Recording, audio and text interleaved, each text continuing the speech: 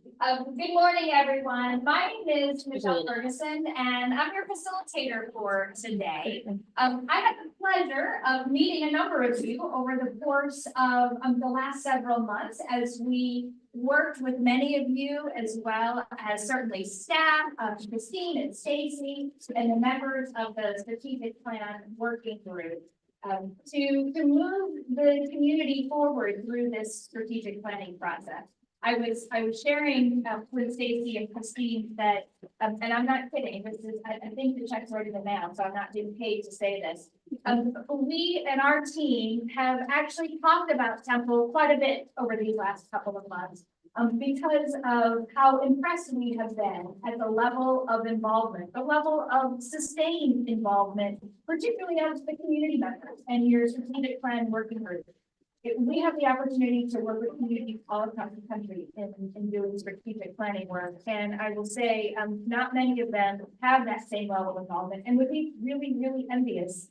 In fact, I was with the community over the weekend at a retreat, and they were lamenting why they can't get more than the same 2 people to come to all of their public meetings. And I think they could probably learn a thing from them. So it's great to be with all of you. We'll talk about the day in just a moment, but I wanted to give the mayor and the city manager an opportunity to make any introductory comments. Great, thank you. Well, she asked me if I was going to say something about 3 minutes ago. And I'm always going to say something, but I never know what I'm going to say when I get up here. But the first thing is always, I want to thank everyone for taking their day. I know this is a lot. I know we're all busy, and I know that our tendency is get on the phone and check emails and blah, blah, blah. But this is the first day for staff engagement, council engagement for what we're going to plan to do for the next 4 or 5 years. So when this plan is done, I'll be gone. Okay, but it's important to me that we move through this well and collaboratively and aggressively, because I tell council a lot is it's only getting faster. We all know that, right? And our tax revenue and all those things that it takes to sustain this fast growth doesn't always follow the speed. So we have to be very strategic with what we're doing with what we have. And so in my estimation, in my opinion, this is what we're doing today, is we are making those plans to keep up both in our city and in the region. It's only going to get faster, it's only going to get more expensive. And so thank y'all for being here. Take today very seriously, I ask you. And just remember, we're talking about 3 to 5 years. We're not talking about the next 30 minutes. And we're also not talking about something that may or may not happen. The growth in Temple is going to happen. Our role in that growth is going to be important. So I just ask everyone to start off with that mindset, try to keep the energy today. I know these things can get long sometimes, and just focus, collaborate. It says over there to disagree agreeably. Even if you don't do it agreeably, that's okay. Don't be afraid to step out and say, hey, this is what I think, because that's what today is for. Okay? All right. Thank y'all. Morning. I'll echo Mayor's appreciation for everyone spending time. I know even our staff team, who this is your full-time job, you got lots of other work to be done. So I know taking a whole day out is challenging, but especially to our council members, I appreciate the commitment to spending the day with us as you lead us to where our community and our organization is going to go. As Mayor said, over the next 5 or 6 year time period. So this, for my council members, you are our leadership team. This day is about you and getting your leadership and your guidance. We wanted to invite all of our key department heads to be a resource and to be part of your deliberative process. So we're here to support you. We're here to give you information if you want it, our opinion if you want it, but we're also here to seek your leadership and your guidance and your direction for where we're going to take the community. You all know one of my absolute favorite things to do is reference a good Disney movie. So, and you've heard this so many times, as you think about strategic planning, I always think about Alice in Wonderland, and when Alice is dropped down into this strange world and she meets the cat, And she asked, well, which way should I go to the cat? And the cat asked back, well, it depends. Where do you want to go? Where are you trying to get to?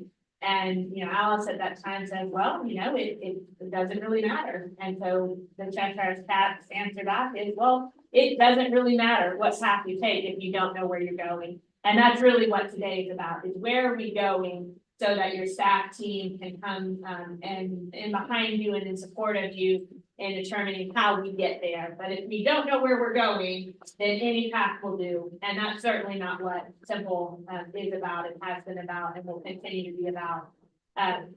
Council, that you put together a very robust process where we've really brought in input from the community. We've set up the community working group that involves community volunteer members as well as the staff team to bring you input and to bring you their perspective.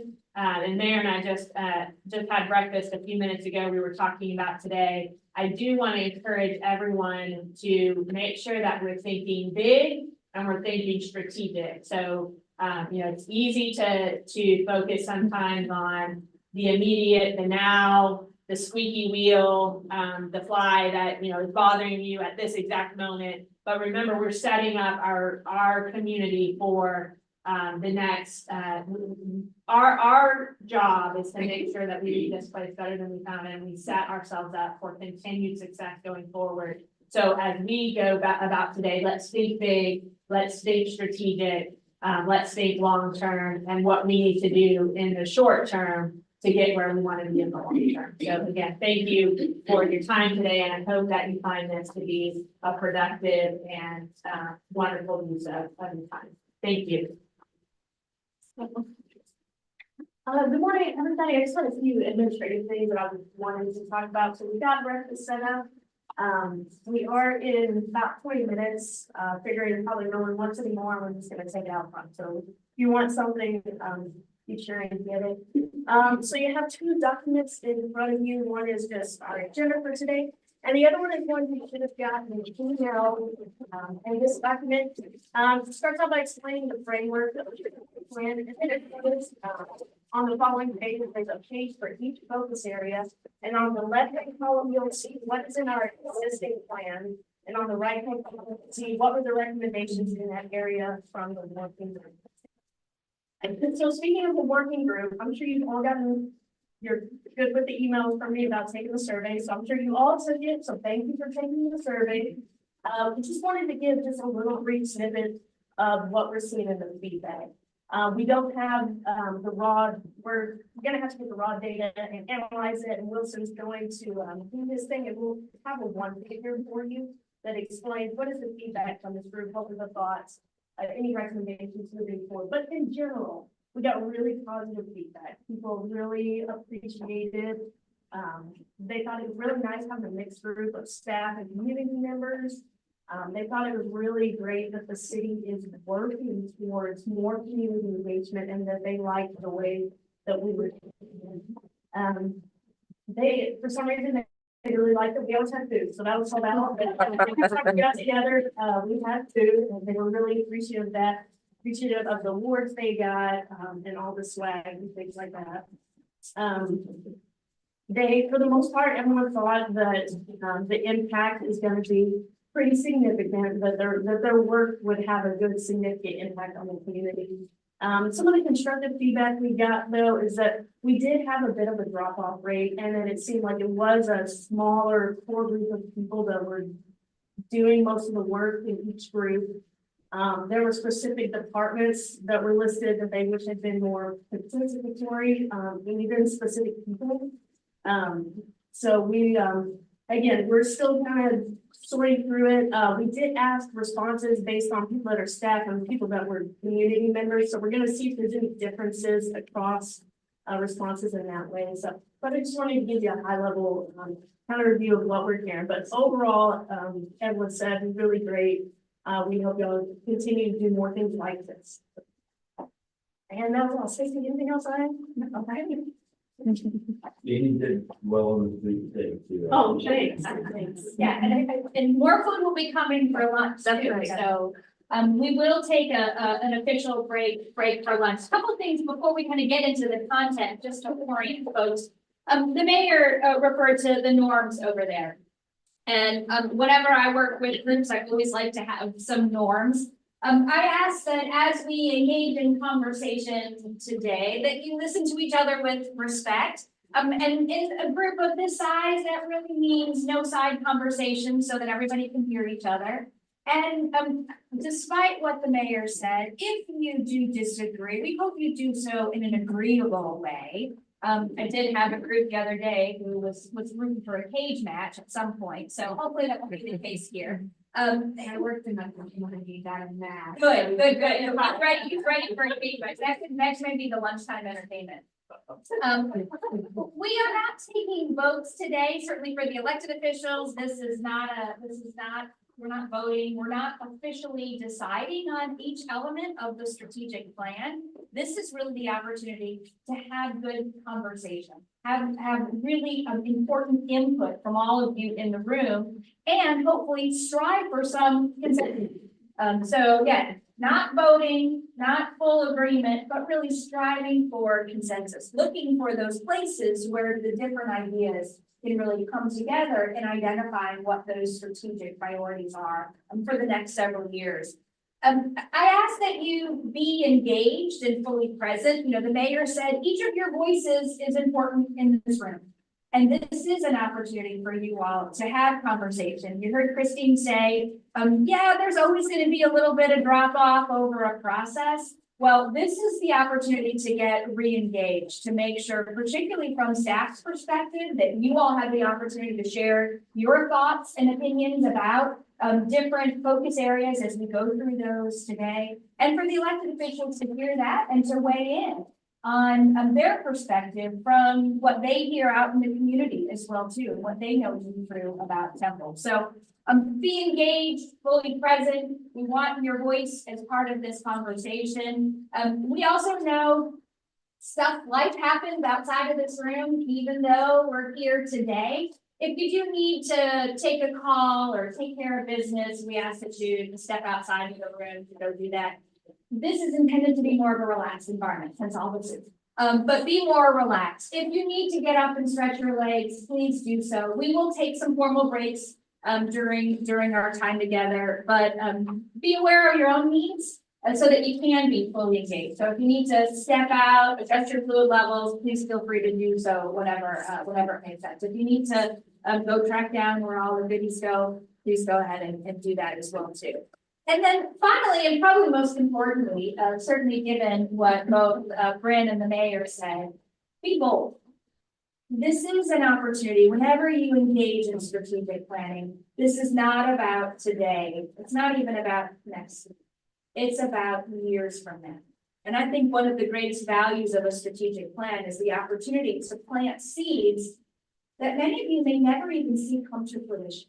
But that's what helps build community long-term, is being bold, is thinking based on what you know to be true today about Temple and what we've heard really through a lot of different channels out in the community about what's important and what's needed here in this community.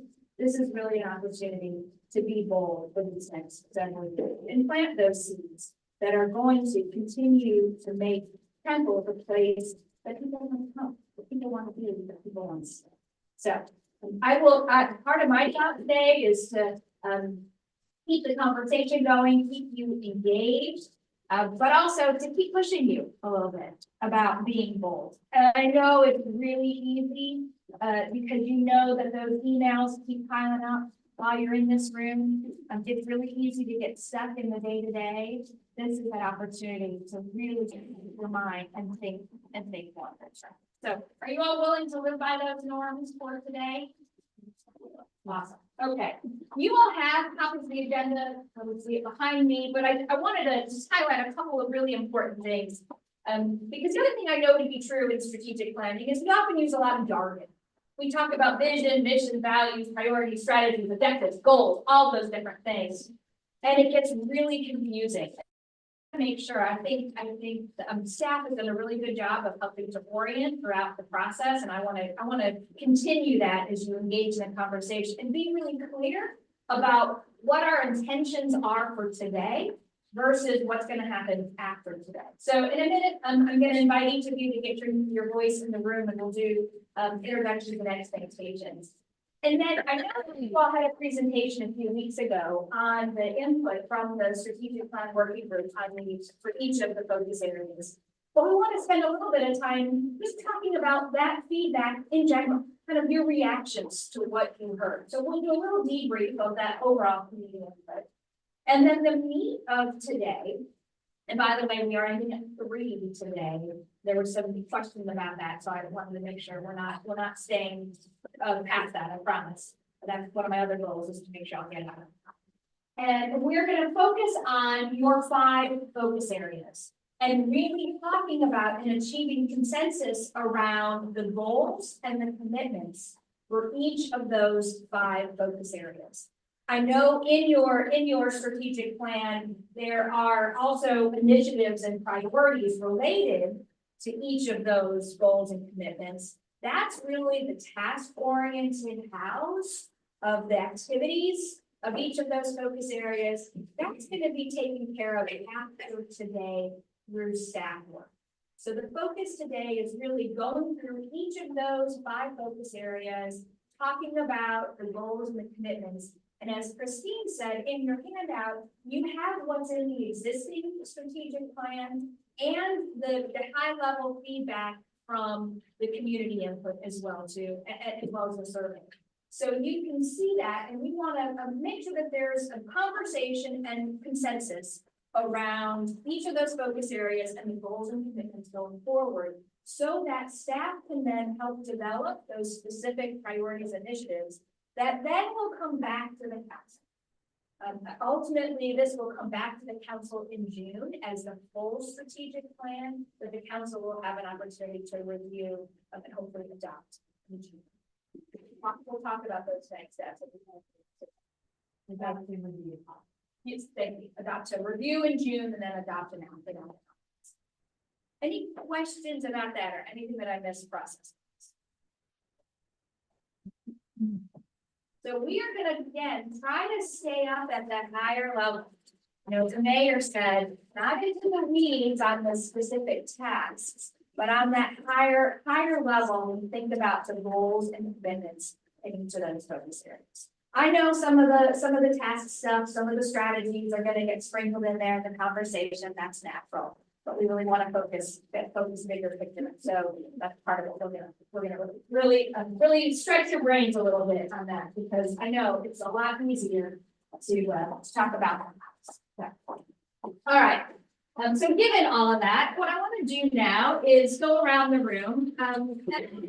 Ask you to introduce yourself. I know you all know each other, and I'm going to pretend like I remember everybody's name too. But I'll ask you to introduce yourself and share an expectation that you have for the strategic plan, not just for today's conversation, but longer term, what you hope will happen as a result of this strategic planning process. I always give the mayor the option of going first or last. Okay. My expectation today is, kind of what I told the focus groups, is that, as you said earlier, this is about the big rocks, right? We can all stay busy every day with the little things. You know, the emails, the phone calls, the person that, you know, is rapping about their track stuff or whatever that is.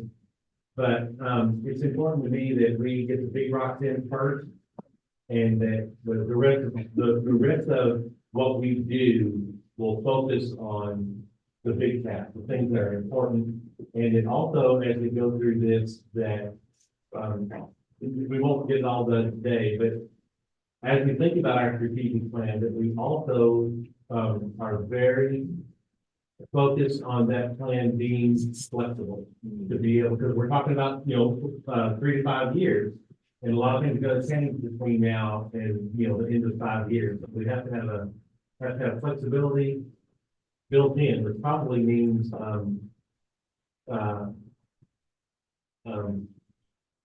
check-in times the profit plan. Yeah, it's not a one and done. Right. Yeah, we have to make sure that we make adjustments. Right. We'll go around the table.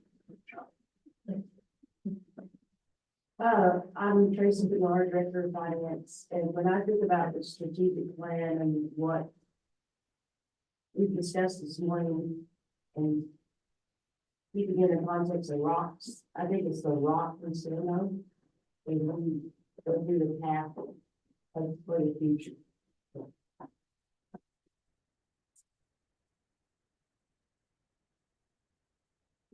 David Olson, Assistant City Manager, from an expectation standpoint.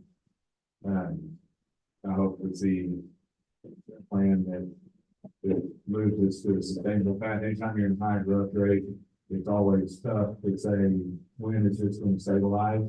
So sustainability is really important for me, and the ability to be able to look forward and be proactive in what we do rather than reactive to the situation.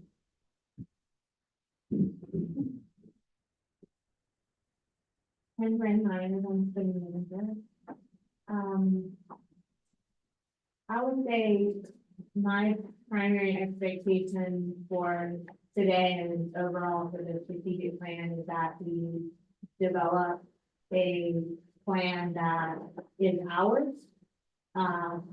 Meaning that every member of our team, both council and leadership team members feel a sincere sense of buy-in to that it's something that we all are able to support and do hard work to implement, that we feel like we've got a good solid plan that we can be passionate about and spend our life's work on accomplishing.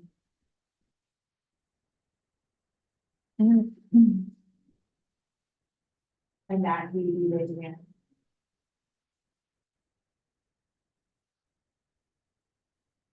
I'm Don Bond, I'm Public Works Director. My big thing is I think it's really important that we don't try to be proactive. And kind of like the mayor said, I think we need to focus on the big rocks. You know, we don't necessarily need to try to do all the big rocks because, you know, if everything is a priority, I think the priority of course. So, I think that focus, the cohesive focus is important so that you don't just go everywhere and try to grab everything. I'm Carol Brown, and I'm the Director of IT. I guess mine is in the word, certainly with the Mary Kim. I just think it's something that makes things better for the future. I don't know what that is, if we, you know, make big back impact on a couple big things and little things. It's just do things better than previous.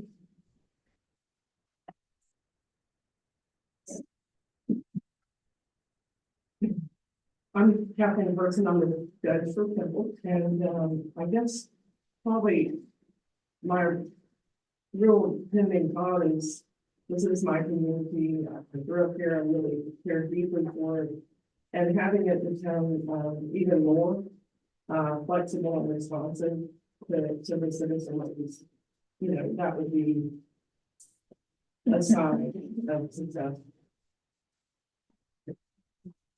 I'm Jessica Walker, council member. Kathleen and I grew up together. I took her down with our pictures. For me, I want this to be generational. If that's important, that our vision is generational.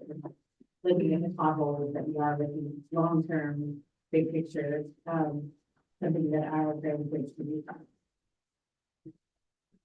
I'm Susan Long, council member of District 3. I pick up on what Jessica said, what David said, what Don said, and what Tracy said. I personally did not have a thought about what I wanted from today. I came in open to what today would be. Sorry, I didn't have you thinking. I did review the strategic plan booklet early this morning. I mean, the performance report booklet that they asked you to bring. But I think from listening to the few things we've heard so far, I'm thinking about it. I really, really think we need to be economically sustainable. Look at the economics, which we do so well with Tracy.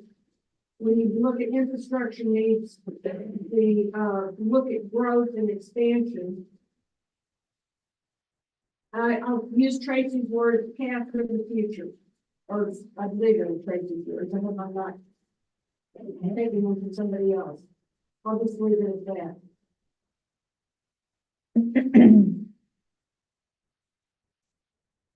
You were Craig and Director Payne. I think what I'd like out of today is an overall result for how to move forward with budgeting, hiring staff, new initiatives, or following up with old initiatives. And kind of a way to pass that on to my staff.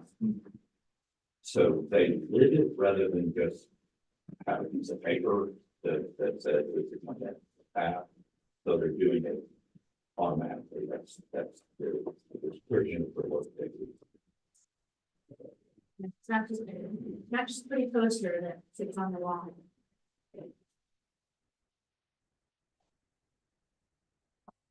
Mike Gilpin, council member. I've just came in the last few years to really realize how important the pain like this is. I grew up in my dad's business, my dad owns it, I now have. And, the construction, we pretty much, we did work, and we got the work, and we did the work, and we got a paycheck, and we hope that we've got enough work for our people, and then we get more than we can handle. Since I've been involved in different organizations for the last few years, I realized the importance of long-term planning. But it kind of ties in with what you had said. My expectation is to have something that we actually can follow. It's not just a look at it on itself, it's something that we actually can use this. That is, the kind of things, like Brent said earlier, we gotta know where we're going. So you need something that's really looking. Brian Chandler, Director of Planning and Development, the Build Farm. The Pilkington's comments. I think my thought is trying to balance bold and long range thinking with economic feasibility as well. So we certainly need the aspirational, but also think that there's something that is high value, can we quantify it? Nancy Glover, Director of Housing and Community Development.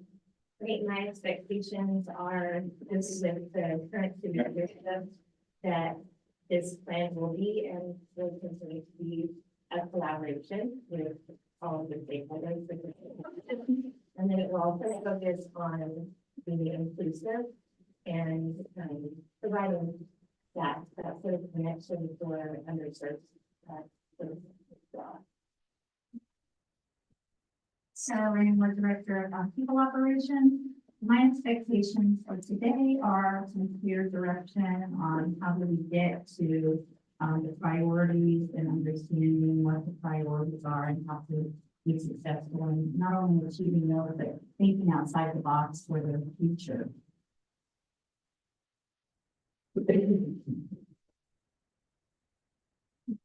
I'm Kathy Davis, city attorney, and my thinking is kind of on the same line as Sarah. I think we understand that everybody's goals and wants and desires and goals that are resources and limits, and so prioritizing the way to get as many wants and needs as we can, like recognizing that we want to it's a good exercise.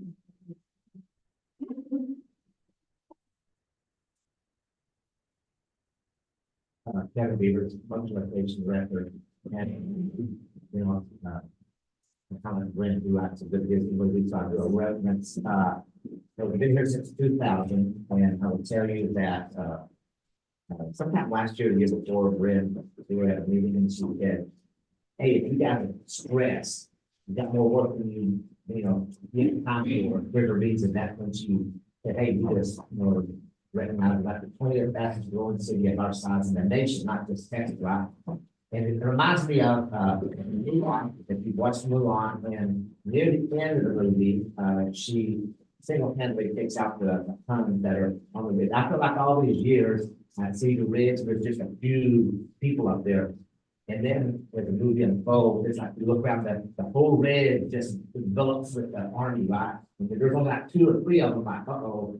That's how it feels like, you know, the growth of people moving in and the pressures you got. And I just, you know, strategic plans are great, and that's how you tackle, you got to stay ahead of the competition. You know, we're doing a strategic plan for our department right now. Hillcrest is going to go on a master plan right now. Summit is a master plan out on the streets right now, trying to get a consultant. Golf is going, there's this council coming up, we're doing a master plan for this golf course here. And then it's time, believe it or not, council, that it's time to leave the Road Park spell master plan in open space. That was back in 15, we did an upgrade or an upgrade in 20. It's time to do that again. So it is important and, and what is, I think what is so great is, I've heard it and you all know it is, and it's not just this council, it's one before that, but especially this one, is the plans don't sit on the shelf. They can't sit on the shelf or it's gonna be bad news for us, but I'm just great, anything that comes out of this, there's a lot of smart people in this room and a lot of visionary people and whatever comes out from these places. You had it, we are. I wish I had it, put the flip in, it's classic. Ring the most out of song. Right, soundtrack. It is. I'm Natalie Alvarado, I'm the director of library. And what I'm hoping to see is a plan that is logical and complementary. So that all the different pieces are not working against one another, that we are really coming together and the things that make sense for safety also make sense for safety and safety. Because we really cannot, our department can't exist to be a whole. We rely on one another to give all the services we provide and so the plan needs to show that. Mitch Randall, Fire Chief. So kind of building off of,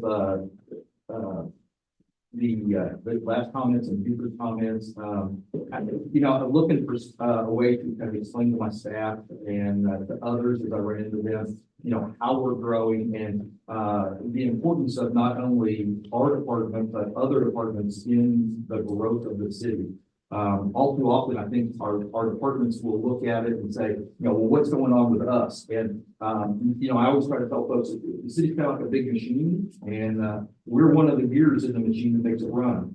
But we need all the other gears in order for the city to be efficient and to really work for the citizens.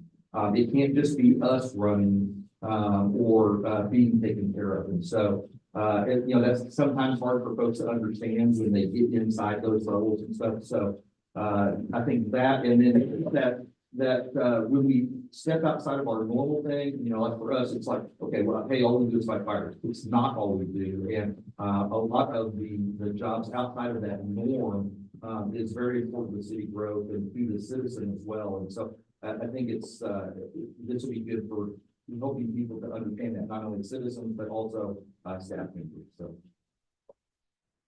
Bill Grant, City Council District 2, I'm probably one of the newest ones in maybe the only newest one in here. But I'm gonna echo on the proactive and responsive.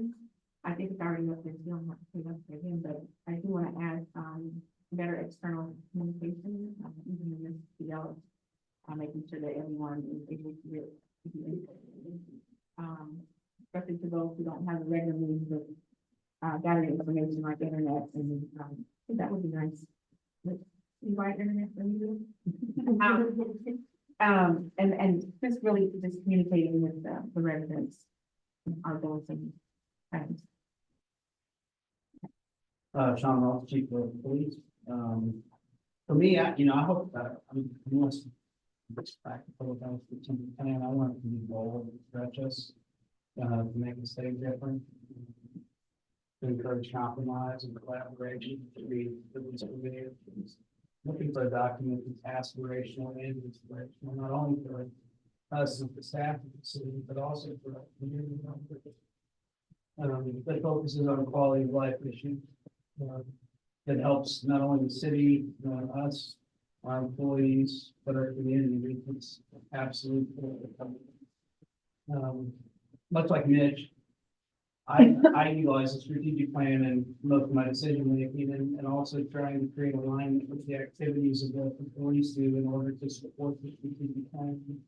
So I look for that congruency of messaging, that the things aren't so incongruent that I can't make it make sense for my frontline employees. So I'm looking for that congruent approach to that.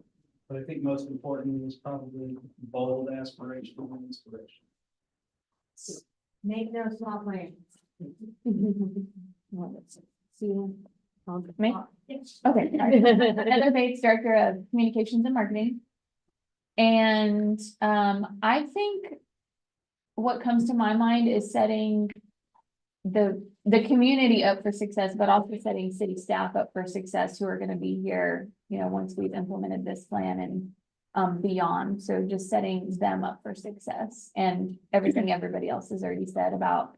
I'm really curious about council's priorities and then kind of managing those resources to implement those things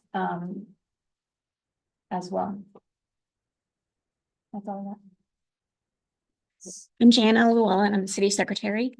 I had a couple of expectations coming in today. First is that I wasn't here when the first strategic plan was developed. So I was just excited to be a part of this today and kind of see how the original strategic plan that we have in place right now came together, and to see if it's going to stay the same, or are we going to be able to move forward with bigger goals and bigger aspirations. And then the second part is I haven't had a real connection with the specific initiatives that are applicable to me in my office since I've been here. And I think every time I've met with Christine and Stacy, I said I sort of feel guilty because I'm sort of getting credit for things that are not a product that comes out of my office. So I'm excited to add some things that I think are going to showcase not only my office, but that are important to the city overall and not just me, myself. I'm Heather Mikalash. I'm the Director of Customer Care. We're the last table, so I'm feeding off of everybody, but I think as well as having the external communication is internal. So making a plan and having a vision at this level, but making sure that that's communicated and shared down all the way through the departments. So that staff knows what the big things are that we're working towards, not that just that they come to work and work, but what are we actually working towards? So making sure that this plan is shared throughout the organization. Belinda Mackey, Director of Purchasing and Facility Services. So to kind of piggyback on what Heather said, I had a new Director of Construction Services start this week, and that was one of the first things we talked about. And I encouraged him to go on and read this through because we do live by this. But the thing that I hope as we move forward and develop the new strategic plan is that it's clear, like the current one is. And so when you read something, you understand what it is. So clarity with the strategic plan, and of course, economically feasible too with items, which I've heard a lot of people reference. So then before you stole mine. So I'm kidding. I guess I'm last. It's actually harder, I think, to be last. Because everyone had some really fantastic things today. Erin Smith, Assistant City Manager. I worked for a couple other municipalities before this, and one thing, and I've been part of a strategic planning process, and I will have to say I feel like we are very different here in Temple than other municipalities I work for. I'm a strong believer in transparency in city government, and a lot of times I would read strategic plans and meet in other cities, and I don't know what they're doing. Even the municipalities I work for, and ours is very different from that. So I love to continue that, and to whether you're, any employee at the city understands exactly what, we're trying to accomplish with each of our priorities, or any citizen. It's just very understandable and clear, and I want to maintain that.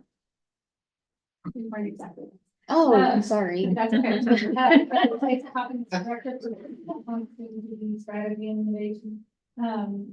So I think for me, because of the way that we have done this process, even bigger than what we're doing today is we've been so intentional about bringing in the community's input. And so I would like for us to develop a plan that is true to what we've heard from the community. Because one of the things that I want to see is that we have real buy-in from the community on what we're doing. If they feel like their voices were heard in our process, their time has been respected and it's reflected in the plan that we've developed. Christine now performs an analytics manager, and that's exactly what I was gonna say. And maybe that's where our brains are at, just because we spent so much time over the last year planning these engagements. So my sincere hope is that with anybody that engaged with us in this process, whether it's at a focus group, a town hall meeting, the strategic plan working group, I hope that they see their input reflected in whatever the final product is.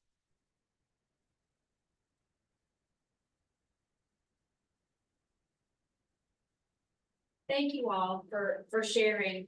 I hope that you heard some important themes in what you all shared. I will say one of the things that I heard in that was, certainly I hope the mayor and council heard the importance of this process for staff. That this is not just an exercise that you all go through, you know, to have a nice document at the end, but it really does drive what the organization does. And so this is not just words, these are things that are used to help determine how resources are allocated, how programs are determined, and the types of services that the community is being able to access. And so I think that is a really important reason why you have this mix of folks in the room today, so that your staff leadership can not only be part of the conversation, but then can help lead those conversations within the departments, so that everybody at all levels of the organization understands how their work connects to the bigger picture of what your expectations as elected officials are for the team. I thought of something else as I listened to everybody. Needs to go that can I get one more chance? Okay. So one thing that, and it might be that I'm biased, I'll freely admit that, but unlike 5 years ago, when we developed the plan that we're currently working on, at that point, we hadn't engaged in any meaningful strategic planning since 2002. And so the plan that was on the books for us at that time really wasn't driving the organization in any meaningful way. And so in my mind, we were really at that point starting from scratch, creating a brand new strategic plan. Whereas today, at least again, biased because I have invested so much energy and effort into this strategic plan, so I hope others feel this way. But this is not a broken plan that we have on the books today. It's been very successful. We've lived it through our organization. So I guess a different perspective, to at least in my mind today, is to affirm the things in the current plan that are still relevant and still goals and priorities from council's perspective, and identifying gaps where we need to add, adjust, tweak, enhance areas. But I guess expectation wise, and I guess maybe curious if you don't mind checking in with council on that question, are we building on a successful plan, or are we saying today, like, this has outlived its life and we need to start from scratch? I think that may be an important guiding point for us today. Are we refining something that's already working for us and building on that? Or are we at a point where we've outlived, it's no longer successful for us and we really need to have a point where we're doing a major, overhaul. So I didn't know the perspective from council on that. I absolutely don't think it's broken. I think that we are enhancing what we've already been doing. That's kind of the assumption I made, but I thought it might be helpful to make sure I was. I mean, that's all on. No, I'm 100%, it is not broken. I consider the fact that 5 years ago, we started the strategic planning process. One of the highlights of my 7 years now on the council. And it's something I'm the most proud of, and it's hats off to you and because this is you. You brought this to us and helped us develop it, and it's wonderful. Successful businesses have plans. We're a successful business, so let's have a plan and let's just tweak it when it needs to be tweaked. That's all. Not tweak it. It's a rough word.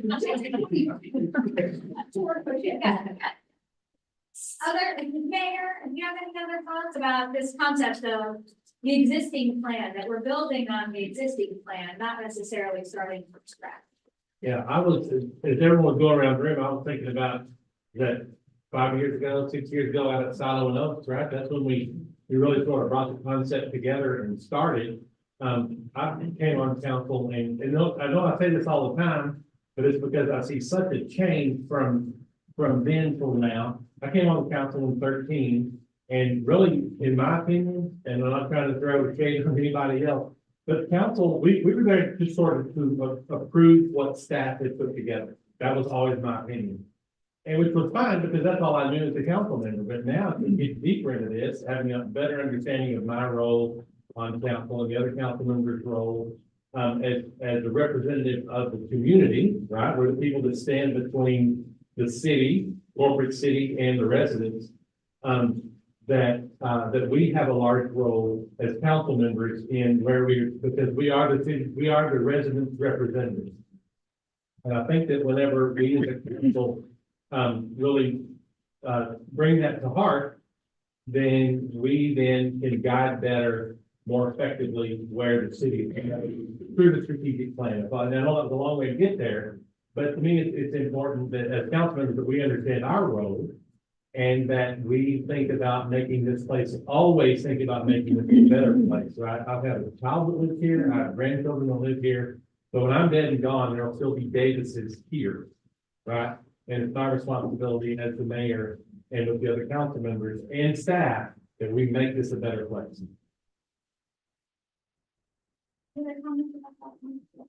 I have maybe a little unique perspective because I was on council when we were out at Silo and Oaks and did that first plan, then I was off for 4 years. And came back into it and I can see it's just crazy how we're moving forward from that plan 5 years ago. And, it was really eye-opening to get back on and see how far we've come. Crazy good. Crazy good, yeah. But that's, I could say, I mean, they told me when I was thinking about getting back on, there's a lot more time than it used to be in my life. It's because we're moving forward and we're using that plan that we. Because it built momentum, right? Because it's doing the same thing year after year. We sort of, in my mind, at Silo and Oak, we were kind of packing the snowball at the top of the mountain. And now we've rolled it off and it's gaining momentum and it's getting bigger. And that's why things are sped up. We could have been where we were, right? Tractor would have still been picked up. Water could have come out of faucet. We could have done that. I want to echo what they were saying, to start with, it's knowing that we can always go back and modify it as things come up, so it's not like, which is 5 years over, changing. But it's a great plan, I didn't see the first one, but, it's a great plan. So one of the things that you have in your handout is that based on the 5 focus areas, each some of the key goals from the current plan. And as we have a conversation today around each of those focus areas, we'll talk about those existing, what's in your existing plan. As the mayor and others of you have said, it's not like you all stopped, you did that plan, you've been doing, a lot has been implemented as a result of that plan. And so this is an opportune time to take the input that you've received from this process, taken fresh eyes on those goals, are they still the right ones? Based on what's been completed and what you know to be true today in the community that wasn't true 5 years ago. This is a different place 5 years ago when the last plan was developed. And so some of those key principles probably still hold true. But I am gonna guess, based on what I've heard from the community and throughout this process, there's gonna be some tweaking that you wanna do because conditions have changed, needs have changed, growth has changed things. And so the things that you want to focus on now going forward will be a little bit different than perhaps what we had in that existing plan. So we'll refer back to the current plan quite a bit during this conversation, and I think Brent's point of we're using that as a base and identifying, what have you checked off the list? It's hard to check things on the list. But we also have to remember what a number of staff said, because I know this is where staff's mind will always go to, is just adding more to the to-do list doesn't necessarily mean that all those things are going to get. So how do you prioritize? How do you really identify, based on what you know to be true today and what the needs are of this community, what are those things that are most important? Not just adding to, but really prioritize. So, Can I just add something, you asked the council's thoughts on the 5-year plan and where we are today. When we started that, some of the guiding lights in the community said to me, but council doesn't do planning. Council approves what we, quote unquote, and staff grade here. Well, we are now involved with planning, and that's, from my perspective, really good. Because what then is brought to us is more positive from our point of view and how we will look. It's incorporated everything rather than just whatever the topic is. I was working with a mayor and council doing some strategic planning a couple of months ago. And the mayor said, it is our job as council to put the destination in the GPS. The staff's job is to figure out what the turn by turn directions are. But it's the council's job to put the destination. That's really the vision. That's the planning. That's identifying based on what you know, what you've heard from the community as advocates of what the residents need. You all as council are really setting that destination. We'll talk about the details. That's staff professional job is to help with the details, the activities. But if you all don't get involved in the planning and set that destination, back to Brent's Alice in Wonderland analogy, I can go to bed today. Yeah, but if we set a destination that is impossible for Dawn to get to, we'd failed also. Early communication has to occur, not here Dawn is the destination, now get there, where Dawn would have helped us come up with a better destination in the first place. And I think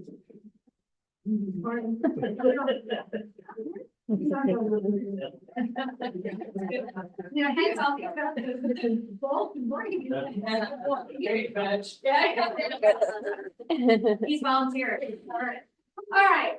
I think this is really helpful grounding as you all begin to kind of reflect on what you heard from the community process. And so I want to give you an opportunity now to talk a little bit about all that information as Christine and Stacy and Brent and other staff worked so hard over these last couple of months to get so many voices into the conversation. You all had presentations from the strategic plan working group. Many of you participated in some of those strategic plans working groups. But you all didn't have a chance to kind of collectively, as this group, really reflect on what did you hear? And so I'm curious now, and I listed a couple of questions in your agenda. We say community input, it really is not just evidence, but all of the voices. That included the survey. It also included a lot of staff input as well too. But I'm curious, as you all received that information just a couple of weeks ago in the meetings, what resonated with you?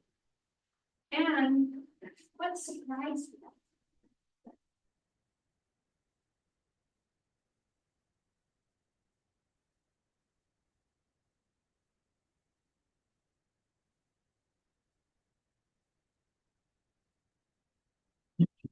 I think one of the things that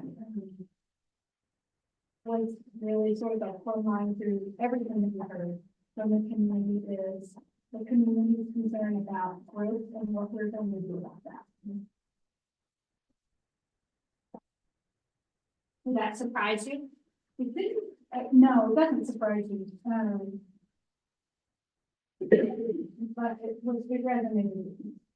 I thought, I didn't think interesting if you look through, at least as I see them, all of the priorities from the different sub-working groups. I think, to me, it's like I said, it's the plumb line for almost every one of them. I would say that same theme was through almost every citizen call I get, that's something to do with that. And my guess is it's not, yay! Stop those people coming. Yeah. I think I was most surprised by, the number of folks that felt like there was a lack of communication. And I realize I'm exceptionally plugged in, but I feel like Heather and Kathleen has done such an amazing job of outreach. And has hit them on every level, because you have to really not want to get involved. I was just surprised that, well, the number of people that didn't feel like they understood what was happening. Yeah, and my guess is that speaks to the pace of growth, the pace of change too, and everybody has their own way that they like to be communicated with, and if the city doesn't do exactly that thing, then it's not enough. It was interesting, even in our focus groups, when we had people coming in, I don't know how many times we had to like pull Christine aside to talk to an individual resident who was like, where did this get publicized, and how many times were we notified, and how much time did we have before the meeting? And of course, staff had it all very well detailed, but at an individual level, there was well, he didn't come knock on my door and invite me specifically, so I don't feel like I was. And Christine is not on my door, I wouldn't let you in. Yeah. Nobody told me. And I think Christine Hart said that you have to tell somebody something 5 times, 8 times, is that right? In order for them to hear it. So I guess we have to get them, 8 different times. They told them 7. Yeah. Close. Yeah, but I thought that was really interesting, like the theme part was on one of our, she's on our communication and collaboration working group. She's Heather's, counterpart at the school district. And she's got an educator, she was a teacher by trade and is now in administration. And I thought that was a really interesting statistic she shared with us that, even a gifted learner, you have to say something 2, 3, 4 times. And then, an average person has to be told the same thing a lot of times. I can't remember exactly how many, but it was a big number to me. So sometimes when you feel like you said the same thing over and over again, and certainly everyone's heard it by now, and they must be tired of hearing you say that. It's helpful to remember that actually there's so much information that comes at people, not just from us, but just over, just everything, that it's challenging to break through all the noise to deliver, certain message to someone. When going back to 5 years ago, one of the things that we did, council might remember, we started, one of the very first things we did was a SWOT analysis. So what are our strengths, what are our weaknesses, what are our opportunities, what are our threats? And then our weaknesses and opportunities, I would say, probably column, was communication. And so that has been that became a focus area for us. That has been something that the council has allowed us to invest heavily in here, because I think we've made a lot of progress.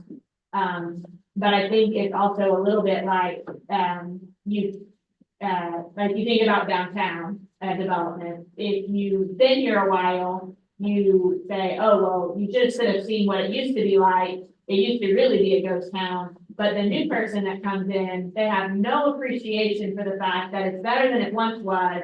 They just look at the big empty hotel and say, gee, you know, you should think about redeveloping that thing, you know, and, that, I never thought of that.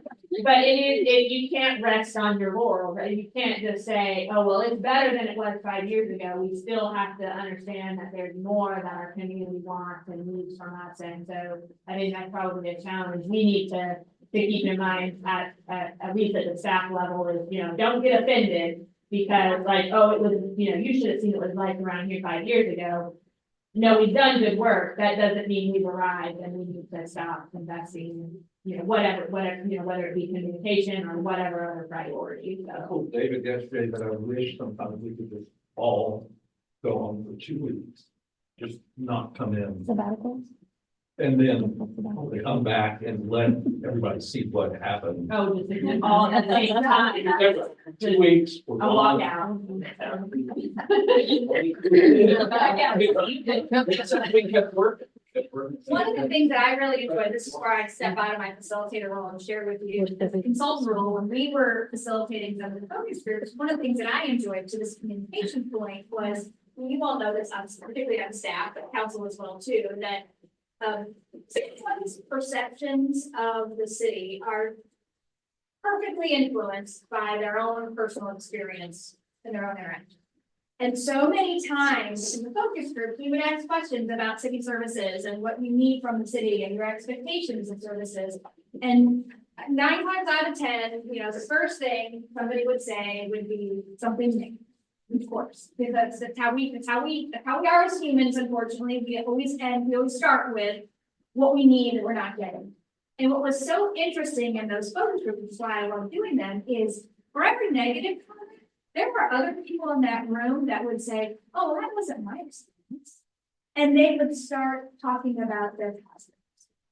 And it really helps. It's always great as a facilitator to watch those conversations unfold. And hopefully you all see this too in the community, that when you get people together and you have different perspectives, the community helps balance each other out a little bit. And they give each other some perspective. And even in those focus groups, somebody would say, and I think there would be a public safety comment like, oh, you know, this particular street, we have accidents. Like, oh, well, really? Well, I haven't had that experience. Or, you know, I don't ever see cops at Y and Z locations. I'm saying, really? Why is he then not? And it's just really great to have those because it does highlight that everybody's experience is so personal, and yet having that perspective is important. Yeah, I think it is really, I think to me, one thing that stuck with me is because you do the people who are saying there's no communication, there's not enough communication. But then on the other hand, there are a lot of comments about crime rate. I feel like the crime rate is going up. I think a lot of the reason why they think that is because transparency is important in CDG. And they report more proactively on things that are occurring in the community. And then people are reading that where they didn't hear it before, and now they think that means that crime rate is going up. So it's kind of like, you know, double-edged sword. And you're getting what you're asking for, but you also kind of like being able to stick your head in sand. No, I'm sorry. But also kind of, don't even know who the person you said, that people want us to communicate, but then in the next sentence, why are you spending so much money on it? We didn't figure that one out. Yeah. That's a great point. It was in the paper this past weekend, the budget for communication, I got 5 phone calls. Where's the salt? Whatever it was. And the next day, from the same people that complain about other things all the time, complaining about that. You didn't fix that pothole, but you could spend this money on that. But we told you if you read. Same people that said we didn't communicate with them. Exactly. Kind of just glancing through this somewhat. I think everybody's saying communication, or at least the community survey is saying communication, but what they're really not getting is a process. So if they're getting a lot of facts or numbers or whatever, but they don't understand legally or process wise what we have to do to make things happen. So, And I would add to that education, which is something that we try and focus on, and we're actually working on a video series right now that will kind of dive into the city's processes on various things, why they fix this pothole and not this street, the order that we choose to do things, why we choose to do certain things. And so I think education is a big part of it too. Mostly what I hear is people who don't know how we have to do, has to do with code compliance, but why haven't you taken care of this? Well, I can't. Is it legal? Yeah. I don't know. Jail and Kathy, that my I think communication is doing an excellent job. Thank you so much. I think that, oftentimes, education is a big thing.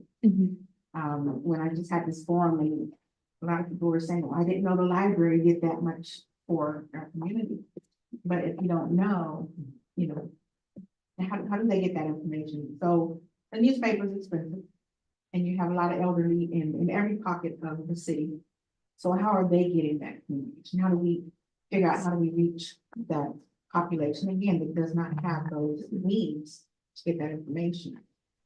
We do have great districts now, I can't think of the name of it, I'm over it. These were neighborhood coalitions, so that's gonna help a lot in getting information out. Because it's in your neighborhood. And so, with that education, again, it's gonna be very key in getting that information. I was just gonna sort of dovetail off of what Joe said earlier. I think a lot of the communication issues that I've been involved with are really related to issues of people with poverty that don't have access to internet. They don't get information the same way that everyone else gets it. So while we do a great job of putting information out there in a variety of different ways, I think it's important to really be cognizant of the number of people experiencing poverty in our community and language barriers. There's been a large number of people, and I don't have numbers specific that are moving here that are Spanish speaking or, you know, have English as a second language at best. And most of the ones that we've helped have had their children translate information to them from us. And so I think that there are just a lot of things that we shouldn't assume automatically that, you know, if we're putting everything out in all of these different ways that you've got to be able to get the information. I think it's important for us to understand, especially with the growth that we're having, that we'll continue to have people move here that are not strong English speaking citizens. And also that the number of people experiencing poverty will continue to rise as long as the cost of living increases and wage can't keep up with that kind of growth. So just things to think about. I'm not saying that we're doing a bad job with communication. I don't think it's important to keep those things in mind. Your strategies may need to adjust based on more comments on communication. I want to hear about other general comments about the feedback, and then we'll get into the focus areas. Brian. So I was looking at the community survey and number 16, too much growth, need to slow growth. So that was a good reminder that look, the public, you know, we're trying to build a community, and if we do everything really well, then we're gonna, you know, in theory, we're gonna continue to attract growth, we're gonna build destinations, we're gonna be a place you love to call home. Yet there is a sizable portion of the community that feels that way, that they don't want to see any growth. So that's a reminder that how do we balance, you know, really that dichotomy. Well, one of our focus areas is smart growth, not explosive growth or not. Well, yeah, absolutely. Not limitless growth. Yeah, so absolutely. Well, back to the communication piece, I think it's important. I think we do a great job, and I don't think we should ever slow down with our efforts around communication. But you also have to realize that people hear what they want to hear, people access information that they want to access. Amen. And we don't stop putting it out there, but and people that are happy normally don't send the mayor or a council member an email saying, y'all are doing so great, thank you for that. Also, let's put on the refrigerator. Yes. And so I just think it's important that we just realize that the ones that we hear from are the ones that are the maddest. Right? And it's normally, many times it's around a pet project of theirs, right? Potholes might drive one person crazy, bulk trash might drive another person. Crazy. You just never know. And you stop, but you know, don't get discouraged, right? Because many complaints you have to take with a grain of salt. Well, some of those people are unhappy about everything. They're lost. It's not just a city, yeah. Oh, no. The fact they have time to get with you to complain. Exactly. And you want to say that to them, but hopefully you don't. I think it's an interesting piece on communication. I think we often, communication is often the number one thing in any organization, internally or externally. It gets dropped in the pan. It doesn't matter really how often you're communicating, how much you're communicating, what mechanism you're using for communication. But I think one of the things we sometimes falsely tell ourselves is as we up our game, the expectations aren't going to keep pace. And that's what I've seen over my 30 years in law enforcement is as you up your game, the complaints still roll in because not only are the public expects more, the community expects more. So every time you do something and you're like, we've achieved some level of success, the expectations of the community or even internally with our own employees rises with that and creates that kind of friction point for us. And perhaps we as leaders get a bit frustrated with that, thinking, where is the appreciation and thanks for all that we've done? So just to manage our own internal expectations, that's going to keep coming at the same pace. I think along those lines, so as you look at any topic we talk about throughout the day and any topic in the input, the root of all conflict is unmet expectations. And what we see in survey results and in talking with the community is that the expectation ranges everywhere from you need to grow faster to you need to grow slower. You need to communicate more, you need to communicate less. So we have to be intentional as well as you cipher through all of those inputs, that you're focusing just as much on the things that you heard that were consistently, we liked this was a good thing. And then also the things that you hear from folks that they're saying, you know, this ticked me off and I really wish you wouldn't do this, or I wish you would have fixed this thing, I wish you would have fixed that thing. It's important to, I don't know if it's 50-50, 60-40, but you have to balance and say, well, consistently we heard that folks liked this initiative. So let's think about some things that surround that we can do more of. And then consistently we heard that folks didn't like this thing, so let's try to solve that problem. Yeah, I was, Taking that long view. Right. I had that sort of same thought. I don't know if this last night or this morning. I hope that some of our priorities are going to be keep doing the things that we do well, keep doing them well. Like that, we're not just going to prioritize on other things and take too much.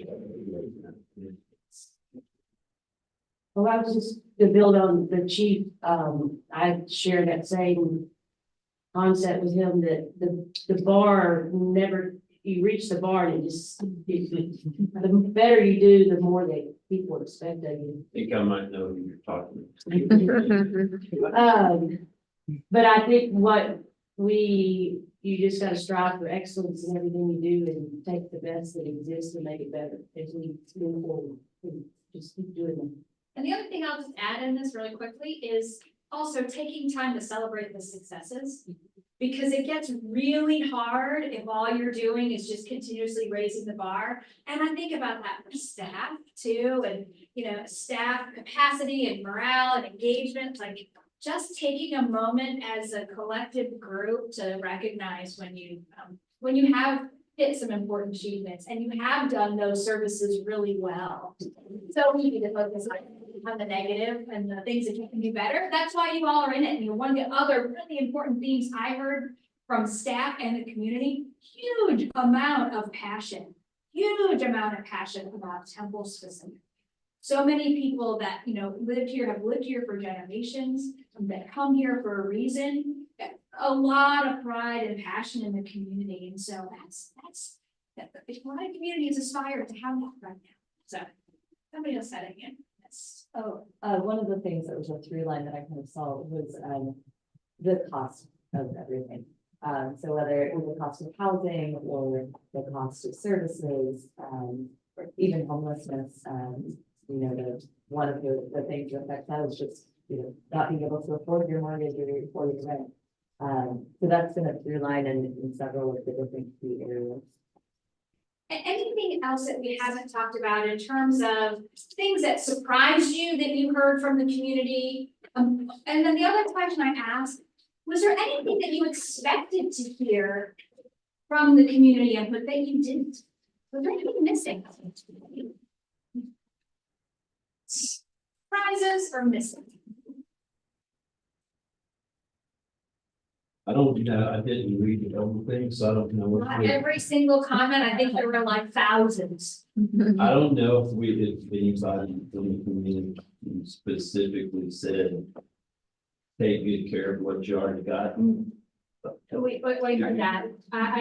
You can speak to it too, but I certainly heard that as before you continue to build new with all the growth, make sure you're taking care of existing. Awesome.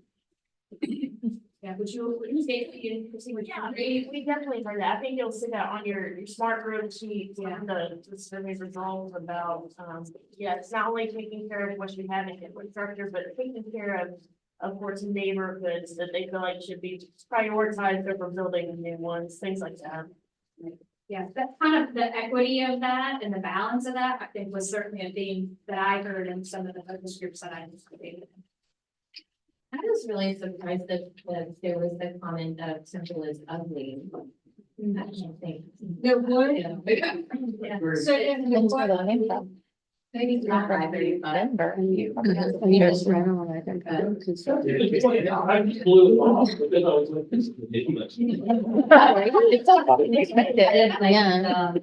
look out on the highway or something like. Well, that hit me when I was in college and I tell people where I'm from, the development area, oh, that's ugly. Well, I got, all they call it the interstate. Yeah. Which we've made great strides since the eighties on that, but there's still a couple of places that are. Is that all they said, or did they provide any more helpful specifics? I certainly heard around the interstate. I've heard some about pockets in neighborhoods, which probably gets to code enforcement related issues. And then I think things that I heard about, sometimes there were some comments around like specific retail areas. Retail areas. MAL. You're right. Sorry. That's about it. It's a congestion, it's just a nightmare. I was happily not seeing people calling, the judiciary and the traffic, like some kind of, system to gain money out of the citizens. So usually that's kind of low hanging fruit, and I really expect that, so that was surprising. And then I was happily surprised at the overarching concern that people have, not only about public spaces, but also vulnerable people. And I think about it, but I don't suppose I really assume other people think about it. And seeing that concern repeatedly expressed, I thought was really nice about our citizenry, that people care about that. I think really tells a good story about her. Yeah, I think that really did resonate as people did talk about, the pride they have in the community and the feeling, that small town feel, having big city amenities, small town feel, wanting to maintain that connectivity that people have. But really being concerned about vulnerable people, and I didn't think that would be so problematic. It's nicer than you thought it was. Well, I mean, people think about other people more than I thought. So that's. I agree with Jen. I feel like I was surprised. I mean, we reflect on that a lot at the city level, and we're talking a lot about homelessness, Yeah. mental health issues, poverty related issues. But I agree with Judge, I was surprised how prevalent that was on the minds of community members. I assumed that was gonna be more, in its column of, you know, why are you spending time on that versus, hey, this is a priority for us. So I was pleasantly surprised, that surprised me. Not to take away from both of y'all saying, but my assumption was that the reason it was brought up was because it's more visible now than it was perhaps 5 or 10. I agree with that as well. And it still shows their concern rather than faulting us for not dealing with it or whatever they were saying. Wait. But I think it was both. I mean, it was, yes, I think there is more visibility. I think certainly with the economic downturn, those kinds of things, inflationary factors, seeing and dealing with, as most communities are, with vulnerable populations in a different way, particularly for health populations, but it wasn't a, you need to go fix that. I think it was really, again, there's, in the one that I heard, you all heard more of them, it was, there was gonna be some of that. I mean, not everybody is 100% altruistic, but there was a lot more of the, we need to recognize that this is part of our community and we need to help support and make sure that there's infrastructure and systems and the program to help support one of them. Yeah, I mean, I guess I just thought that was gonna be a part of self to have a concern about that as a community and as a city concern. And I wondered if people viewed it like, well, churches take care of that. What are you doing spending my money? And seeing that as something that was an expectation of being addressed within the city function. I mean, I was kind of glad to see that because we are working on that and I expected criticism. All right, let's take a break. Let you all stretch your legs. It's about 10:35. We'll come back at about 10:50, maybe 15 minutes or so. We're gonna stretch your legs. And when we come back, we're gonna start to tackle each of the focus areas.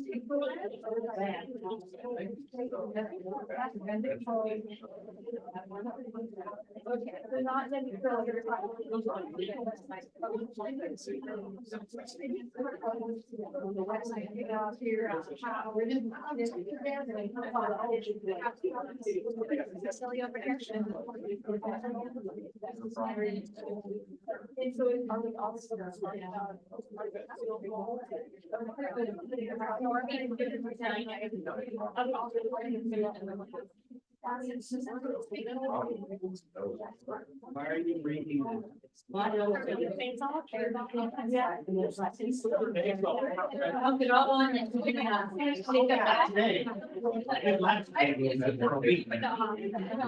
They give you that. I'll talk about it.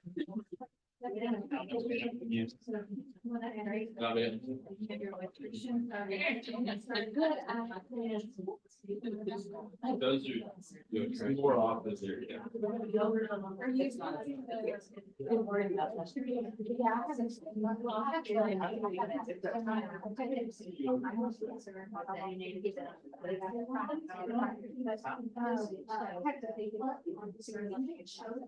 Didn't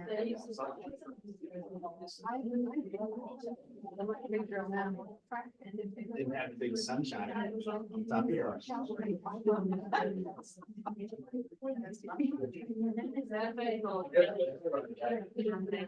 Monitoring you. We have problems. Told her,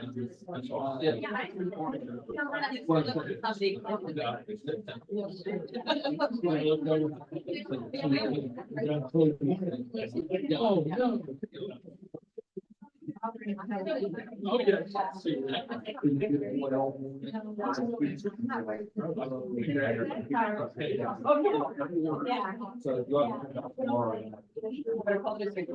Exactly. Yeah, I mean, so. Yeah.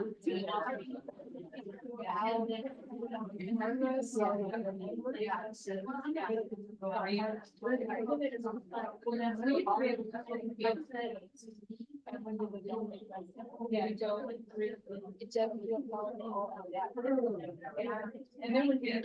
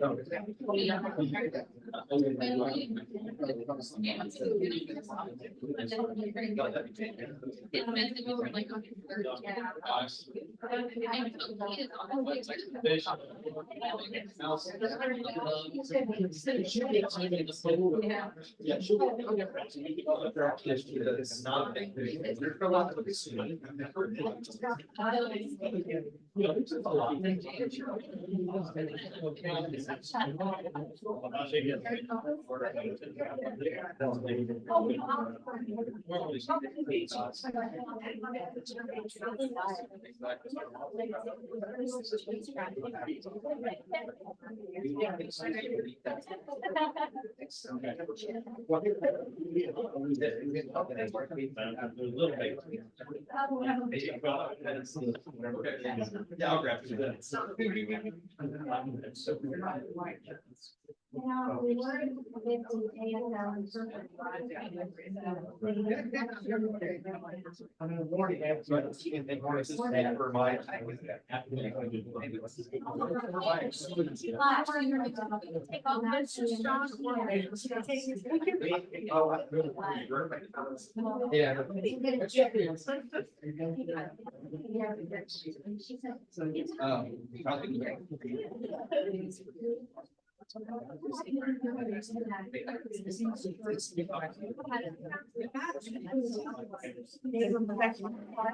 This way, I'm actually somebody now.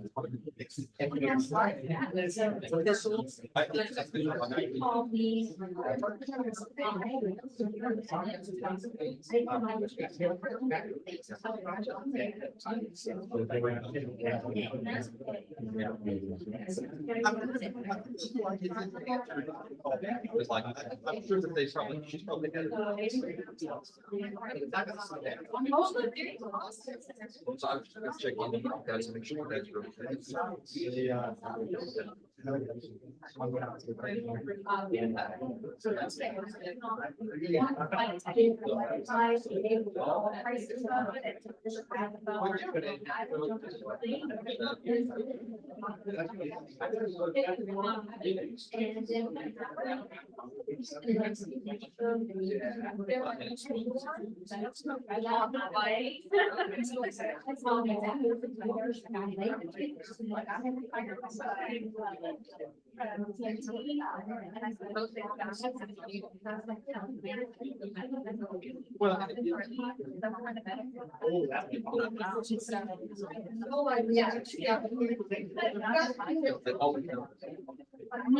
I just found out. I'm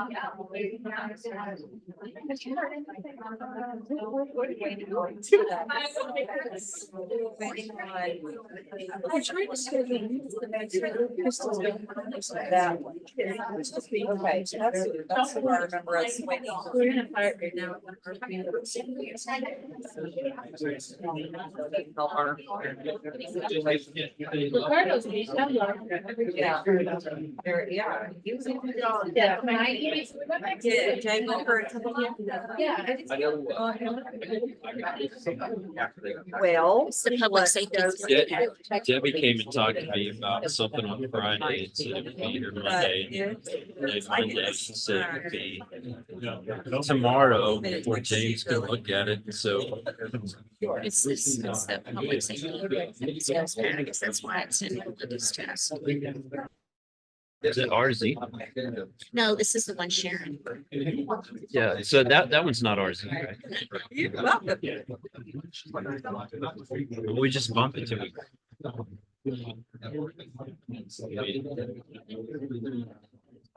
She'll stay late. One check, I looked at it. I mean, I'll be. But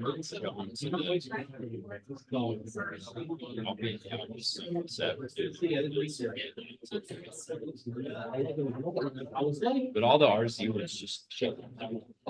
Yeah, but if that one was, yeah, that one. Just delay it 2 months.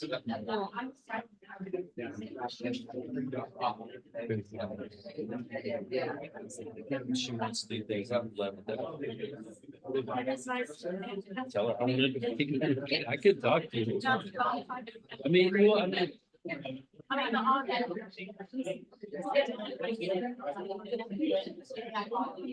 So it's not good. I mean, you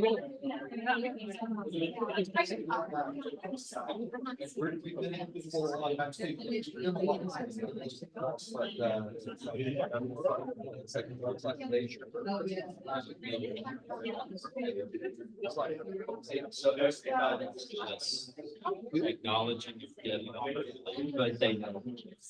But they don't act like there's not.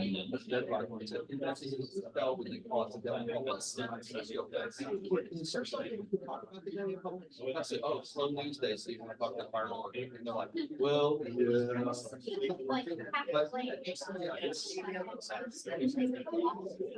yeah.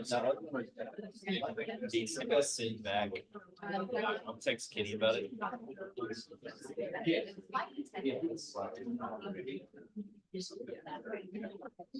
I can't wait to eat.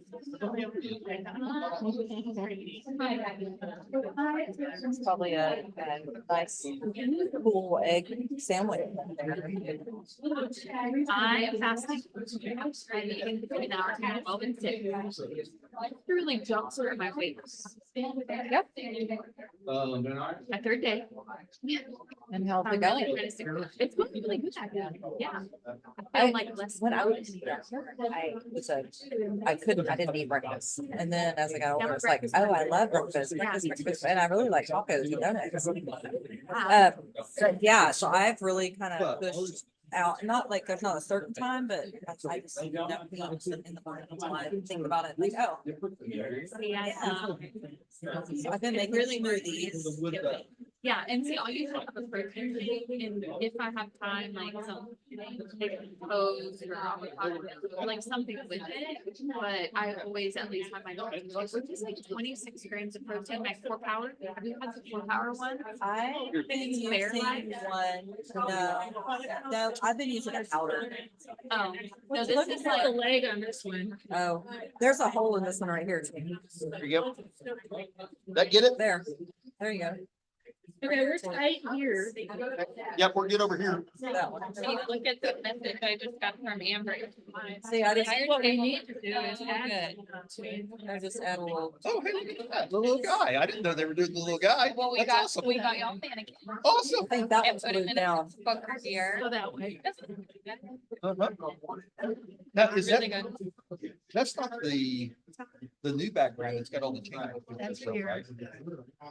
No, that's There. not that one. There was something with that one. And I Okay, don't so- remember what it was. Okay.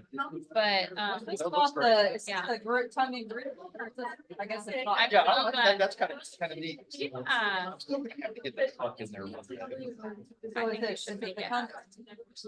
Okay, sorry, I didn't mean to interrupt. No, you're fine. It's not at all. It's just. I just got thrown into helping with the floor. It's not glued down. Yeah, no. Yeah, I think what you need, Some glue is not a bad idea. yeah, or at least just do this last section. Yeah. You know, let the rest of it float within that, you know, just a little section of it, just keep it slide.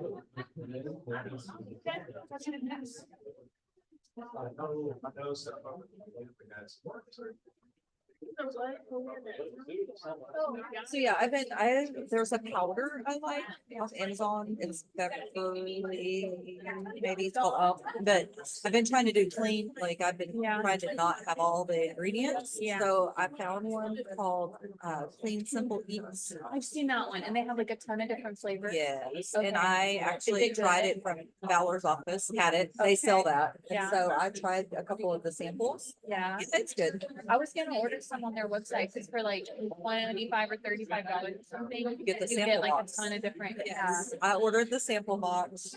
But I wish you could pick which samples. 'Cause some of them I'm like, I would never. Some of them are kind of weird, Yeah. but like the s'more and peanut butter chocolate one, like they're pretty good.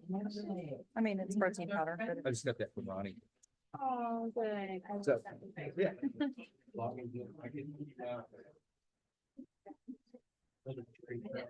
Anyway, the 4 Power one is 0.6 grams of protein. They had chocolate vanilla and strawberry banana. The strawberry banana. Really? It was like cake. It is so good. See, and I would have never bought that. I know. I have it. I brought it here. I'll show it to you. Okay. Have you tried the? You get them at Olipop yet? Sam's? Is that- I get them at, Okay, but I'm sure they have them there. the what is the other The one? Olipop. No, I We drank- we haven't. talked I have about not. I looked it up on Amazon. I know you need. Do they have it at HEB, did you Yeah. say? That's Okay, where I get it. adds to order. I don't go in the store anymore, I know. So- Me neither. I don't see all the new things. I know. That's like the one con. Yeah, I don't know how told my I husband- lived without HEB. I told my husband one day I just need to go in there and just browse because I'm missing all the new stuff. Yes.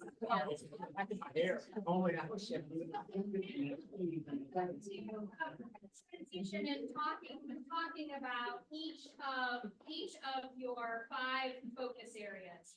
And I'll remind you what I mentioned at the beginning, and we are going to stay focused for each of the focus areas. We're gonna stay focused on the goals, which if you have your handout in front of you, there's a nice little cheat sheet right at the top that I love.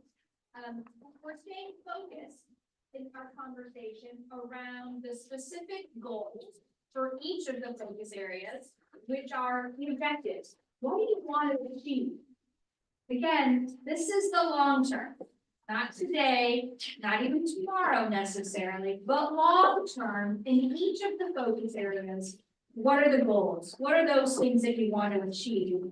And what are some of the specific commitments? Those are the strategies that you're going to do. Not into the real detailed initiatives and priorities yet, but really sticking at that goal level and the commitment level for each of the focus areas. And so we've invited a lead from each of the focus areas working groups to come to talk about the focus areas as we get into the conversation for each one. So first up on our list is high performing organization, and Stacy's gonna give an overview of that.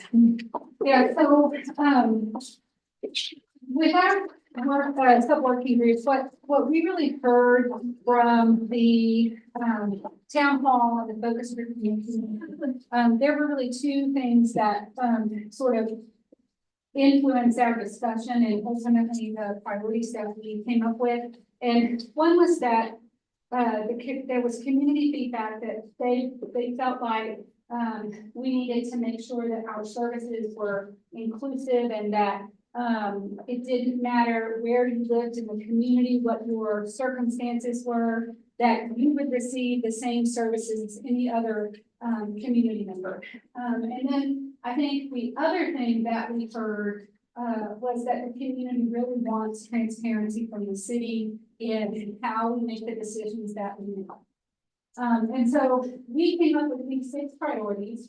The first one being ensure inclusive access to services, which I think is very representative of what we heard from the community. And so some of the things you'll see on our handout are things like city services should be easy to access, equitable and inclusive. All residents should receive the same level and quality of services regardless of their background, circumstance, living within the city. The second one of the ways that with this particular focus group, because it does incorporate a lot of our internal, us as an organization, as an employer, that kind of thing. We also heard a lot, I think, from the community about transportation. And so as we think about ourselves as we want to be an employer of choice, one of the things that we talked about was how, that could be a barrier to that, was potentially transportation. So we developed that priority around mitigating transportation barriers to employment. And then number 3, consider multiple data sources in our decision making to enhance the success of our project. So I think what we're really trying to say there is we want to get as much input as possible so that we make sure we're not missing something when we're making our decisions. Number 4, utilize emerging technologies to improve service delivery. I think this is very much wrapped up into our ideas around being a high-performing organization and continuous improvement, making sure that we are not settled into we are doing something the way we've always done it because that's the way we've always done it. And thinking outside of the box and looking to the future.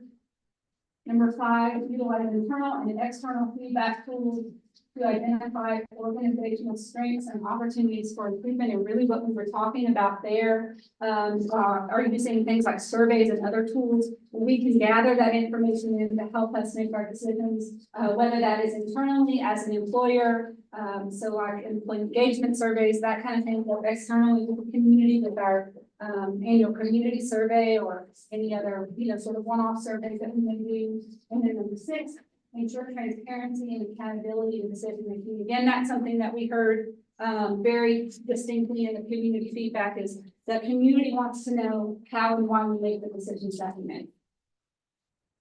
So that's the 6 priorities that the high performing organizations of working group came up with. Stacy, Yes, sir. number 1 is concerning to me. Was there a perception among that group that somehow the city was picking winners and losers when it came to distribution of services? And Michelle may be able to speak to more what they heard from the town halls or focus groups, but I think That, to me, that's a very easy thing to say, and it's something very easy to put right top of mind. That's easy. Sure. Unless there's actually a problem with that.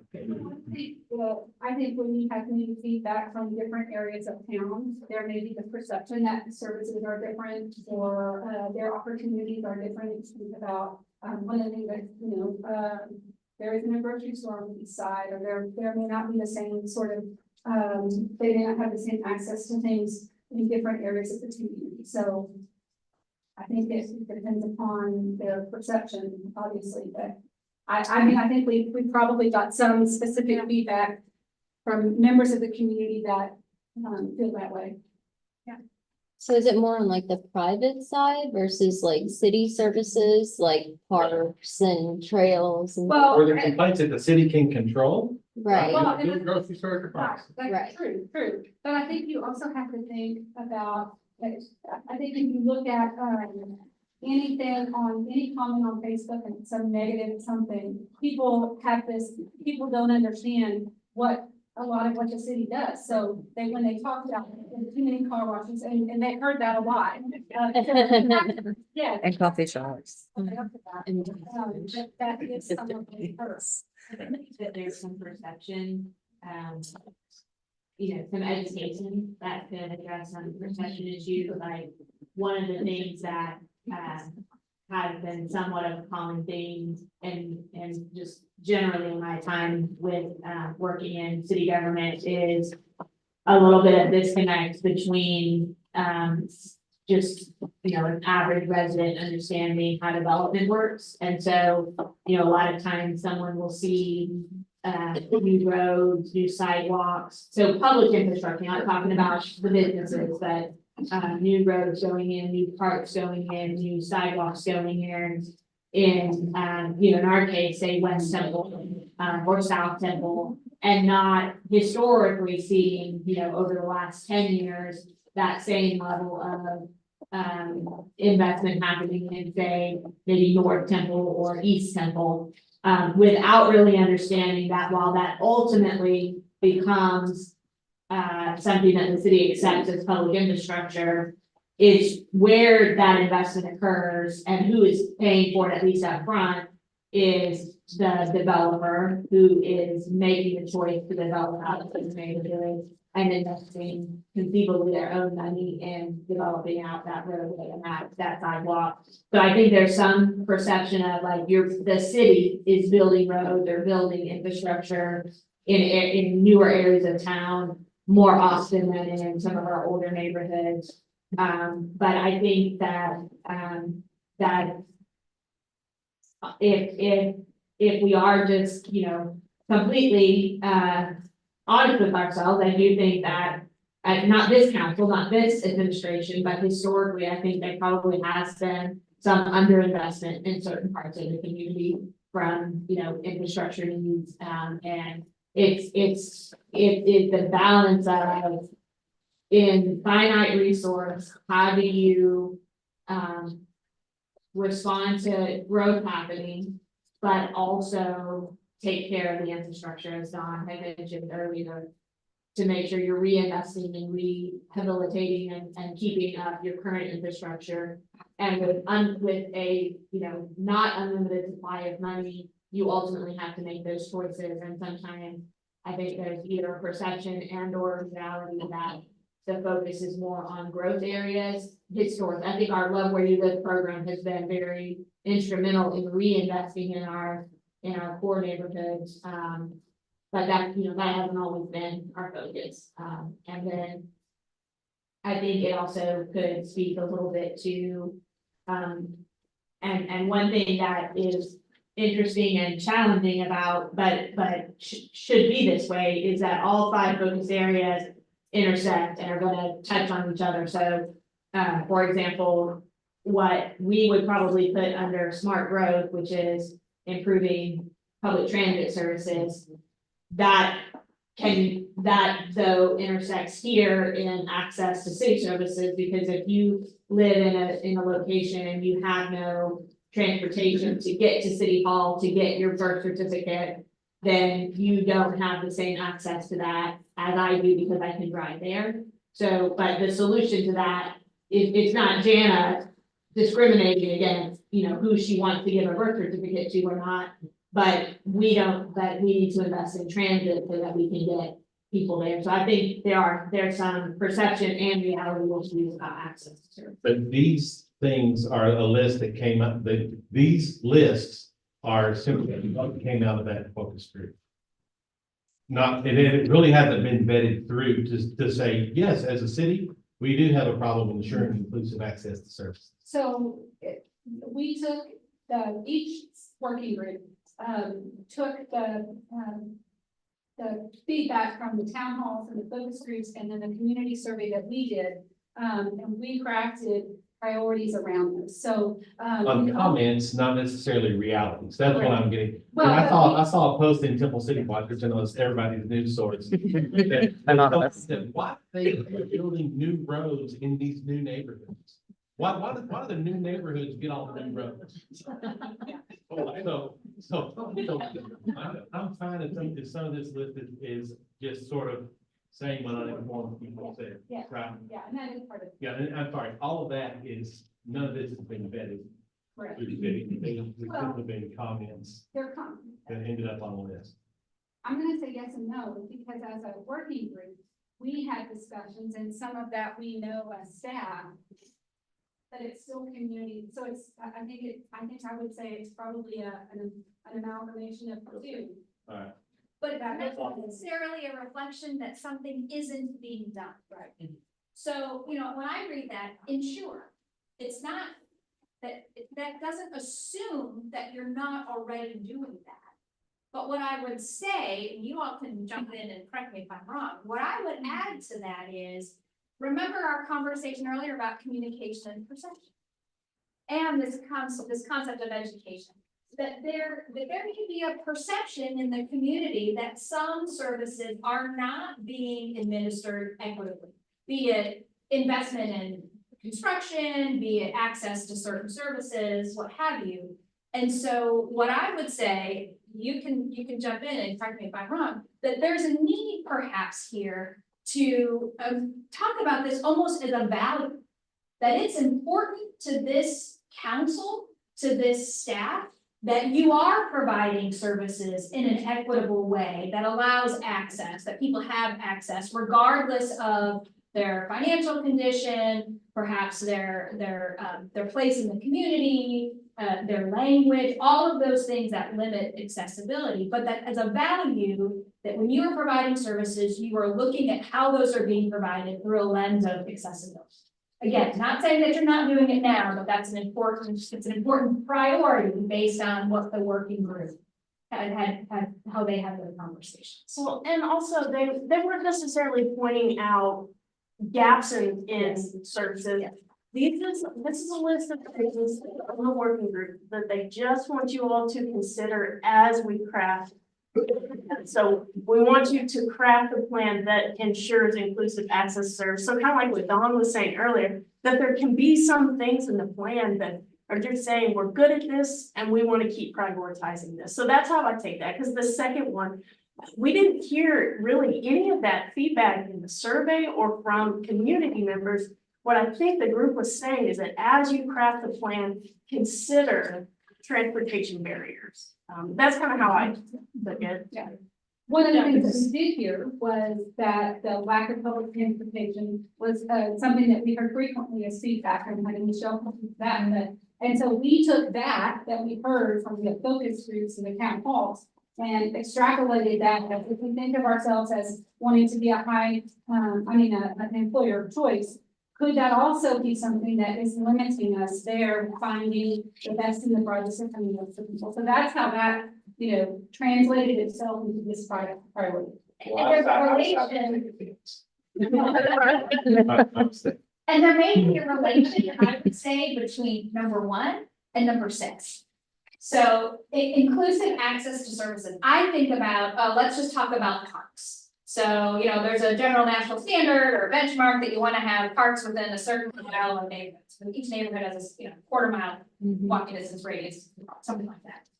You may have data that can show that you actually are doing that. Or even when you talk about investments in roads and sidewalks, other infrastructure, that there's an opportunity to help educate and communicate with the public about how you are equitably allocating your resources through data. So I think some of these are related, that as you evolve, the council talks about then what your goals are in this area, that you may pull in some of this to help inform your goals. Just a quick comment, I can't tell you how many people I hear say, yes, the city does spend. Well, the city doesn't have a business. Never. We do not, people assume that the city controls that. So there's just a lot of this, there can be disconnect. Tracy and then. I know earlier Brian said a lot of the focus area, they will overlap. But when I look at number one, ensure inclusive access to services.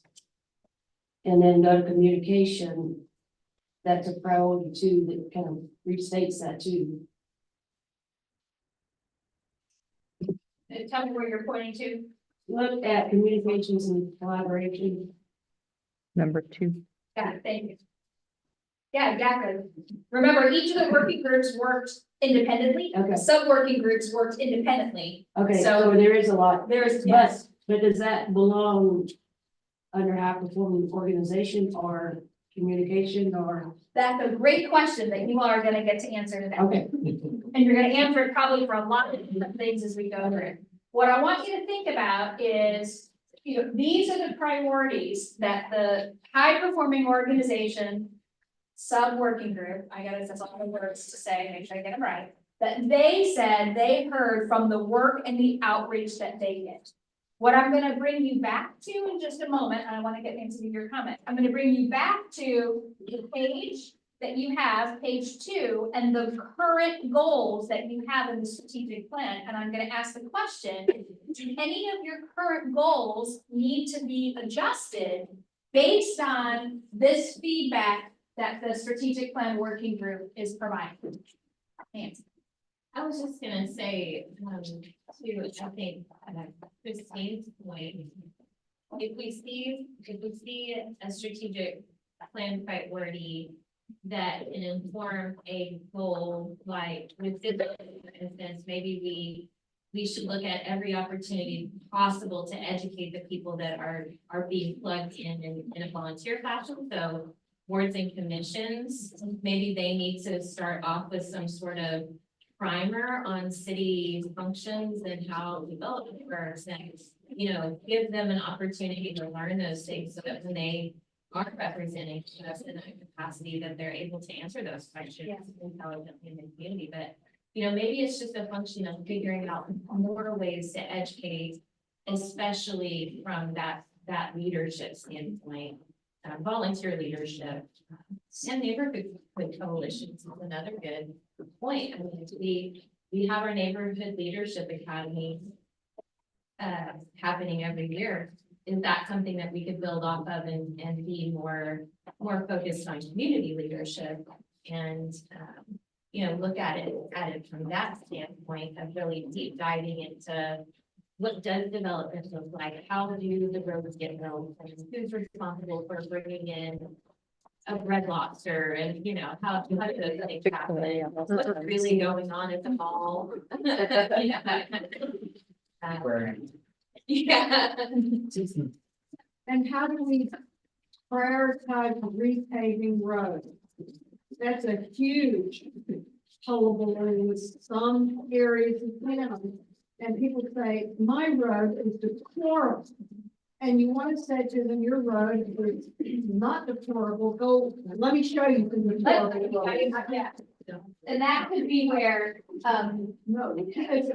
data, having data, using data to help inform, doesn't mean that they're not gonna still not like their road.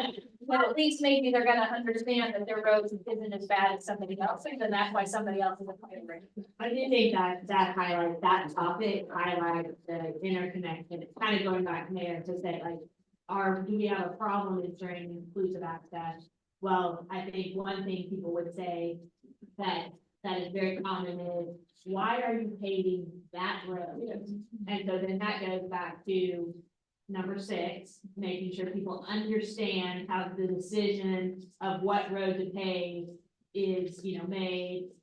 Number 3, making sure we've got the data sources, so when we make those decisions, we're making them in a way that is that we're making the correct decision and where we're investing. But And then there's a lot of overlap here. And then just immediately following that will be, well, when does my road get paved? And that's part of the transparency, but I know that we're working on working, having some kind of a schedule, if you will, that we can, but that's really important on one level. And it's a great example of back to, I'll take you to the first page of your handout. High performing organization. Remember what the focus or what the definition is for high performing organization. It's really reflecting the city's commitment to organizational excellence, data-driven decision-making, and continuous improvement to ensure providing an exceptional service without exception. So that, this idea of road improvements or infrastructure investments falls in that. You're working, this continuous improvement, you're working to have more data to make those data-informed decisions, and then being able to communicate that out so that it's more transparent how decisions are made. So now I'm going to turn you back to page 2. Knowing that's the definition of high-performing organization, and now hearing again the high-performing organization subgroup. I said that wrong. Sub-working group. I know I missed a word. Sub-working group. They went out, got lots of community feedback, reviewed all this information, had lots of conversation. They said these are some of the key things that you all should be mindful of. I'm going to bring you back to your existing strategic plan on the left side. Your existing strategic plan has 3 goal areas. Remembering that goals are what you want to achieve. Your current goals are an organization committed to performance excellence.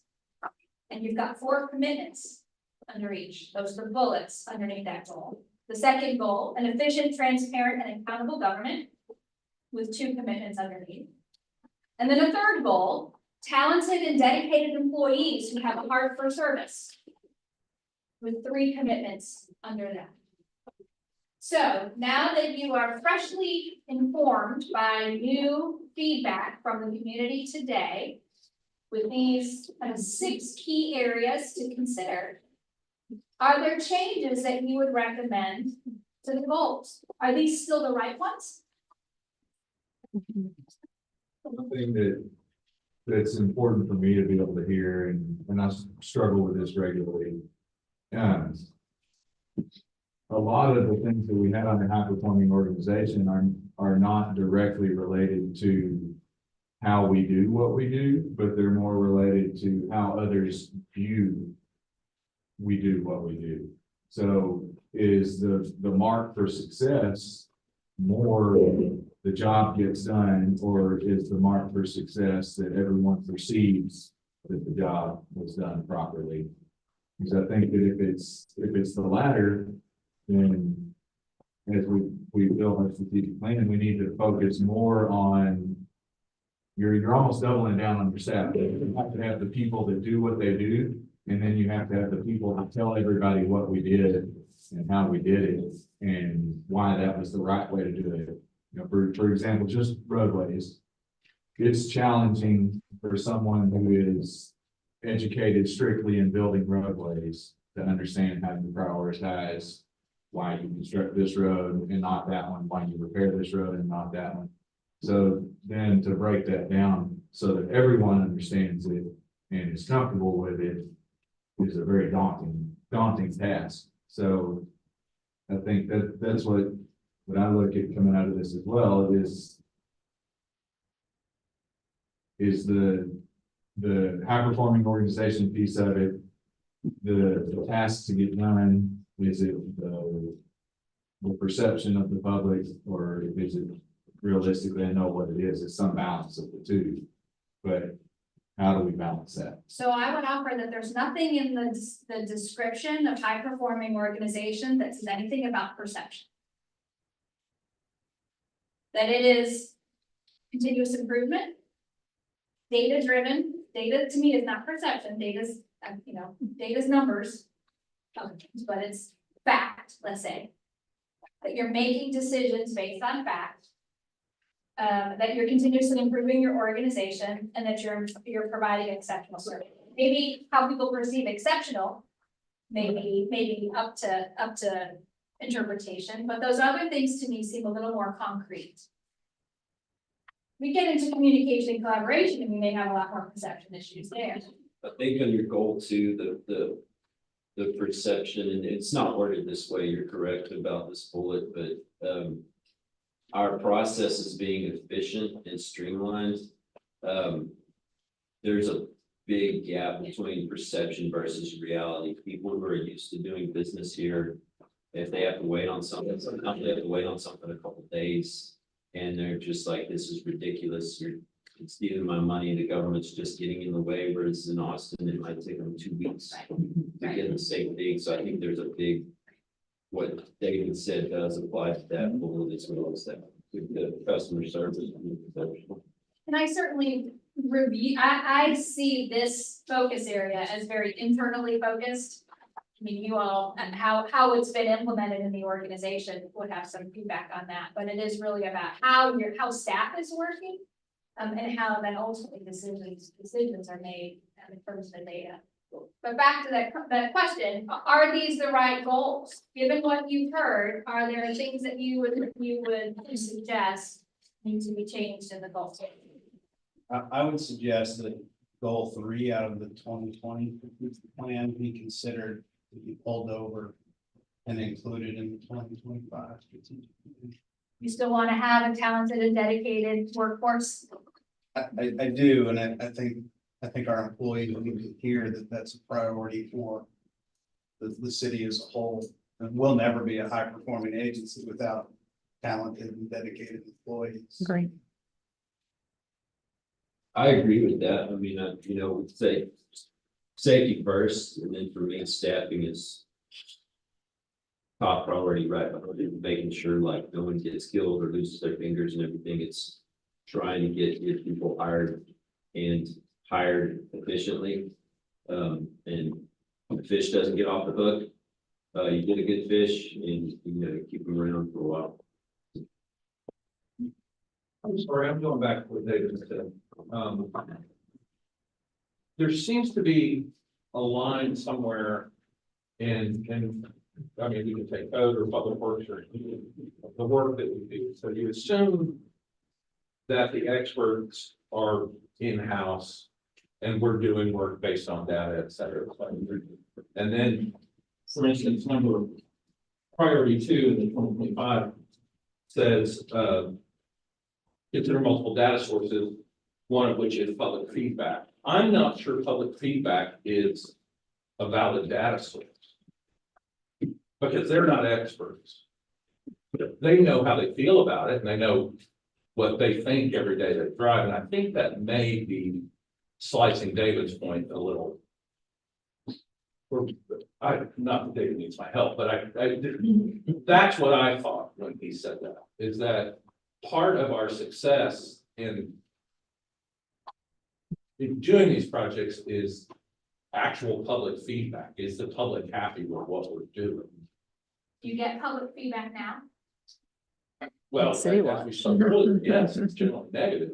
But we do get feedback. But I'm not sure that's a valid data, unless you're trying to track public perception of a project. I guess the council would agree with that. Well, they may, but I disagree. Yeah, that you 100%. That you seek public input. Oh, absolutely, we need public input, but I agree 100% that the bulk of the feedback on a daily basis is negative. Is that important to know? Yes. And if you track the calls and they're the same callers over and over again, I mean, the number comes up and you say, oh, well, I know what they're calling about. So I would say it's And he negative. knows what I'm sending him emails about, and Don knows. It's negative and hardly uninformed. That's right, the uninformed part. And I'm not saying discount it, I'm just saying that may be part of high performance. Well, and this may be where we start to cross over. Okay. Because if you're getting the same comment over and over again, and you're learning it's because the community is not informed, well, that might lead into how do we better inform the community? Okay, Yeah. got it. But the community may be 2 or 3 people here and here and here saying the same kind of thing over and over. it's not representative of the entire Silver community, maybe. Right, and presumably you're not making decisions, important policy decisions based on the three squeaky wheels, hopefully. Oh, no, if the council's squeaky wheeling, then we want them to do what we squeaky wheel at them about. Just another added sort of along that lines, but I mean, public feedback does depend a lot on what you're asking. You know, if you ask people, did you enjoy getting your traffic ticket, they say no. If you ask them, was the officer respectful? More often than not, they say yes. If you ask them when you came to court, where you feel like your concerns were addressed, and you feel like you were treated fairly. I understand not everybody is gonna say, I lost, but I felt like it was fair. But actually, we did do a study, it was a long time back with a different, not through the city, it was an outside thing. And it was surprising to me how many people said it was fair, I didn't like it. So, I mean, I think it depends a lot on what you're asking people to sort of consider. If it's just the complainers, that's not always helpful. Yeah, it can help Heather have the better input about what she needs to do to tell our story. But it may or may not even be something that we can address. It doesn't help me perform better. No, it That's doesn't. less, part of my performance metrics are making sure the public's happy. But to me, it's not saying that only public feedback is important. And that just because somebody said something means that they're right and we need to change it. But I think it would be inappropriate for us to say that public feedback is not a data point that should be considered in our decision-making process and how we go about ensuring that we're a high-performing organization. So if we hear feedback that, you know, there's issues with, I'm trying not to use an example because I don't wanna, that then you take that information, we'll say potholes and Don off here. It's taking too long, and I don't think this is true, so I'll use this as a great example. I don't hear this very often. It's taking too long to fill my pothole. So if you hear that, and you hear it, you know, one time from somebody who is just unhappy about everything, then you have a data point, maybe you don't give it much weight. But if I hear that consistently, if council hears that consistently, then again, it doesn't mean that the process that Don or his team is using is wrong, but there's something broken there. Maybe it's in education, in communication, in the feedback loop, or maybe it is something broken in process where we actually aren't doing it as efficiently or effectively as we can. And I don't think that you can just take public input and completely set it aside as a useful data point. It doesn't mean it's the gospel. It doesn't mean that everything someone says is true. And that you need to change your whole process because one person's upset about something. But if you're getting consistent feedback about a particular issue, then that, to me, that's absolutely a data point that comes into consideration of, are we meeting our goal of being a high performing organization? And what's the root cause of the feedback that we're getting from the public? Is it an education issue? Is it a process issue? Some of both, you know, what is that? Yeah, resource issue. We don't have the resources to do what is the meeting the expectation of the community or the council or, you know, me, yeah, what, you know, whoever it is. So I think you've gotta. It's an indicator to ask more questions, to understand the why, to get to that. Any of those data points could be reasons that you would wanna ask some more.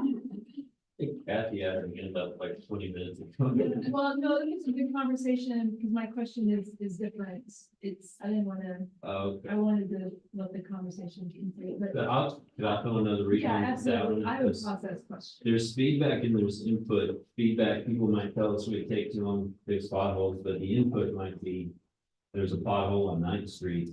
And one of the things I think we need to do is get away from relying on input to be reactive and use that input plus what other data we can get to a proactive state.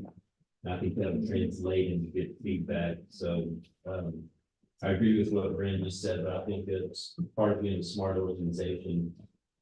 We need to do whatever needs to be done so that we're not relying on just public input to reactively address issues. Are we ready for a different question? I think so. And this is just me understanding, and I asked Stacy about it, but I'm still confused. So I'm trying to understand from what we have here. Because just looking at it and poor Christine knows that I struggle just with this whole process, so it might just be my ignorance. So I'm looking at our 2020 plan, we've got goals, and then on the other side, we've got the group's priorities, and I know we're trying to figure out what are the old goals we want to page, and then what might need to be updated, what might need to be added, what might need to be deleted. But in looking at and I think all the working groups, it looks to me that the things that the groups have come up with as priorities don't really rise to goals, but they seem to be more like commitments. And so am I just not, and so I'm confused over. This is where the wording gets confusing, I think. Okay. So the way I would look at it, and Christine, I'm standing over here, so Christine and Stacy can't get me. Goals to me. Because they're not goals. They were not asked to write goals. Okay. I think that's a fair statement. So what you see on the right hand are not goals. They say priorities. I think of them as really issues. They're important issues that the sub-working groups identify based on all of the collective input that they received. Or values, you could call them Yeah, values. exactly, values too, yeah, they're important issues or values that now, to the left-hand side of the page, in your existing strategic plan, they are the values for the issues today in 2024. Then you go back to your 2020 plan and say, are there things that we need to tweak or change in 2020? Because the values or issues today in 2024 have changed. The goals to meet those issues. Yeah, exactly. And maybe those goals are still the same. So I kind of flippantly said to the chief, oh, so you still want a talented and committed workforce? Of course you do. But it's worth asking the question for all of these goals. Are they still the right goals? Or do they need to be tweaked? Or are there new goals because there's new conditions that didn't exist back in 2020 as it relates to high performing organizations? And I think it's important to remember what we asked the working group to do. So in many communities, you set up a steering committee or a strategic planning committee made up of community members, and the call to action, what the task that you give that group is to bring back a draft strategic plan for the city council to vote on. And this is not what we asked our working group to do. We asked them to give us input into the issues, the priorities, the values, whatever you want to call them, things that they wanted you to hear and us to hear that we need to think about as we are deciding, and ultimately council is deciding on what are our goals. So we didn't ask them to draft goals or commitments. We asked them for feedback so that then you can look at this side of the page and say, yeah, I still believe that those 3 goals are where we need to focus under this focus area. Nothing needs to be taken away, nothing needs to be added, nothing needs to be tweaked, or it does. And what is that we need to build off of, add to, take away, modify, but the right side of the page is not intended to be the same format as the left side. The left side is your current strategic plan. The right side is what did the working group say were important things for us to consider as we, again, going back to that expectation, affirm that our plan is still good, we're moving forward with it, or we need to add, adjust, modify, delete, whatever, whatever the thing may be. So my perspective, when I'm looking at the feedback, A new goal personally doesn't jump out to me under high performing organization. I think that the 3 goals we have are still relevant. This is just Britain's opinion. The 3 goals that we have are still relevant. And there are some really good, commitments that we may want to consider adding based on the working group's feedback. But I think, I would say, that things like, utilizing internal and external feedback tools would be a commitment under, say, goal number 2 or goal number 1. You know, I think they could fit under both areas. Or, you know, I think, for example, priority number 3 from the working group, which says utilize emerging technology to improve service delivery, is just a different way of saying one of our commitments that was already in the plan, which is optimize the use of technology. So it's basically, to me, just reaffirming that commitment. And if you want to wordsmith it, you know, we can wordsmith it, but to me, it's the same thing. It's just saying, yeah, this is still something we need to be working on. You always scare me. So one thing that jumps out of for me is in goal number 2, we speak about efficient, transparent, and accountable government. And we have 2 commitments under there. Neither one of them speak to that thing that we heard from the community about transparency. And so I think that's one of that priority number 5, and for transparency and accountability and decision making. I think that's a commitment that we could add to that goal. So then what we're doing as a group, we're looking at these priorities or issues and then deciding if they can fit under a current goal, or whether our current goal needs to be tweaked, or whether a new goal needs to be added going forward. And then I guess, so you're gonna take all of our feedback and then fit it into the plan and bring something back in. Got it. Sorry, this is just, I have to. But what if they don't address all the councils? Well, I'm gonna get there, Okay. because I think we led with a really staff driven focus area. So I know staff probably has a lot because it does guide your area, but I haven't heard a whole lot from council yet. So I want to make sure we get council's voice into, are these the right goals? Brian, go ahead, and then I'm gonna ask staff, or I'm gonna ask Heidi. Yeah, I just wanted to point out, I guess, on priority 2 and really the others, I think we also need to look at how it's written. And if there's an opportunity to improve it, make it a little bit more flexible. So, for example, consider multiple data sources. I think there's a question as to whether public input is considered a data source. You know, it's a source, but you know, data, I think a lot of those things, data is quantifiable, measurable, but the public input side of it is more subjective. So I think over here, and everybody thinks both of those are important, but maybe we just need to clarify data sources and, you know, including quantifiable and subjective or something like that. And I would just remember, this is a public document. Yeah. One of the things that you want to make sure is that the public feels that their voice Right. is part of it. And I'd be a little careful about saying your voice isn't a data point. Right, Just be really, that's part of the It's a messaging. question. I'm not an expert on that, but if can there's a just listen. question about whether, you know, if it raises, maybe it's the fact that if it raises questions and people are discussing and debating it, maybe that's exactly what we want.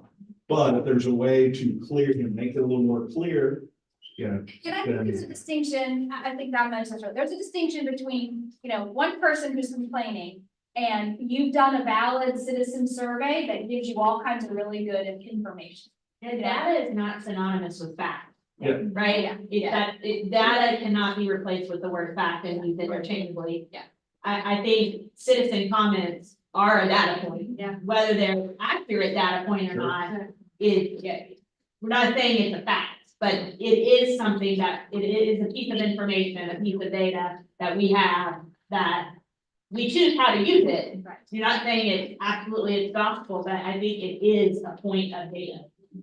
I agree with that, and I want to get that, but I also don't want to stick in a document that goes out to the public that we're going to put in place everything that the public thinks that we should.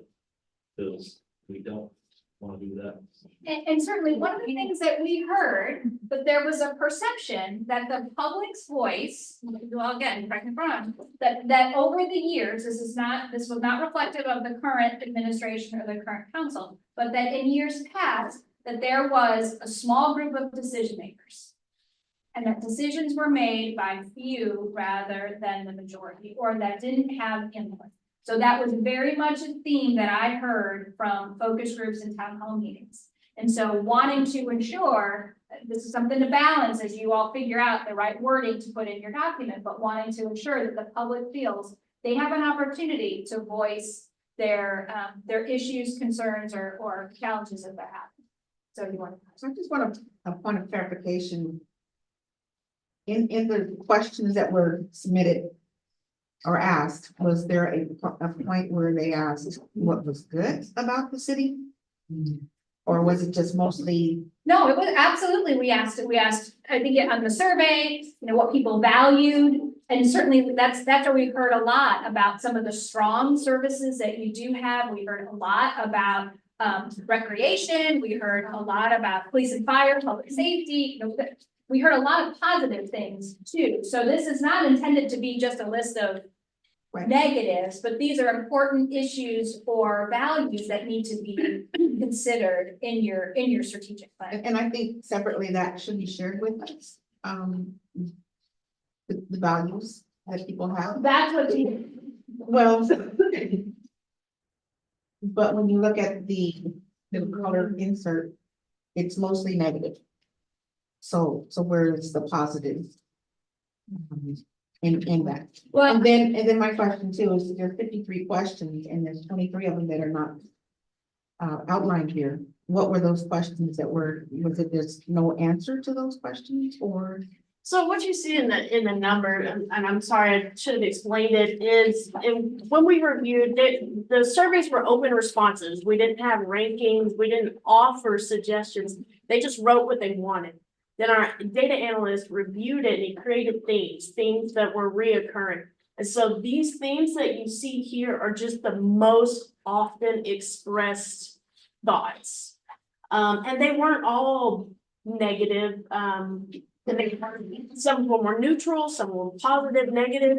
But that was in the, we gave that presentation back in November and we can send that out again. This was just a quick way of reviewing, remembering what was said about this specifically.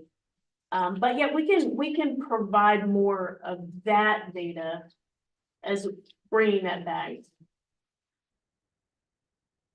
Go ahead, I want to counsel. I was looking at add to what Brian was saying, and maybe it's just a function of wording, but it seems like with us through neighborhood planning, a lot of what we see is just the citizens wants to collaborate with us. Like they want their voice to be heard. They want to know that what they're saying is resonating in some way, and that what's important to them makes it onto the radar ultimately. So maybe it's just a function of really highlighting collaboration or partnership with citizens to find solutions to whatever issues might be impacting their neighborhood or, but that making sure that in this document, we stress that we are wanting to participate with them in the solution, because we can't do it all ourselves. Like we have to have their participation, and I think the ones that come to us with complaints are the ones we try to loop in right away. Okay, we'll put you on a resident focus group, let's get you plugged in, No, I think that's a great point, and we certainly heard that. It's not just about do what I say, but let me be part of the conversation in making those decisions and knowing how those decisions are made and being able to hear what my perspective about the decisions you may make. So yeah, it was very much not just a do what I say, but let me be part of that process. Yeah. We had a council workshop here a while back, and one of the going down several good coaches as a council member that I thought was very good. Your representation or your representative owes you not his industry only, but betrays you instead of serving you if he sacrifices it for your opinion. And that's, I think where a lot of this is coming from. We need the input from the public to make our decisions, but that doesn't mean we're going to do exactly what the public input said. Just like staff may have a recommendation based on their professional expertise, but council is weighing other values at play when they make decisions. And they don't always agree, or they don't always take action based on staff recommendation. And that's not because staff was wrong, it's because the council has other priorities that they're looking at when they make decisions. All right, so I'm gonna call the question back to just the elected, just the council. But we've heard some feedback that the goal areas from your 2020 plan are the right goals to have for your new plan. We'll talk about the commitments in a moment, those may adjust a little bit. But that when it comes to a high-performing organization that is focused to excellence, data-driven decision-making, and continuous improvement, that these are the right goals. Any input from council on that? I think the goals are, I've seen that the goals have been adhered to. And so I think they should just be moved over, as mentioned. The priorities, as mentioned, are coinciding with the 2020, some of them. And so I think the number of them and what's in there is good to have. Yeah, I agree too. I think you could maybe wordsmith some of them, but I think the goals are as they should be. I agree with that. I think, like you said, some of these priorities can be put under these goals, and I think the still. Okay. Likewise, I think the goal statements, the first in bold print for 1, 2, and 3 are so appropriate that you might move them from page to page to page. There's just, yes, they're excellent. So then let's move on. We'll make the assumption for conversation purposes, the goals as written are generally appropriate. And let's have some conversation around the commitment. So the bullets that are under those goals. So the first one, an organization committed to performance excellence. There's 4 commitments under there. Pursuing innovation and continuous improvement, exceptional customer service, use of technology, and strategic investments in fleet and equipment, specifically capitalizing on technology and safety. Are there changes to the commitments that any of you would suggest, given what you hear on the priorities? Are these still the right? If you take the last bullet and make it the first bullet, that would help. Under goal 1, under goal 1. The focus on strategic investments. Well, you can't have pursuing innovation and continuous improvement to drive performance without strategic investments. I think that commitment is specifically related to fleet and equipment investments.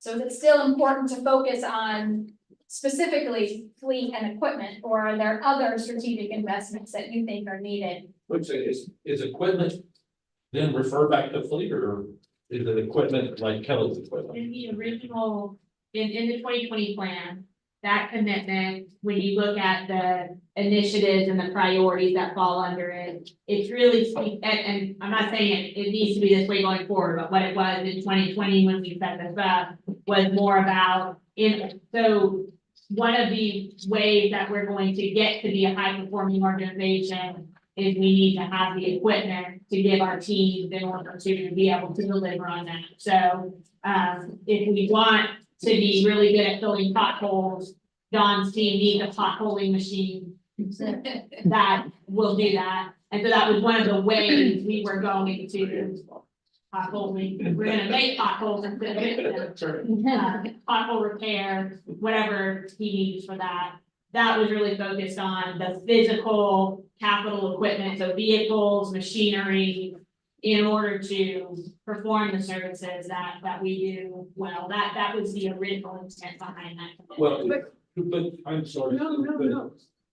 I think my concern is just having talked to Kelly about this kind of recently, is that what we say is optimize the use of technology, which we all want to do, but we also need to optimize the equipment that IT needs in order to be able to. Capitalize on technology. Because there's more to IT than just I mean, the app. fleet and equipment commitment refers to physical, at least historically, and technology has fallen under the bullet point of that. It's not speaking to just software. Well, then I would add under the tech, Technology is broad. I would add the tech, I would add equipment, technology, equipment, so it's not. That's in the last bullet. No, she just said it well. Oh, She said that's all. I misunderstood, Brand, I'm sorry. Okay, One yeah, floor, it's all just like trucks. okay. A question though, when you want to make strategic investments, not just in fleet and equipment, but in other things throughout the organization, so maybe it should be more generic. I think that was Susan's point, that strategic investments to improve efficiency is number one, and then there may be some specific things that you have underneath. Is that accurate? Yes, but I didn't mean just Don's pothole machine, but everything else Don needs is what Kelly needs, and that's why I'm looking at technology advances. It's more than fleet to me. Yeah, resources that we all need. It's every department's needs that fall into strategic investments for every department. But the focus here is not necessarily on which department, No, but the purpose is strategic investments to improve efficiency. exactly. Which could be non-material things. Exactly. It could be tangible, Training, non-tangible. Yes. Yes. It could be other intellectual.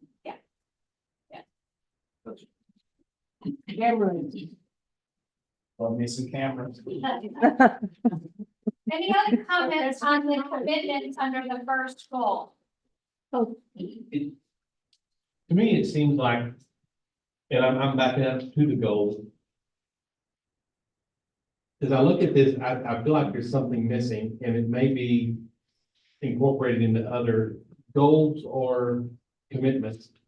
But I think as we've talked about with, ongoing growth, et cetera, I think one thing that a high-performing organization needs to do, has to do, is they also have to do very long-range planning. Has to be what? Long-range planning. Oh, right. And I think part of our, an integral part of our strategy has to be in the planning aspects of what comes next. I know that's the strategic plan, right? We're talking about a 3 to 5 year horizon. And I just wonder if under a high-performing organization, maybe a fourth goal should be very intentional, focused, forward planning beyond the 3 to 5 year horizon. So we're gonna look up one day and it's gonna be 5 years, right?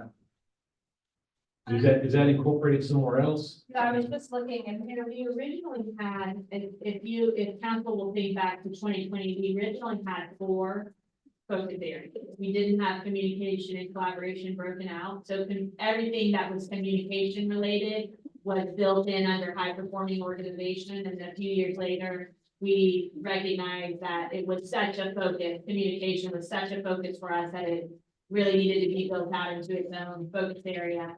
I think when we did that and through some wordsmithing that we did at that time, we kind of lost something that was in the original plan. I think one of the original, and I'm not sure if it was a goal, honestly, or if it was a commitment, but it said something along the lines of equipping our city council with what they need for a bold vision for the future. So that was really speaking to the planning. And as I look on what we have now, I think when we broke out high performing organization and communication, we kind of lost that. So I would personally support having that incorporated. So to answer your question, no, I don't think it's very well captured.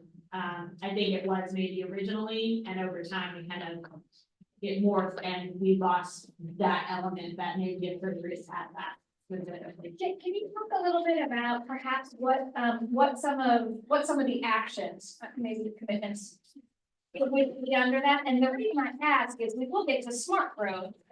And there is a goal in smart growth about a city that supports well-managed growth and development to promote a thriving economy. So it's a little different than I think what you're talking about. So maybe a little conversation about what that concept might look like would be helpful. I do think that is part of the reason that it morphed out of that is because there weren't specific, when we started laying out the tactics and the initiatives, but the tactical level, the initiatives and the priorities, there weren't specific things that were falling under that goal.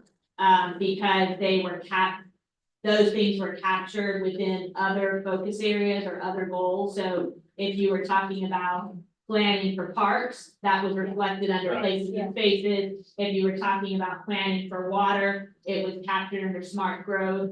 And that's really, there's no science to, there's just some decisions we have to make about what goes where, because there is overlap between the 5 areas. So I think that is in part why it kind of morphed away from having a specific goal calling out planning, because we started to put those planning efforts in their wheelhouse areas instead of collecting them in a single location. And you'll see that decision point, I think, in multiple layers as we go through today. For example, where do you put facilities? Do you put investment in facilities? Where does building a fire station go? Does it go under high performing organization because you have to make a strategic investment in a fire station to be able to be a high performing organization? Does it go in smart growth because we're adding fire stations largely in response to growth? Or does it go in public safety because fire is squarely in the, in the wheelhouse of public safety? And those are just judgment calls. There's no right or wrong answer. I think as long as we've captured it somewhere in our plan is more important than specifically where it gets included, at least from my perspective. Along with your point though, Mayor, I did, one of the things that kept jumping out at me when I look at our goals here is that decision-making is regularly referenced in the priorities that were recommended. And then we have some things that kind of hint back towards decision-making and underneath each of the goals, but maybe a good compromise there is a goal surrounding the intent to use long-range planning in your decision-making process or the use of long-range planning to inform data-driven decision-making in how we do what we do. Rather than just saying, we need the long-range plan and we need to be more transparent, or we need to use data in our decision-making, we need to have accountability in the decision-making. But if we're utilizing the long-range planning in conjunction with our decision making and as a data source, maybe that emphasize a few things there. Simple by design.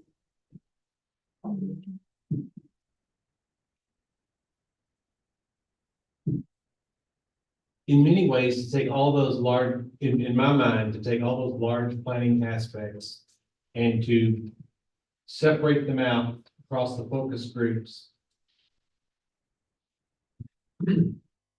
doesn't seem like the most efficient way to do that, to silo those out into different focus groups. In some ways, I wonder if,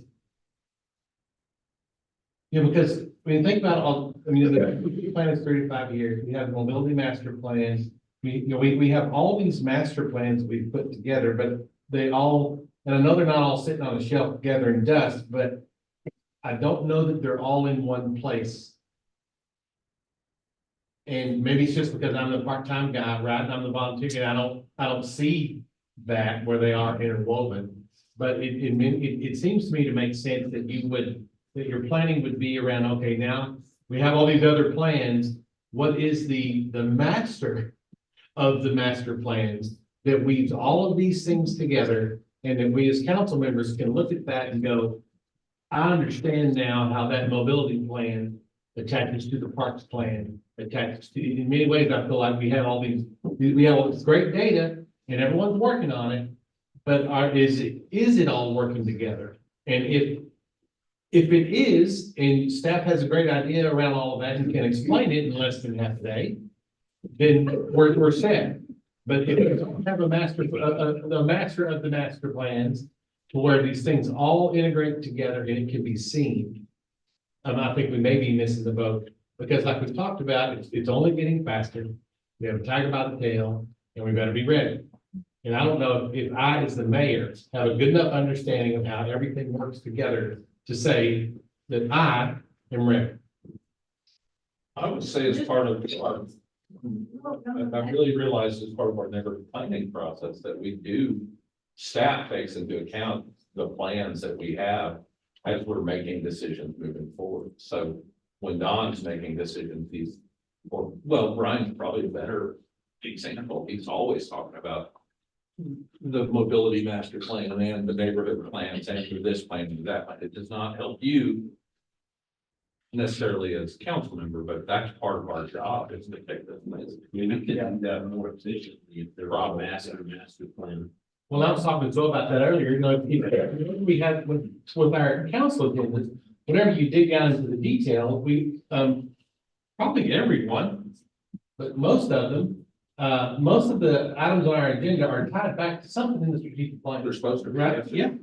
And so, but I don't know that is, I almost say council members, are you, I feel like I need some support, guys. But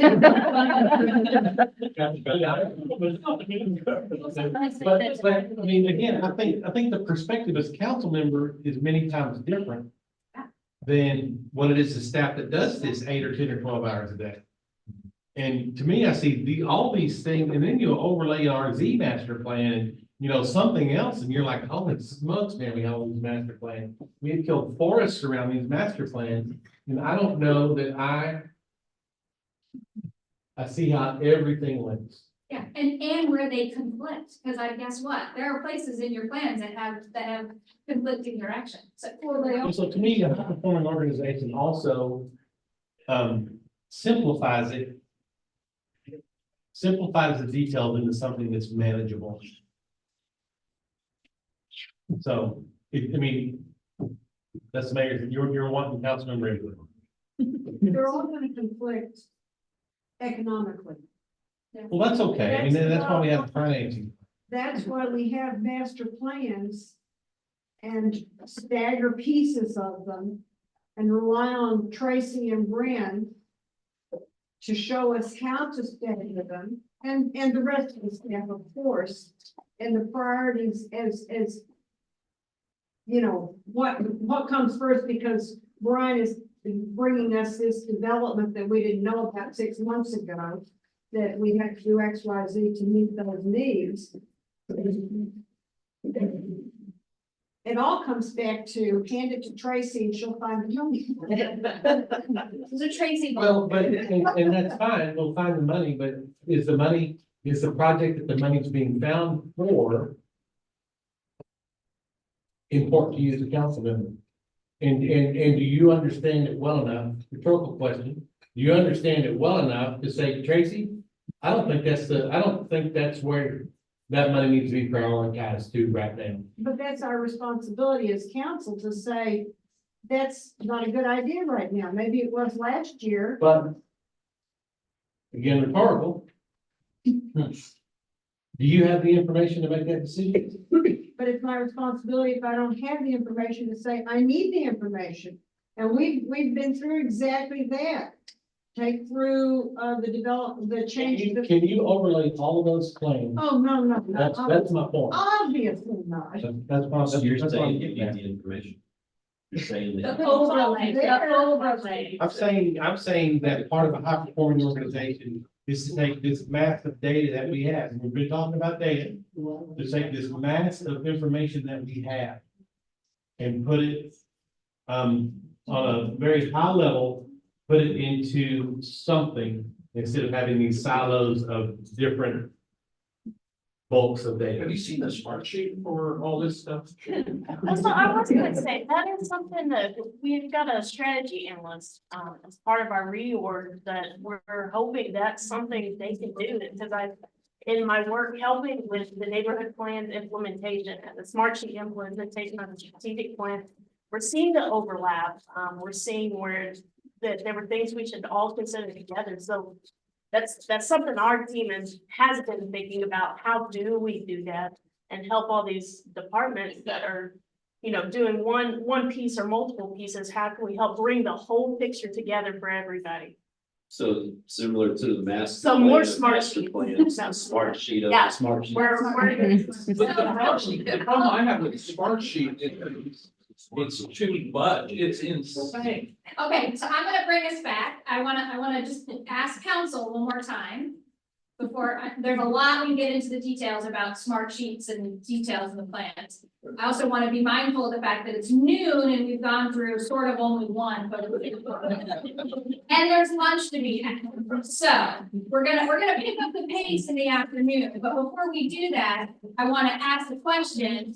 Is the rest of the council comfortable with having staff go back and think about this concept of adding a goal around how to ensure integration of the various plans? Knowing that, yes, staff looks at plans when they're doing their work, but how does, you know, from a collective standpoint, to ensure that there's some integration and overlap or overlay of the various plans? Is council comfortable with staff taking a stab at that? Very comfortable with the caveat, with understanding that we're still going to have to make. If we do A today, we can't do B, we'll do B whenever. And what I heard the mayor said Happen. is he wants to make sure that he's got information so that he knows when he's saying, we're not gonna do A, we're gonna do B, that's the right decision to make, but that's an informed. And then I say again, that's our responsibility to look at and ask and have it clear that doing A means B won't happen today. But if you don't know what to ask for, I mean, with Terry's plan, you would have all that there. But if we don't know the ask for this part. I think we do, because we have all the master Well, plans. you- We look you at all- every day, I do on the master plan and say, okay, Natalie wants A in 2024. If we do Natalie's A in 2024, we're not gonna do Don's A in 2024. We might do Don's in 2025, whatever. So I've heard general agreement, let me ask, yeah. Okay, so I'm hearing two things. I just want to make sure from council specifically that I'm on the right track here. That you need to have confidence that there is an integration to our plan.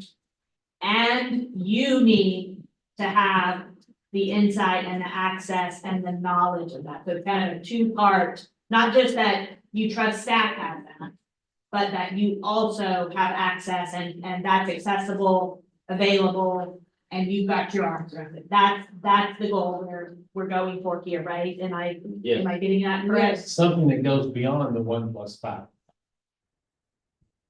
Yes, because the master plans are a broader scope than the strategic plan. Right. Okay. If you'll allow, I think Michelle had a great suggestion, if you'll allow us to think about that for a little bit, I think that's great feedback. Instead of trying to figure out exactly what that says and how that works, give us some time to think about that, and we'll bring that back to you with a recommendation of how that fits in. Yeah, and at the same time, we can get our arms around it. Right. But we're done for the day. That's a. Bring me back, because I know lunch is waiting and I never like to stand between people and lunch. I'm really scared to keep going.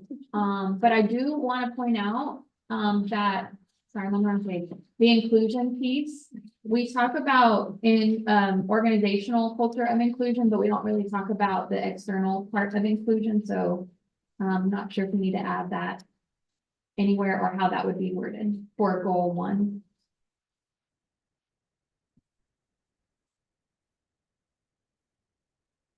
So something around inclusion. Would that go under goal 2 for the Transparent. transparent or portion of it, something. Which assumes outreach beyond our little bubble. The transparency and the accountability. part of it. Kilos to really think that I just would do. That's all I got. All right, so the suggestion is we're gonna add something around inclusion in the goal 2. I also think that transparency. Yeah, under priority 5. Yeah, moving into goal 2. Any other comments on the commitments under goal 2?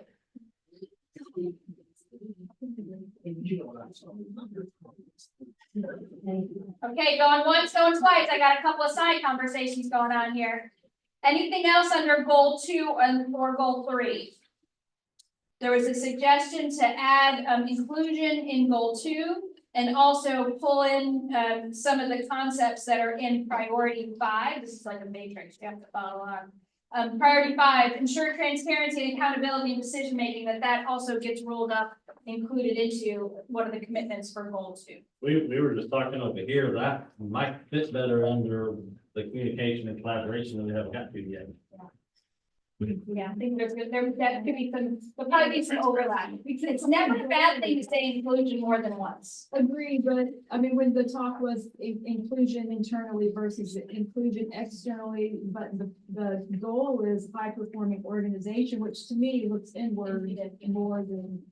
When I think someone said it earlier about like when they're planning for projects or road closures or whatever the thing is, just being inclusive with that type of thinking too, like when you're planning internally. Well, it's funny that the goal 2 under the 20 strategic plan for both. It's more focused on efficiency, the 2 bullet points.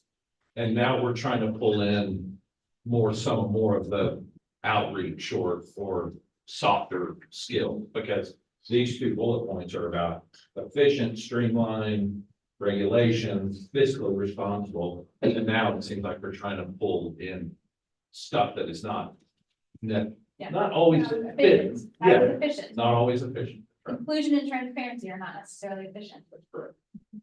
I think maybe it needs to be focused around accessibility. So we're accessible to all people, and that's a form of inclusion, and maybe that's a goal 1, committed to performance excellence. So under priority 1, Talk City services should be easy to access, equitable, and inclusive for all members of the community. And I think it's a high performing organization committed to performance excellence. That accessibility would be part of my goal. I think that's what I was originally thinking was goal 1. Goal 3, any comments on the commitments around workforce? Goal priority 6 under goal 3. Is that about citywide? Is that about us? I guess it is, if it's under high performance. So I just, what I'm hoping we avoid today, and with so many staff members in the room who love to make sausage, this is really council's time. So let's really focus on, we're here for a resource for council. Let's not make the sausage. It doesn't necessarily, I think what we need to hear from council is, yes, that's something that is important to me. It needs to be included in the plan, and let's not spend 15, 20, 30 minutes on every point of, should this go under smart growth? Should this go under communication and collaboration? If it's important to council and it's a priority, we can come back on the back end and figure out where logically it makes sense to fit in. Let's not make sausage today, because we will not be visionary. We will not be thinking big if we are going to spend an hour on wordsmithing. Where should it fall? I think we need to really focus on, I would encourage council to please lead us in the big picture. Is this something you want to be in the plan? And staff, remember, we're here to support council and not dominate the conversation. Hopefully the rest of them, this is again, high performing organization is squarely in staff's wheelhouse, which is why I'm sure this is getting a lot of staff feedback. But we want to keep that up at the policy level. So again, policy level here from a goal perspective is talented and dedicated employees in goal 3. What are some of the key commitments in that area? You see 3 there, but are there other thoughts or ideas that you have that need to be incorporated into those commitments? Should there be some language about equitable pay across the board and, competitive pay, that's the word I need, I don't know if there should be some bullet that encompasses that. Susan, from my perspective, that is a tactic to attract and retain talented employees. And it is reflected in one of our initiatives and organizational priorities, but that's a how versus a what, and I would suggest to you. Fine. It has been a council priority, and Yes. we want to make sure And you that roll with that. understands that. Yes, That's part of the retained piece in that first bullet. right. Yeah. And the way That you will think about attract it is, you don't pay people, the goal isn't just to pay people, just to pay them. You want to, that's an end to making sure you've got the best and the brightest so that you can then deliver the best services to the community. So I'm so happy that you say that, and it is, I think, very much captured in the tactical nature of attracting and retaining talent. Okay. Excellent. Anything else on talented and dedicated employees?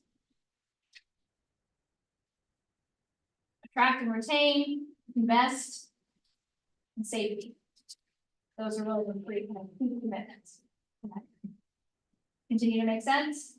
Are they the right ones? Anything missing? I'm looking for head nods among the council, and I think I generally have. It may be somewhere else, but it's also very important to me, that we equip those employees.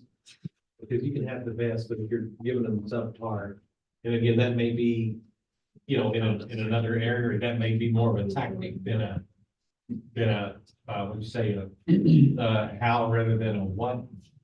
I do think, Mayor, that kind of goes back to maybe also Susan's point is some wordsmithing to broaden out the making strategic investments. We have it fairly myopically focused on equipment and fleet, and maybe we need some wordsmithing to more broadly capture the priority that because I appreciate that we resource appropriately our talented employees to do the work. It doesn't have to be in this, as long as we keep that as a focus. If you merge the 4th bullet in goal 1 with the 2nd bullet in goal 3, it's that. Really. And the fourth goal fourth bullet in goal 1 includes the word technology, which to me is Kelly. Well, not just Kelly, but technology goes across the board. And that, again, that's part of that talented workforce. In order for them to stay talented, you have to provide them with the right training, the right resources, the right facilities, which could be a whole bunch of things that all fall into, again, that high level goal. Okay. And to retain them. And yeah, attract and retain. Okay, good job, got one down. We're gonna use this template, and we're gonna pick up the pace for the rest of them. It is 12:15, and so we're gonna take 30 minutes. Be back at 12:45, ready to start with the next stand. I'm cold. I like it. Nail colors.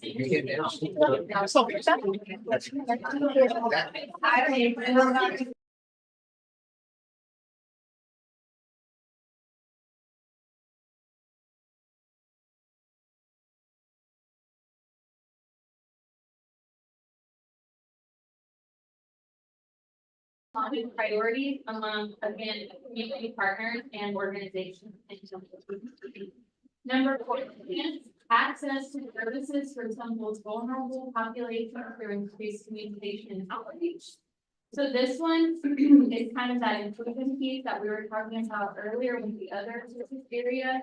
But we did talk about defining, we say vulnerable populations in this, priority, really defining what vulnerable populations means. We talked about being, helping people connect to resources and then also that focus on education as well with this piece. And then, collaborate with city staff and community groups to support vulnerable populations. So the other thing that I wanted to point out on this specific one is that the communications and marketing department has developed a multicultural communications plan, which kind of feeds from the strategic communications plan, but also it talks about the things that we've been talking about today for how do we communicate with people who don't have Wi-Fi, or how do we communicate with people who are living in poverty or the lower socioeconomic residents of Temple. If they don't have Wi-Fi, maybe they have a disability, maybe they're just, you know, whatever the thing is. So how do we communicate with them? I'm excited for that plan to be implemented. And then lastly, utilize community ambassadors to support and expand communication and collaboration efforts throughout the community. So this one, we talked a lot about utilizing people from NLA, the Neighborhood Leadership Academy, boards and commissions, any other ways that people are already engaging with the city, utilizing them as an ambassador for helping to spread the messaging of the city or to help tell our story. And that could be on social media, just sharing our posts. This could be as simple as that. Or maybe they're attending events on behalf of the city and maybe it's a more formalized sort of ambassador program. But those are just some of the ideas from our working group. I think that's all that I have. Questions for Heather on that?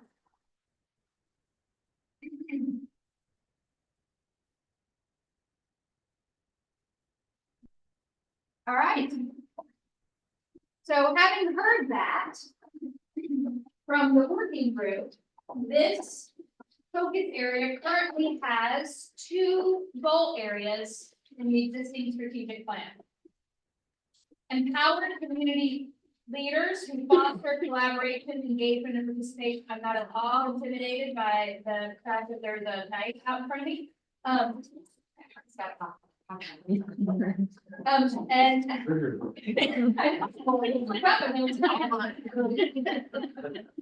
And I feel good about it. In fact, so I'm glad I did that. Open and responsive communication with our community. So, feedback on those goals. Given what you heard from the working group on communication and collaboration, are these the right goals? Is there something missing? Do they need to get to it? I have a question. I know we have in the business plan a community engagement division. Where does that fit in? Probably with number 2 and 3 for sure, and 5. So we have, for everyone else, for what Nancy was saying, we have one position in the current business plan for a community engagement specialist. Is that what you're referring to? Okay, yeah. In FY 27. That's for your department. Yes, ma'am.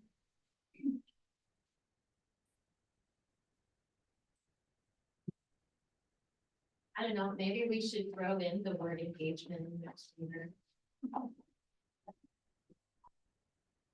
Well, in number 1, without speaking over council, I just want to generate some conversation, but we talk about strong partnerships and there's a lot of, I think it's number 2, but also there's a couple things up there, probably number 3, that talk about partnerships and working collaboratively. But I don't know that that's necessarily called out in our current goals. As far as, and maybe someone can help me find that, but I don't see we just talk about engagement and participation. We don't necessarily talk about building partnerships, but maybe that's sausage and that's not. Well, look at the first one. Empower community leaders who foster collaboration, engagement, participation. That first commitment under that one is community connections, to cultivate a collaborative approach. Does that get at what you think the group is talking about? Or not enough? No, maybe that's good. Maybe community connections is a good word for that. Community what? There's Connections. community connection. Connection?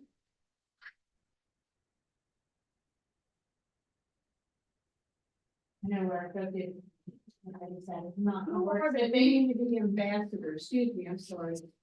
Is that something new or do they? So that was an idea that the working group had as far as utilizing existing residents or business members and things in the community who might already be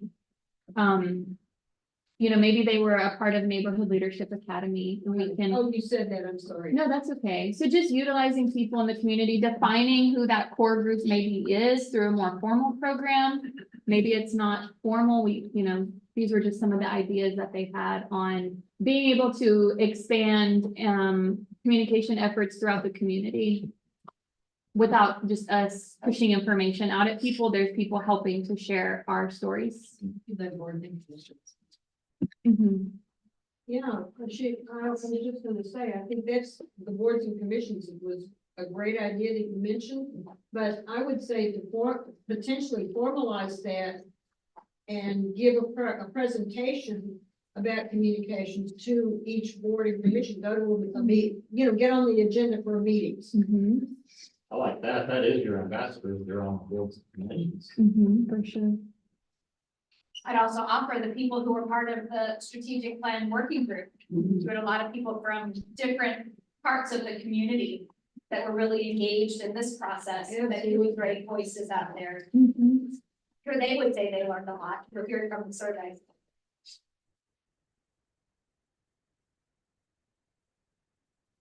What about putting some line in there? I guess, what I was gonna say with the chamber, but, obviously that, you mean that, but maybe the word chamber should appear somehow.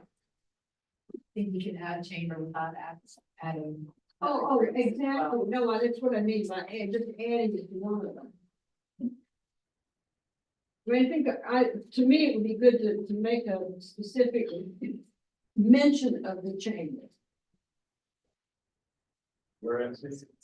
Where? Well, it's not there. I'm saying, that's what I'm saying. So you have two current goals. Again, the first one is empower community leaders who foster collaboration, engagement, and participation. So that to me speaks to this idea of getting other people into the mix to help you communicate your story, get information out. So maybe this is the place where you talk about the chamber, the boards and commissions, other advocates that you might identify, or excuse me, ambassadors, different A, other ambassadors that you may identify in some way. And then your second goal currently is open and responsive communication. So that's about what the city is currently doing to push information out, get information out. So back to the question, are these two goals, given what you see on the screen and what you've heard, are these two goals the right goals? Yes. I think so. What about the second bullet point under goal 4, equip the city council and board members with the knowledge and tools necessary for effective governance? How does that fold into? That's the one that I was referring to earlier, that started out kind of as that. The regulations and as the planning, I think it originally was where it's been more like bold, leadership or something like that, and then we separated it out from high performing organizations. lost the meaning a little bit, but I think the types of initiatives that you will find under that commitment are things like our board and commission orientation program, our council orientation program. So more about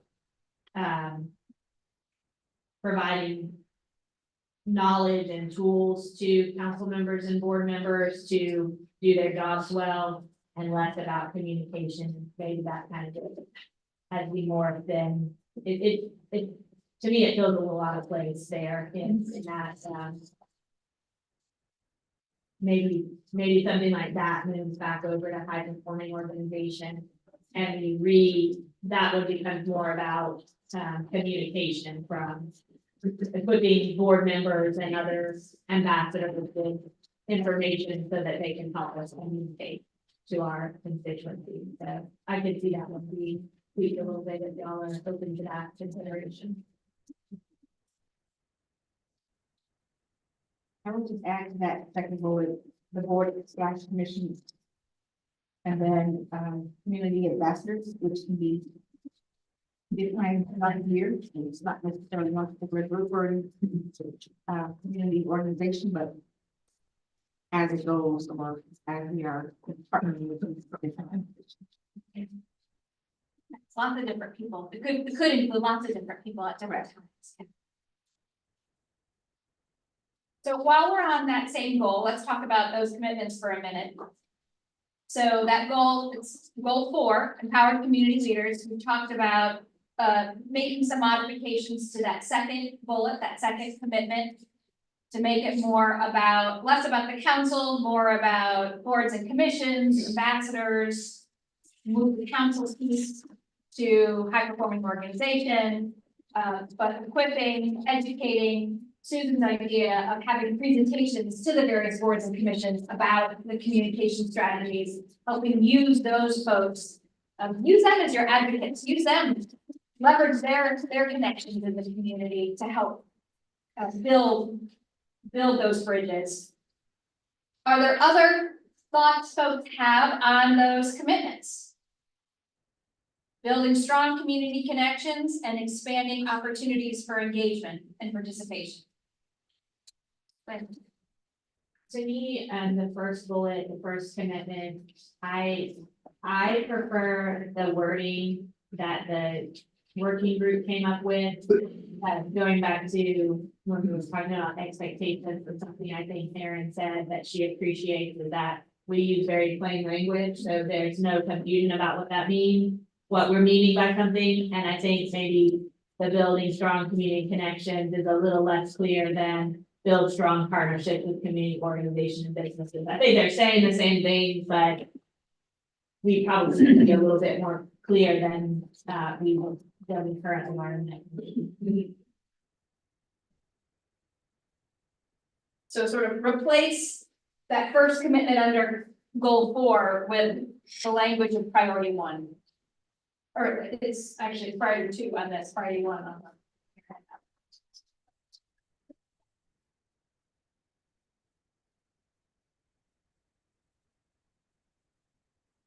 What else? I think the third bullet is good. I think that we're showing that through our neighborhood teams as well as leadership academy. Just only to be aware of it or switch to participate. I learned a lot when I went to it before becoming on. So it's a good thing to have. I don't know if that word needs to be in those words need to be put in there or just know that it's there. Seems to be there may be a lot of strategies and initiatives that came from the working group that could potentially fall under that bullet of expanding opportunities for engagement and participation.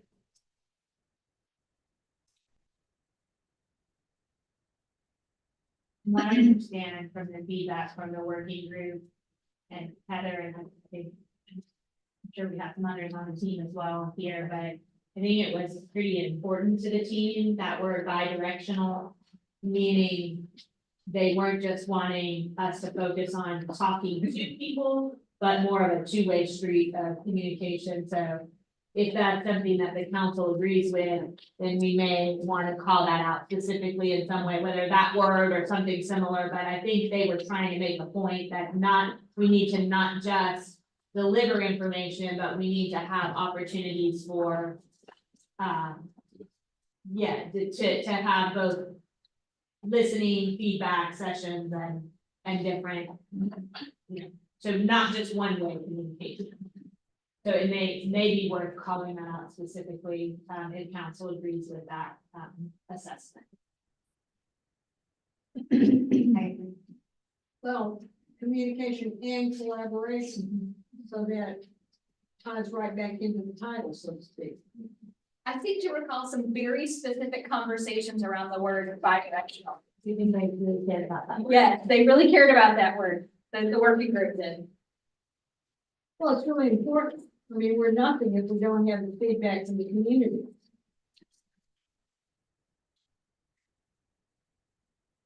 Any concerns about that? I heard some general agreement with incorporating some of the words. Part because that's educating them too, that's not just hearing their complaints. Yeah. Also coming from this way to them and educating them.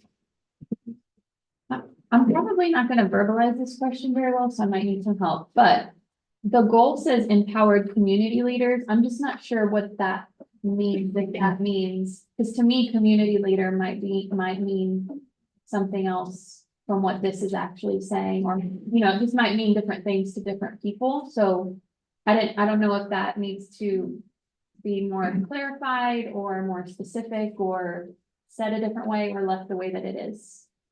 I'm sure what council thinks about that. So when we wrote empowered, it was really referring to the second bullet about knowledge and tools, that knowledge and tools would empower the leaders.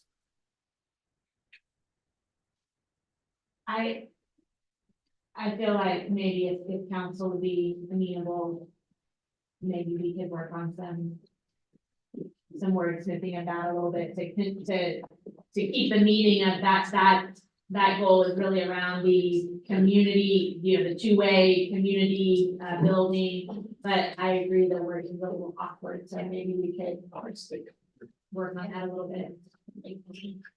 Heather, were you asking who the phrase community leaders refers to? Yeah, and just some of the initiatives or whatever the sub bullets are under it doesn't necessarily tie in directly with, like, expand opportunities for engagement. That isn't a way that we would empower community leaders necessarily, maybe. But maybe there's some other examples too. Kind of gets back to that point of having clear language so people understand Yeah. what the intent is. Yeah. I don't like the word empower at all. I think it can backfire. Collaboration with community leaders. The discussion about bidirectional and Heather just mentioned engagement, I believe Nancy mentioned it previously as well. But I mean, more than I hear the discussion and look at that, it feels like engagement needs to be more prominent, at least as part of one of those priorities. I would agree with that as well. So kind of like what Brenda's saying, we can work on some words, but And then really goal 4 to me seems like it's about community engagement, and goal 5 is more about communication. So yeah, I think we could say that better. Michelle, another thing that I feel like that was fairly prominent within the feedback from the working group, this working group as well as some other working groups, and Judge kind of mentioned this earlier too, is maybe looking at the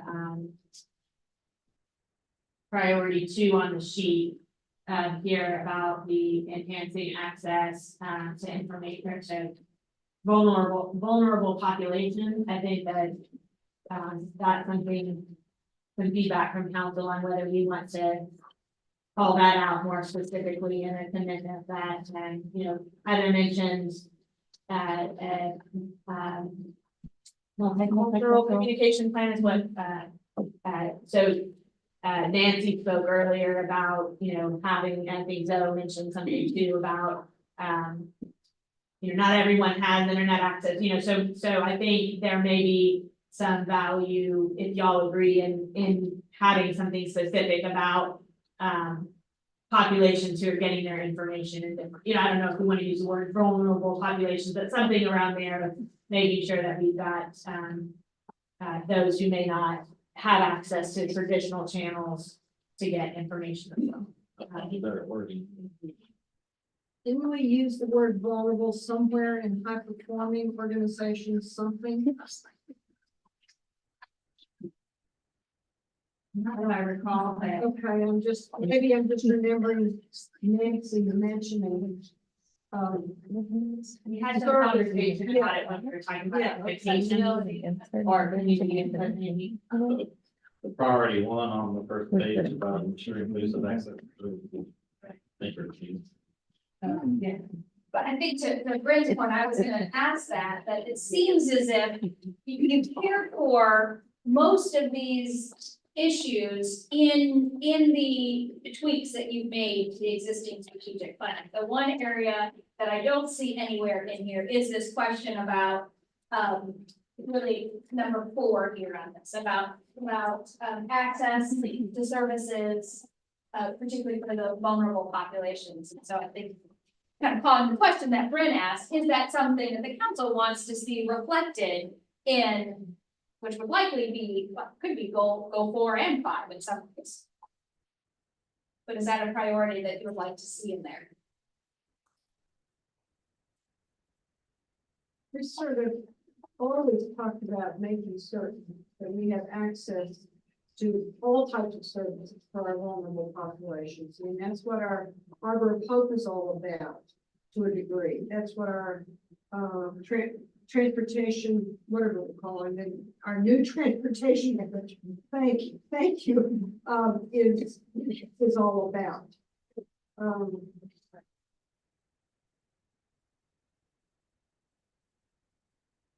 I'd like to see the word identify, community leaders.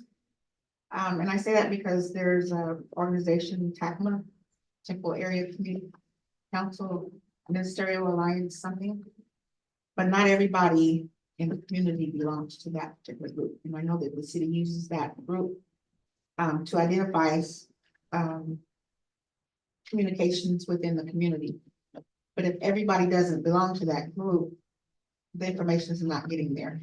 And so I was thinking about how we get that information to those who don't have that information. If we have church leaders all over the city who have this one person that comes to this gathering to get information, they can disseminate that information to those who can't. So I'm just saying, identify specific community leaders. That makes sense. So that they can help be the ambassadors. The ambassadors, yes. Is that how you see that come up to there? You talked about equipping board members, ambassadors, but it's not just equipping them, it's identifying who those ambassadors may be. That may not be, I think to Heather's point, you gotta use some different avenues, different channels to access. To find out who those people are, so they can help be your advocates in the community, right? Your ambassadors. And then I hear in the community also that a lot of people are creating these organizations or groups. Where's the list of all the nonprofits or organizations that already have these things in place so that we're not duplicating that information? So I don't know where that would fall under, but maybe collaboration.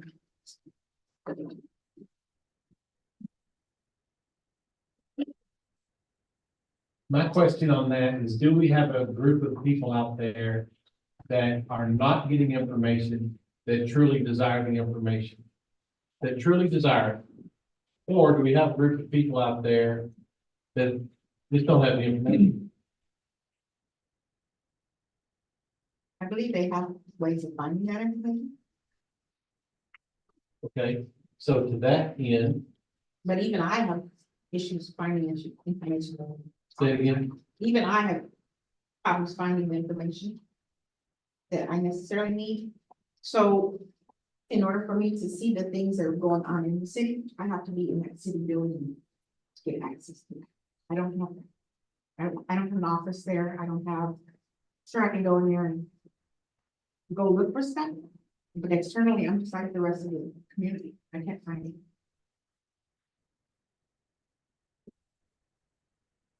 Unless I ask. And it's somebody says, that's not my department. And I'll always start with one person. And they'll push me out to somewhere else, but it's not easy to find. And I know that the website has been updated, it's very nice. But there's still are ways of finding information that I need. So I'm hearing two different things that kind of fit into each of these goal areas. So one, you talked about identifying who those community ambassadors may be. That there may be other people in the community who would be good people to help educate, that could spread the word about how people can access services. Again, I think that's the goal here, is ensuring that people know what's available to them, right? It's creating that access. So residents, stakeholders in the community know what the city can provide. Is that right? Correct. And then the second thing I heard was then actually the communication itself, which I think gets to the next goal area, which is about open and responsive communication. So knowing where to go. And I think Heather's point before about what are those ways of getting information out. Is that, am I characterizing what you're saying correctly? Correct. That's what we talked about pretty extensively in the first part, so, yeah. You just have to be careful, because I know my way of getting a lot of information. If I need information about planning, I'll call Brian. If I need it about police, fire, I call the chiefs or whoever. We don't want to get that kind of access to the general public. They probably get annoyed with me calling too much. No. So 100,000 people in there calling them, that's not gonna work either, so we have to have a place to get that information. Share the wealth with each other. We have to have a place to get that information to. Gather together that people can go to. Really, the city's website It's is the pretty cool. place, and it's, you all have expanded it so incredibly, Heather. And made it so much more accessible. The 311 will offer Oh, a lot of information to them. Yeah. And we can build that. So then let's talk about goal 5, which is about communication. Really what the city's role is in helping to create open and responsive communication. We talked about earlier doing a little bit of wordsmithing around these goals, but knowing that the focus is on communication. You've got right now 2 commitments under there, utilizing a comprehensive public communication strategy with multiple outreach channels. Could be the website, lots of other things to fall under that as well too, to share information. And then the second one is promote an excellent image by strengthening the brand. So one commitment about your communication tools, the other commitment about brand and image. Are those the right commitments? Are there other things that you all would like to see in it? Well, the second commitment to prove excellent image is really a result of producing the above commitment. Or should be a result. That how you all would, have you implemented that now?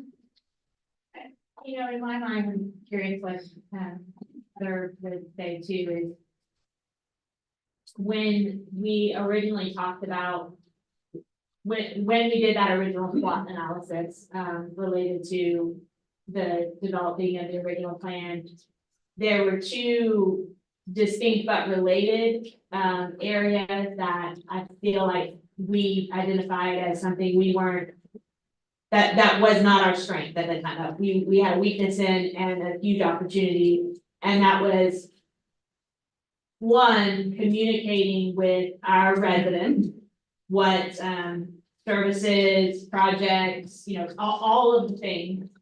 But secondarily, having and if you'll recall, maybe we talked a lot about at that time, when you Googled the city of Temple online, you got a few fuzzy images.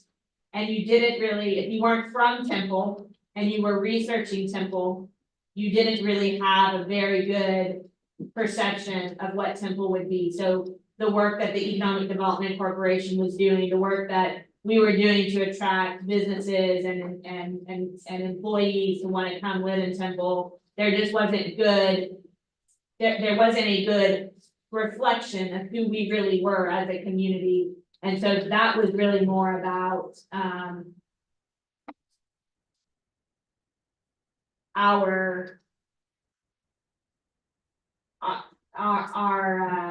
I don't know the right words to use, but our brand, you know, and that's such a fuzzy word, you know, especially when you're talking about a government, but just what we represented, what you think about when you think about the city of Temple, what someone from another place thinks about when they think about the city of Temple, who we are to the outside world that would want to, that someone would want to consider investing their business or their life here. And so it was really kind of a twofold priority, you know, communicating well, but also making sure that we were putting our best foot forward in terms of who we were and, you know, that we had a professional image in the way we were communicating and the way we were representing our city to the outside world, as well as our own residents. So to me, they're certainly interrelated, but there's a distinction there.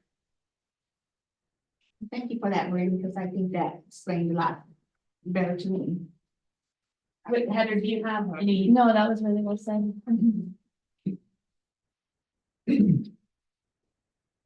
So are these the right commitments?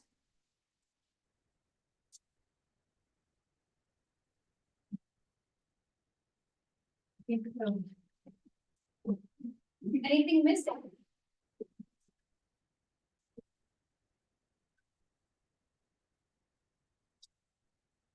One of our more recent endeavors that we're really just embarking on, and it I think it comes from maybe an amalgamation of both communication and high performing organization.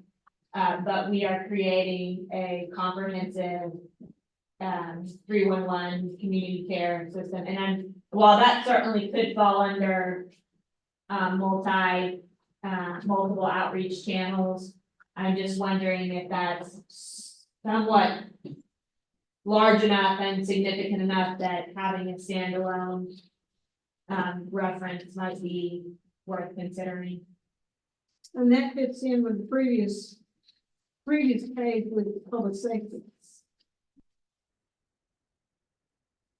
Yeah, I don't know, you know, if you ask me right now where I would put it, you know, I'm sure, but I think it might be worth specifically mentioning that we have a commitment to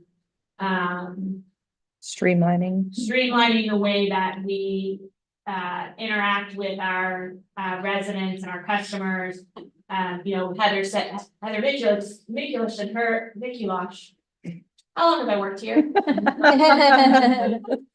Said in her presentation, you as a resident, you shouldn't have our org chart memorized in order to access services from the city. So really, you know, not kind of cutting out the bureaucracy and just getting people what they need, where they need it, how they want to get it. So it certainly fits into communication, engagement, fits into high performing organization, fits into a lot of things. I don't, again, with the respect of not using all of y'all's time figuring out those, you know, little details, just curious if that's a big enough priority that we want to call that out something specific, because while it could fit under several different things, it may be Significant enough. Maybe significant It's enough. significant about how your public is going to interact with this. It is very significant. That's what I was thinking you would get out a while ago. Both you and Bill. Yeah. I'm gonna try to call something out specifically. Yeah. Anything else? Anything that we haven't talked about under communication and collaboration?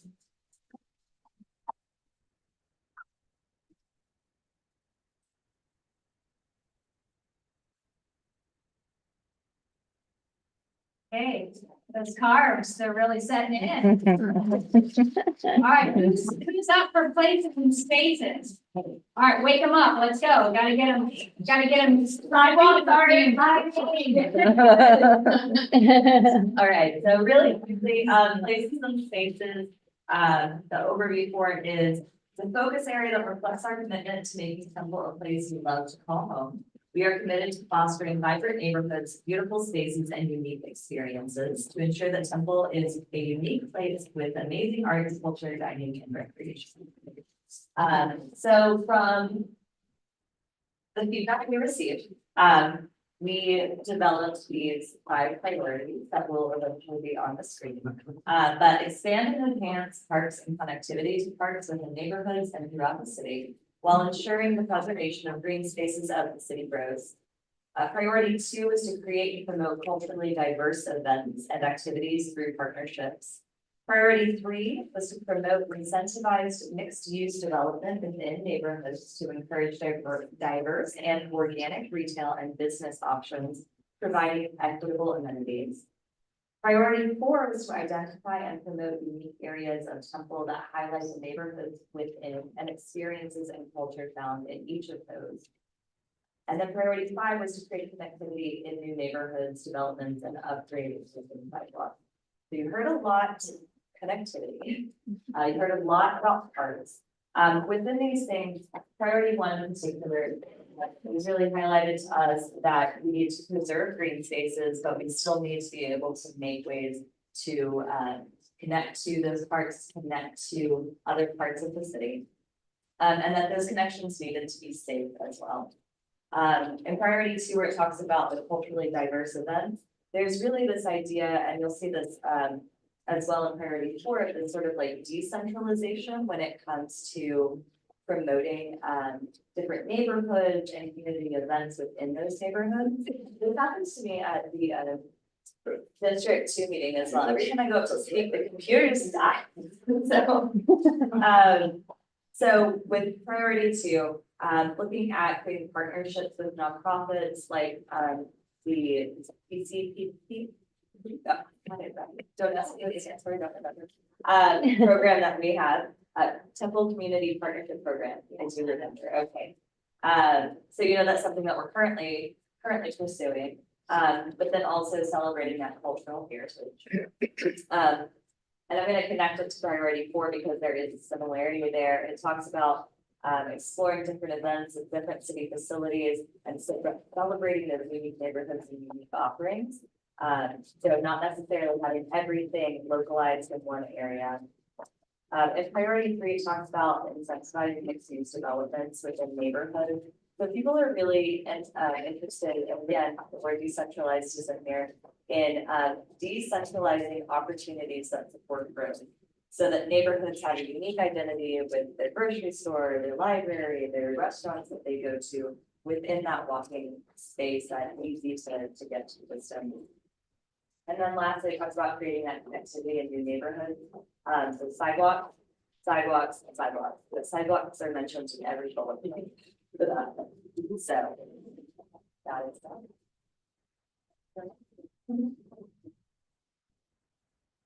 All right. We're just gonna start from the top, we're gonna start. I'll leave the room, maybe it'll come back. Magic, just in time. Okay, so 5 key areas here under places and spaces. Lots of focus on connectivity, obviously sidewalks being a big priority that the working group talked about.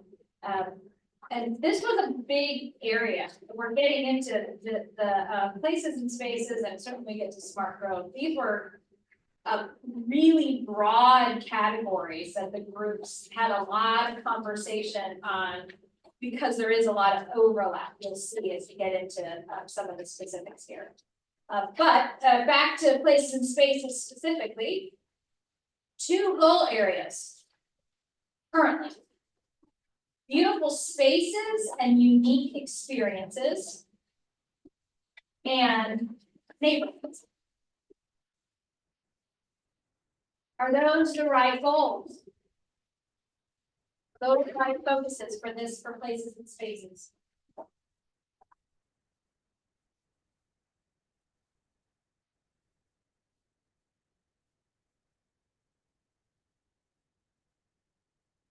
I'll talk at once.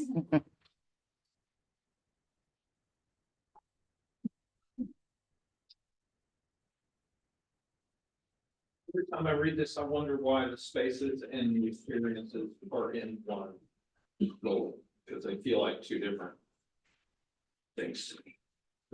Overlap, but they, especially as we expand some of what we're doing, it feels like they're becoming too distant. I was just thinking the same thing. The spaces and the experiences. She left the room. Who else was in places and spaces? Maybe y'all can talk a little bit about how the group came to that.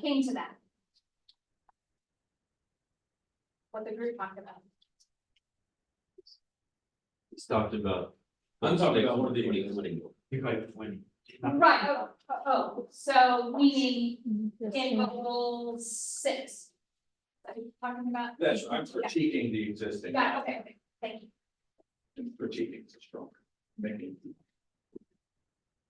Then perhaps separating out goal 6 into 2 goals. One that focuses on spaces specifically and one that focuses on. I think in 20, when we created this, there wasn't enough going on in both areas necessarily for us to have 2 goals. But there's been some recent activity as far as expanding specifically the experiences portion that will push it. It is a separate focus right now. How's that with the master plan? Right. You have the event plan we just finished, the art plan. That's coming, yeah. I agree with that. They're both important, but we may need to have them as 2 goals. Yeah.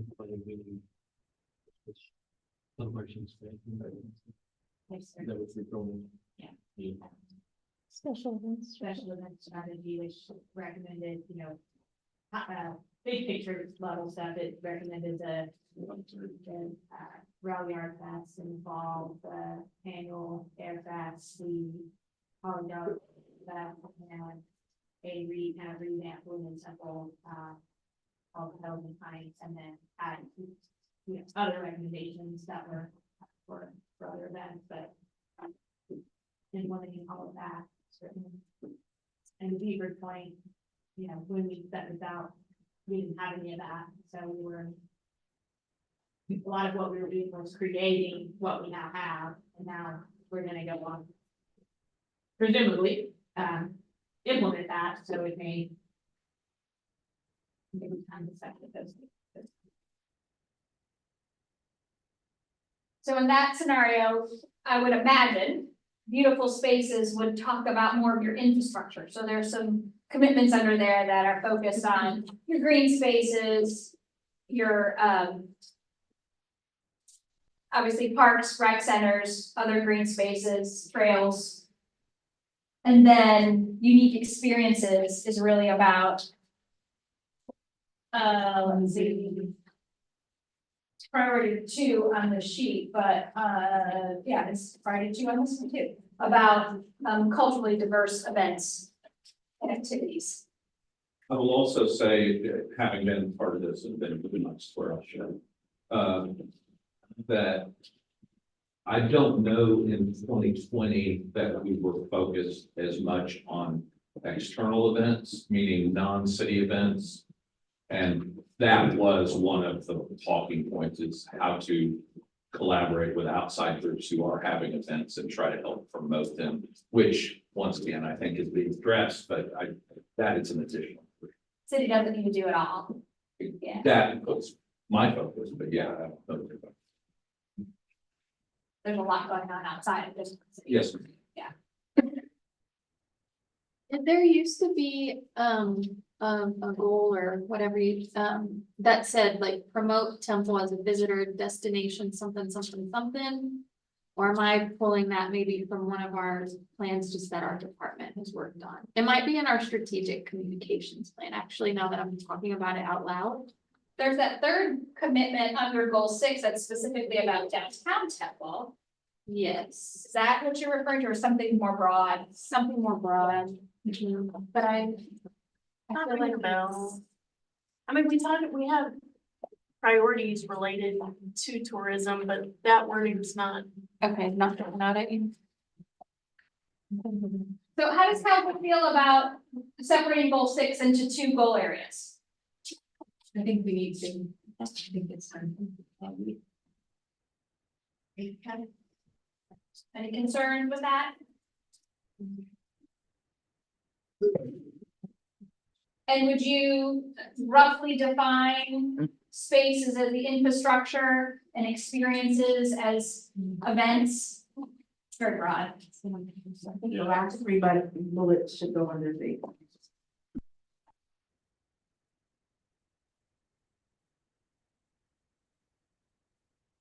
First bullet, 4 spaces.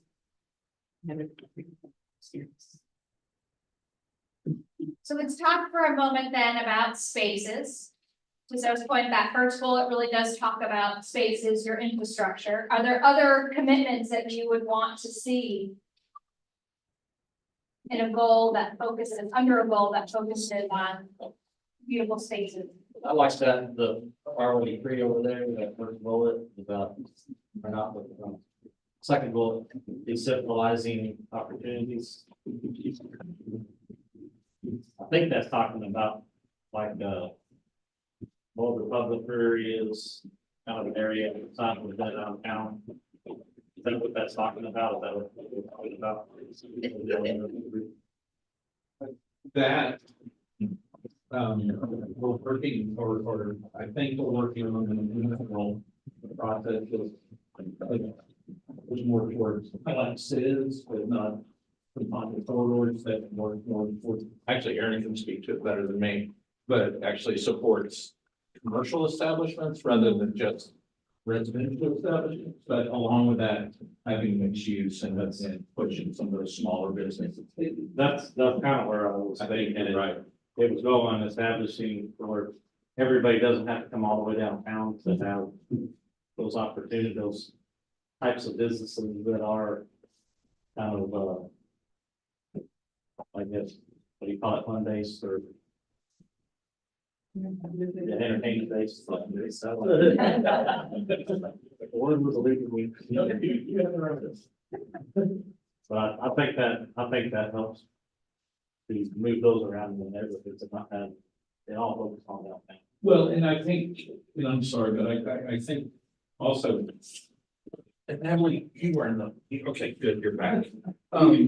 Also having pockets of entertainment rather than a mall or a strip center or downtown, just like within a neighborhood having a walkable. That is what I'm, hey, the bars down here, with a restaurant as it was. Yeah. There it is. Like the area that's, was 3 West Burger, that area, Something like that. that's a pocket of entertainment.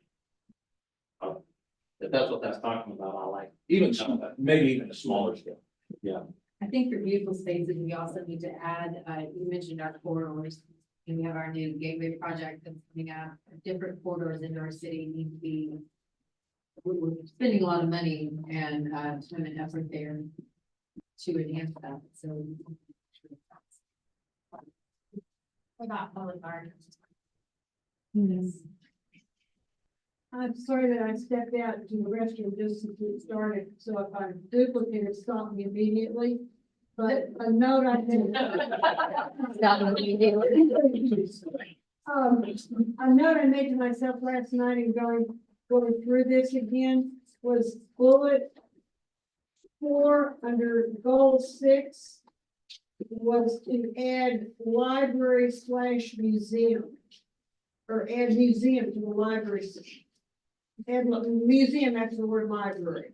I think that's very important because Natalie's hired, what's Elizabeth's title? Assistant Director of Libraries and Museums. Okay, but she's gonna do a lot of museums things, expanding our museum and, researchability in the museum. I think that might really be important. Should it be the same bullet point though, or would you like that? I don't know, I just want museums in there. Well, yeah, I'll leave that to you, Natalie, how to fit that in with what Elizabeth's gonna do with the archives. And all of that kind of thing, because that's gonna be potentially a huge expansion as time goes on. And very important, and something we can build on. Yeah, and I think, with what Jim mentioned about public art, maybe wrapping it into an arts and culture, statement about expanding arts and culture. So arts and culture, does that go under beautiful spaces or unique experiences? Yeah. Which is probably why we thought it defined, honestly, as one goal, because a lot of this overlaps, like the physical space and the programming of the physical space is sometimes, difficult to Unpack it. unwind what is which, and, you know, if you drop down to then, you know, and I know this is not what we're doing today, but thinking about what type of tactical things will go under those areas. There are gonna be things which can be overcome, but there'll be some challenges of, okay, does this thing, is this a space or is this an experience? Because sometimes it's both. For example, if we get to the point of creating an arts district, is that a beautiful space or is that a unique experience? Or is it a fun space? So I think that's why we originally had it kind of combined, but, you know, not discouraging the separation of it, but it will get, we'll have to make some decisions. All under places and spaces, it just may look a little, be massaged a little bit in terms of how it's reflected. And to the point earlier about being flexible if your plan changes, as some of these concepts mature, like you talked about here, you will adjust the plan because you've moved from just creating a plan to creating the space that maybe has programming or something in it. So again, it'll continue to change and mature as your plans mature. We need to add like our monumentation in our neighborhood. District identification, We're putting the district emphasis on it. identification. Yeah. Okay. Does that go under the next goal area that's specific about neighborhoods? That was the original intention, is for people to be able to identify them. So I think That it makes could, more sense. or I say that was the original. What was the word that you said? District identification. District identification. Saw all of the signage permits go out the other day. I'm excited. Yeah. 4 million, is that what it is? Yes. So anything else under beautiful spaces and unique experiences? You've all talked about arts and culture, adding museums to the library piece, including that decentralization of fun into different areas. Anything else under beautiful spaces or unique experiences? Right. So more of a question, I think really for the council, so I'm looking at all this and I don't see historic mentioned anywhere. Other than community survey, was came out in November 24. But in terms of, you know, if we're talking about all these items, mixed use communities and, you know, it's not just necessarily about building, it's adaptive reuse of existing buildings, which, you know, preserving what we have versus tearing it down and building something new. Just, I just didn't see that word anyway. It's really important too. And that's changed in the last 5 years because we now have, you know, the Historic Preservation Board, which was not active in 2020, and staff and master plans dedicated to historic resources. So it's seems to be a whole. But where it goes, you know, like that might be too much sausage, but it appears to be a whole. What's Yeah, but council's it's thought about sausage that needs to be in there. It's sausage that needs to be in there, you're Well, absolutely right. that's your call. My question, you're the decision. I think we should have that in total. I don't think it needs to be part of the strategic plan. I don't think it needs to be one of the main items. I think in many ways that in my opinion, that's something that you address on a one-off basis. Let them not understanding the form. What do you mean one-off? I mean, so Brian, are you talking about historic preservation? Are you talking, Yeah, so you've got, okay, so you have preservation of green space. Priority one, you know, and I know going back to 2020, 2025, but preservation of historic resources, buildings, you know, cultural resources, you know, you name it. But these are all, we have this as priorities in funding now, and we hear that from the community, whether it's downtown, other neighborhoods. It just seems like that is a word, historic preservation, that is missing in terms of our values. And it can be, I mean, yeah, there are many places it could be.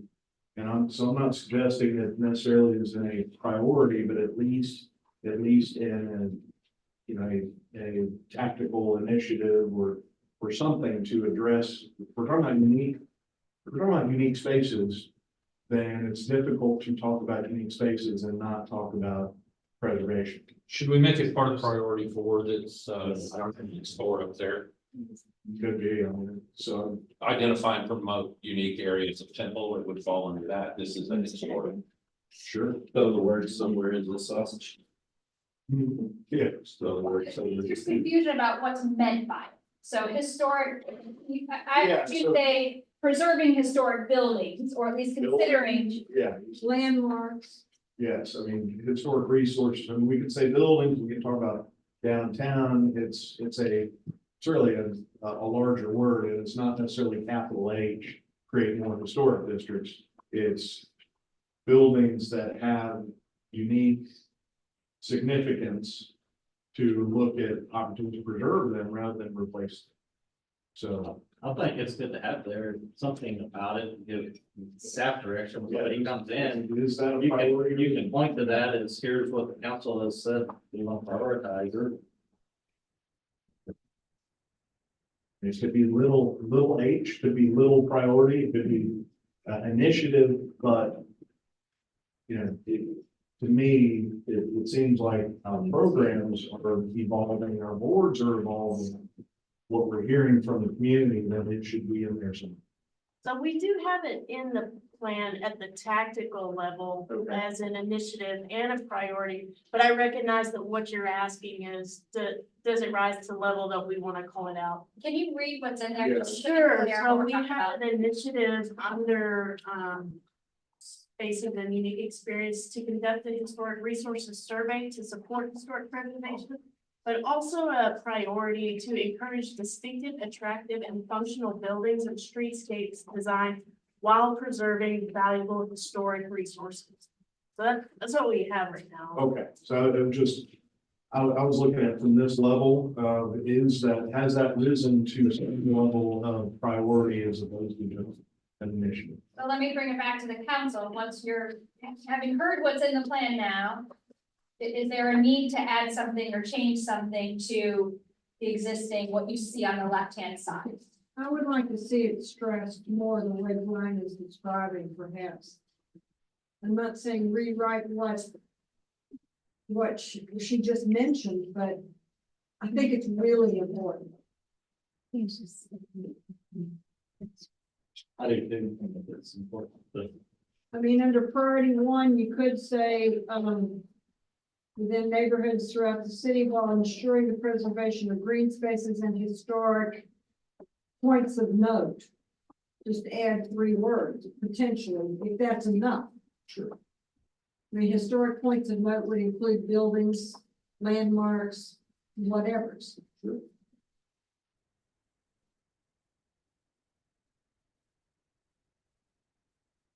Any other thoughts?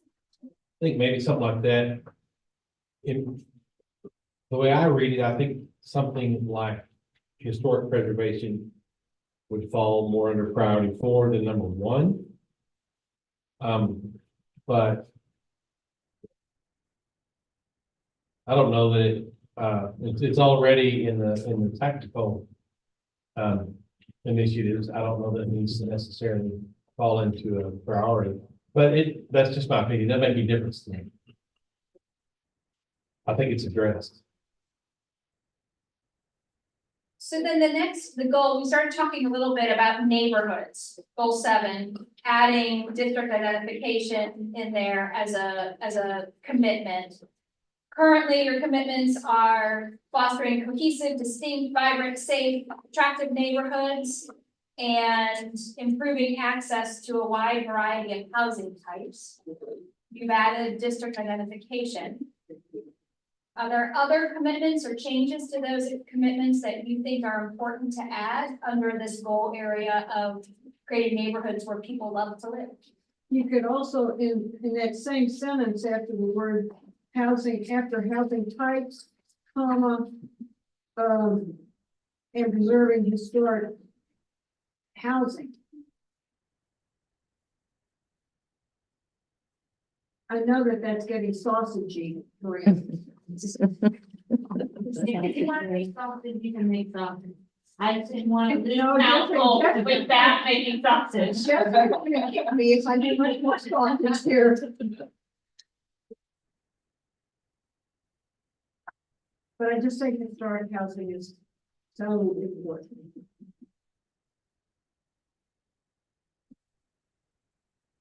Other comments on those commitments?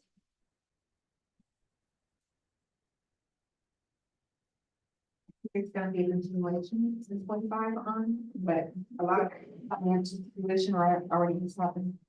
So it's good that it's still there and stays there. Well, I'm sensing by the wall of people back along the back of the room that now would be a great time for a break. So it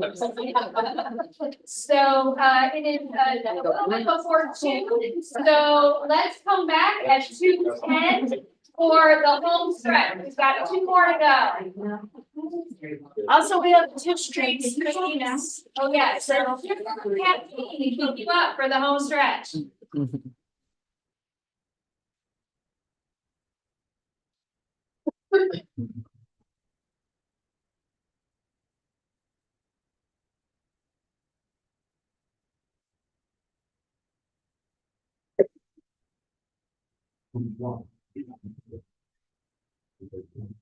And she knew that. I can know that. And I don't. You don't know, I'm not telling you anything, you know. Everyone, you know, you want your. I wasn't. Again, that's a feel. Put this on. I was very clearly standing. I think.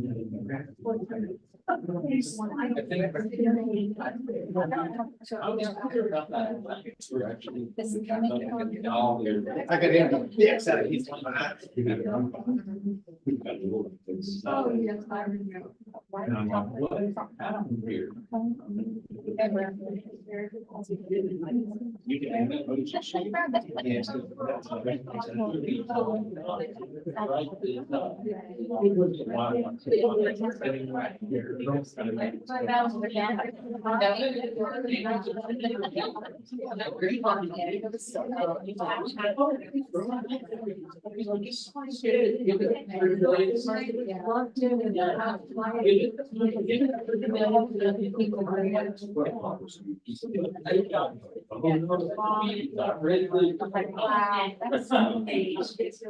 Did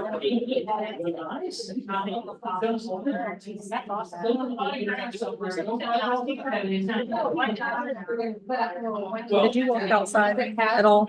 I did not. It was. Curious what the weather. It's fine.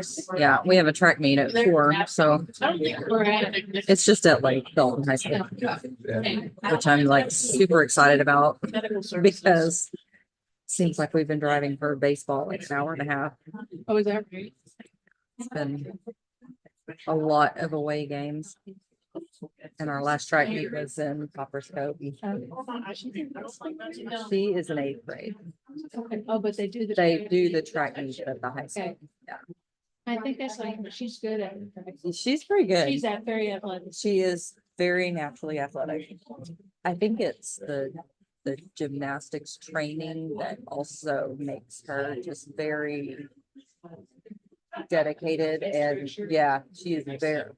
You gotta see this kid's room. Like, you would never think a teenage girl's room. It's immaculate. She cannot walk out of the house if one body spray is out of place. You're kidding. No. So it. How lucky are you, girl? I know. But then I filled up 2 HEB bags of crap off of Cole's nightstand this morning. So I've got like Totally both opposite. ends of the spectrum. Yes, he's disgusting. She is. It's almost unreal how structured she is, which is a good thing. It's a good thing, but I think it's gonna end up driving her nuts as she gets older and things aren't perfect. This is true. Daughter Maddie's the same way, and I kid you not, she holds her dirty clothes. Like, she has a laundry basket in her room. You don't know if it's dirty or clean You then. don't, and it's like, my sister told me about it. I went to her house and she had to show it to me. She's like, no, I'm serious, like, you have to come look at this. Like, it's her dirty clothes, her socks are put together. Yeah. Like, she's so OCD about. Cameron is, Cole, I picked up his pile of clean baseball uniforms that were folded. And we set them on his bed, and all he has to do is turn around and put them in the drawer. So this morning I walked into his room and all the clean baseball clothes are in a pile on his floor. Because you were trying to find one thing. He probably just was, oh, I'm gonna go to bed. Yeah. So I threw him in the floor, and then his nightstand was literally 2 HEB bags of trash. Drinks, chips. So Tell gross. Jeff's son, my husband's, my stepson. I was like, good would luck open up to your his wife, dresser drawer, because And there would be like little Debbie wrappers Well, underneath his then bed. he'll say, he'll come in there and he'll say, what's dad do with my baseball belt? I'm like, you're 17. Dad didn't use your baseball belt. Well, it was in my pants. Well, maybe it shouldn't have been in your pants. Yeah, exactly. Yeah, it's always somebody moved something, and I'm like, after walking in that room this morning, in his truck, like the back seat of his truck is, I don't even know how you have a girlfriend. But my oldest one is just like, I would get a hold of his car and it's just like, man, George. So nasty. I love the trash can. Yeah. And then his dad, like Jeff, he's very particular. So he'll like steam clean his seats and. And you're like, it's a lost cause. Yeah. Let him live in filth. But now he's married to someone who's a neat chick, so this is. I guess that's good. Yep. It's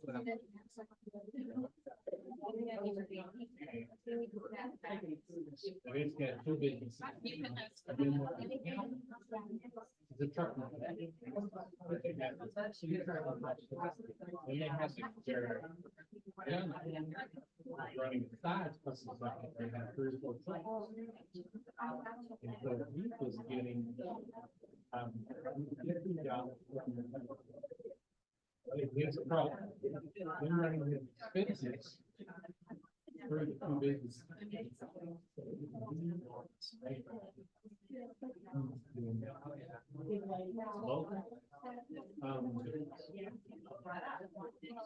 It's a local company. Working with.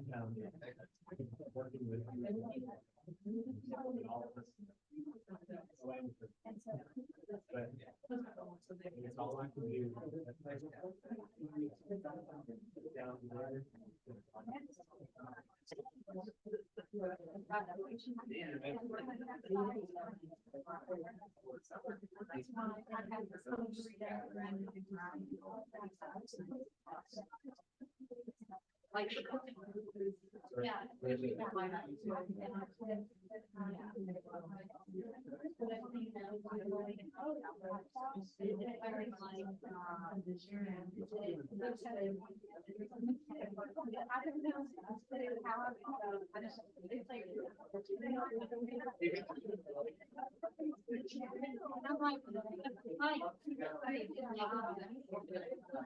You're like, because I did, yeah, I actually had.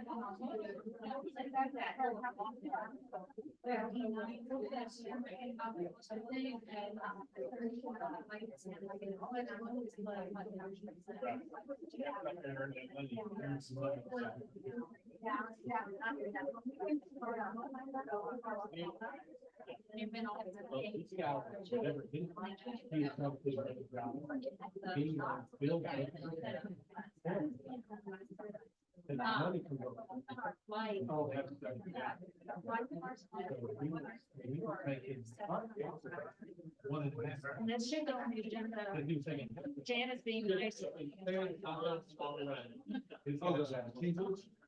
Yeah, chambers and construction admin. That was-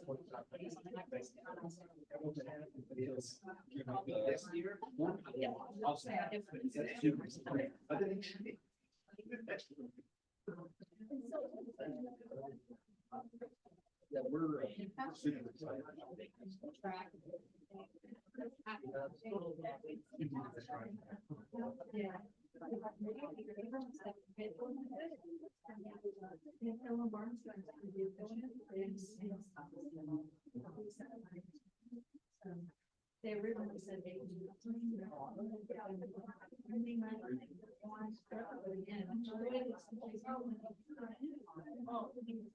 As long as we are.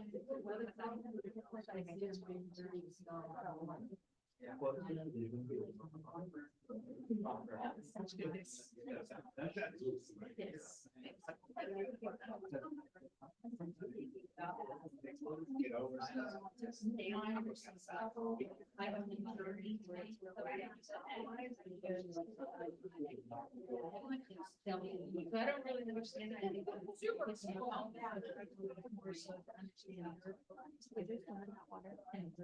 Well, I saw, You know what? We sold it, but me and Jeff had a barge at the lake. Like a houseboat. And I would, like, if it was really hot, jump in, the lake, and just cool off, but it kind of creeped me out. I don't like, not being able to see. I don't like not being able to see the bottom, because that's like 40 feet. And the other thing, which is extremely gross, the Corps of Engineers on Lake Belton, they regulate, the water. And you can, like, it's just like an RV on water. So you have your black water tank, which, like, we had a bathroom. So your food, and all that stuff goes in your black water tank, and then you have a gray water tank, which is like where your dishwater, just water out of the sink goes into, and they allowed you to dump that in the. I can't wait to tell my family that, because they all go in the lake. Oh, my Lord, I'm not going up there. I said, I'll go sit on your boat. Yeah, But I'm not jumping in the water. You absolutely know that. yeah. It takes a whole lot of. Yeah. It's like being in the ocean. I want to be in a pool by the ocean. Right. Yeah. I want to see the ocean. Right. Any I'm desire gonna to need a get it. view, Yeah. but yeah, no, same. Okay. I mean. Do you have any big?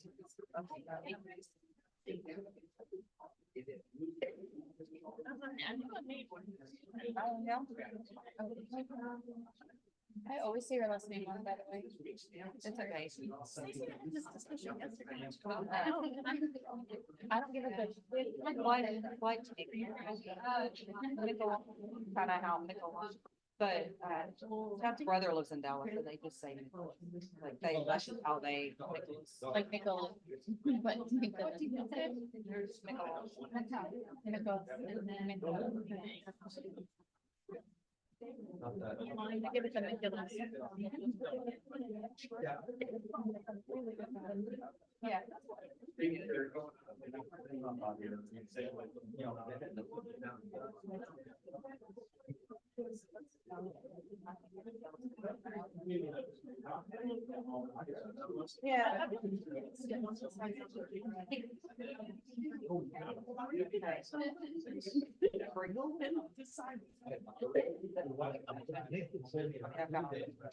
Yeah, big, open sweater, yeah. That'll work. Thank you. Yeah, so it's actually. Everything. It's official now. I have a name tag. Oh, Rick. I'm ready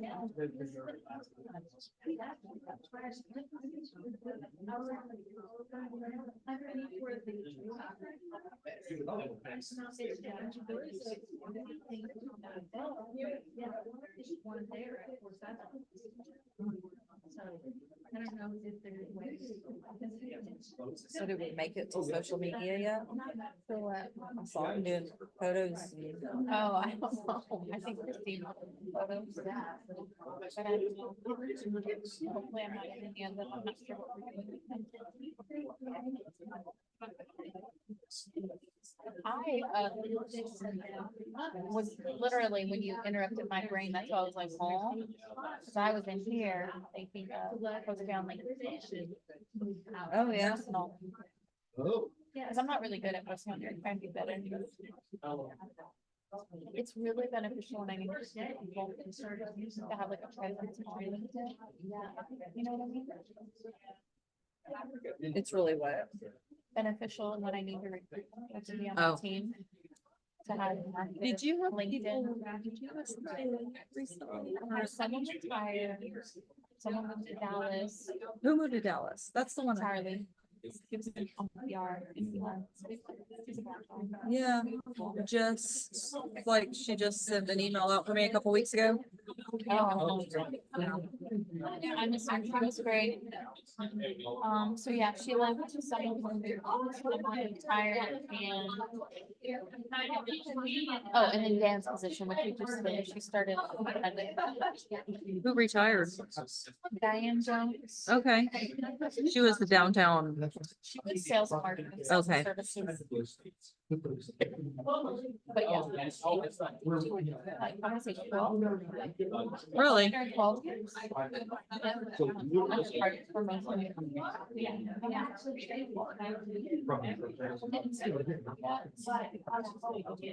They retired.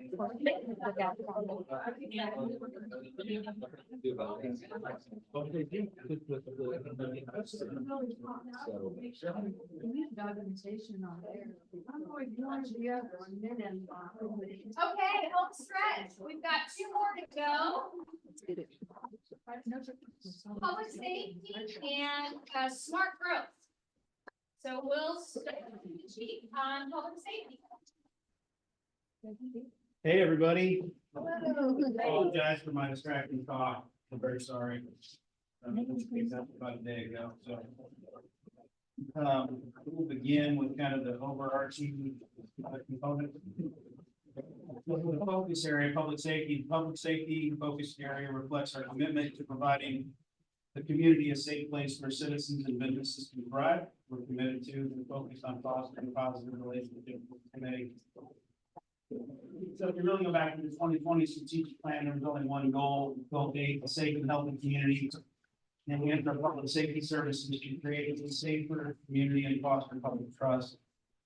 In our discussions, we identified really 4 priority areas. Took a staff and created goals associated with those. So priority 1, ensure that Temple Police and Fire Departments are appropriately staffed and funded to meet current and evolving needs of the community. Priority 2, consistently evaluate communication methods that allow police, fire, code compliance, and housing and community development to share information about their work, as well as engage with the community. Priority 3, appropriately maintain existing transportation, apologies, infrastructure, and resource and implement mobility master plan in order to reduce congestion and improve traffic safety. That's probably the one that gave us the most angst, and we're sure if it was in the right spot or not, if it should fall under public safety, should fall into a different category. And then priority 4, coalesce, which is a word I was pretty firm on as we tried to navigate that with community partners to develop and implement holistic support systems. That's not gonna help, but thank you, I appreciate it. For vulnerable populations, again, there's a vulnerable definition, maybe try one of those. Vulnerable populations by enhancing and streamlining existing programs and addressing service delivery gaps without unnecessary service disruption. And then, of course, this was all based on our subcommittee working.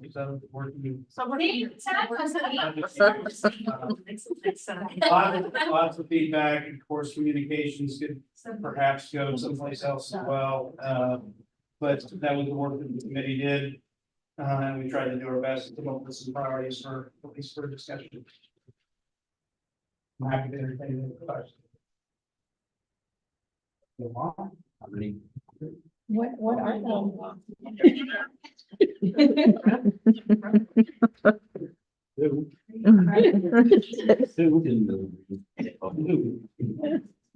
That is something. Wow.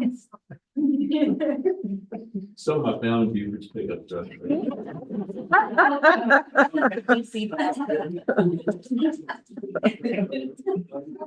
Sorry about that. All right, so, we've heard from, what the sub-working group did. The key values or issues that they identified. You have before you, the current strategic plan that has one goal area, safe and healthy community. Is that the right goal?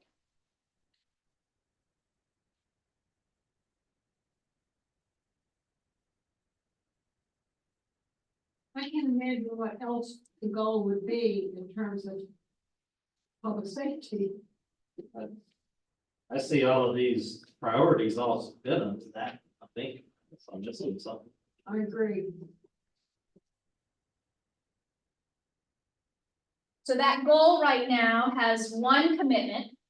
Enhance public safety services to create a safer community and foster public trust. Is that the right commitment?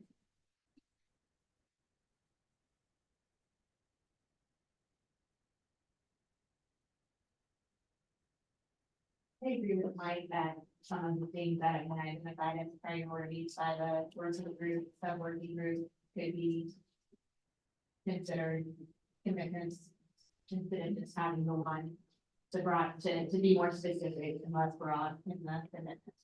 Yeah, it strikes me that the one commitment you have is very specific to police and fire.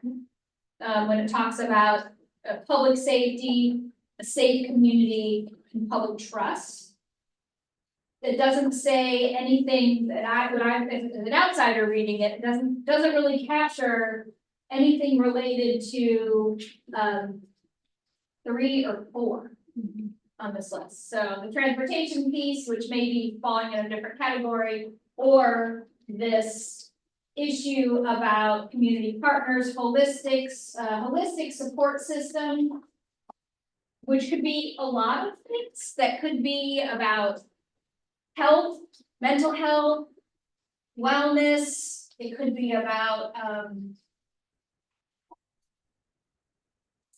there are other ways in which you deliver services to the vulnerable population. So there's a lot in there that may not be reflected in that one commitment as easily. I think when we built the 2020 plan, we really didn't, we didn't have a housing and community development department. And I think that this focus area, we may need to consider thinking of it more broadly than just police and fire. Because I think this is probably the natural place to capture our homelessness and mental health initiatives that are, priorities of the council. And I think it already reflected, but maybe not called out super specifically, is also code compliance would be part of this. And so one thing that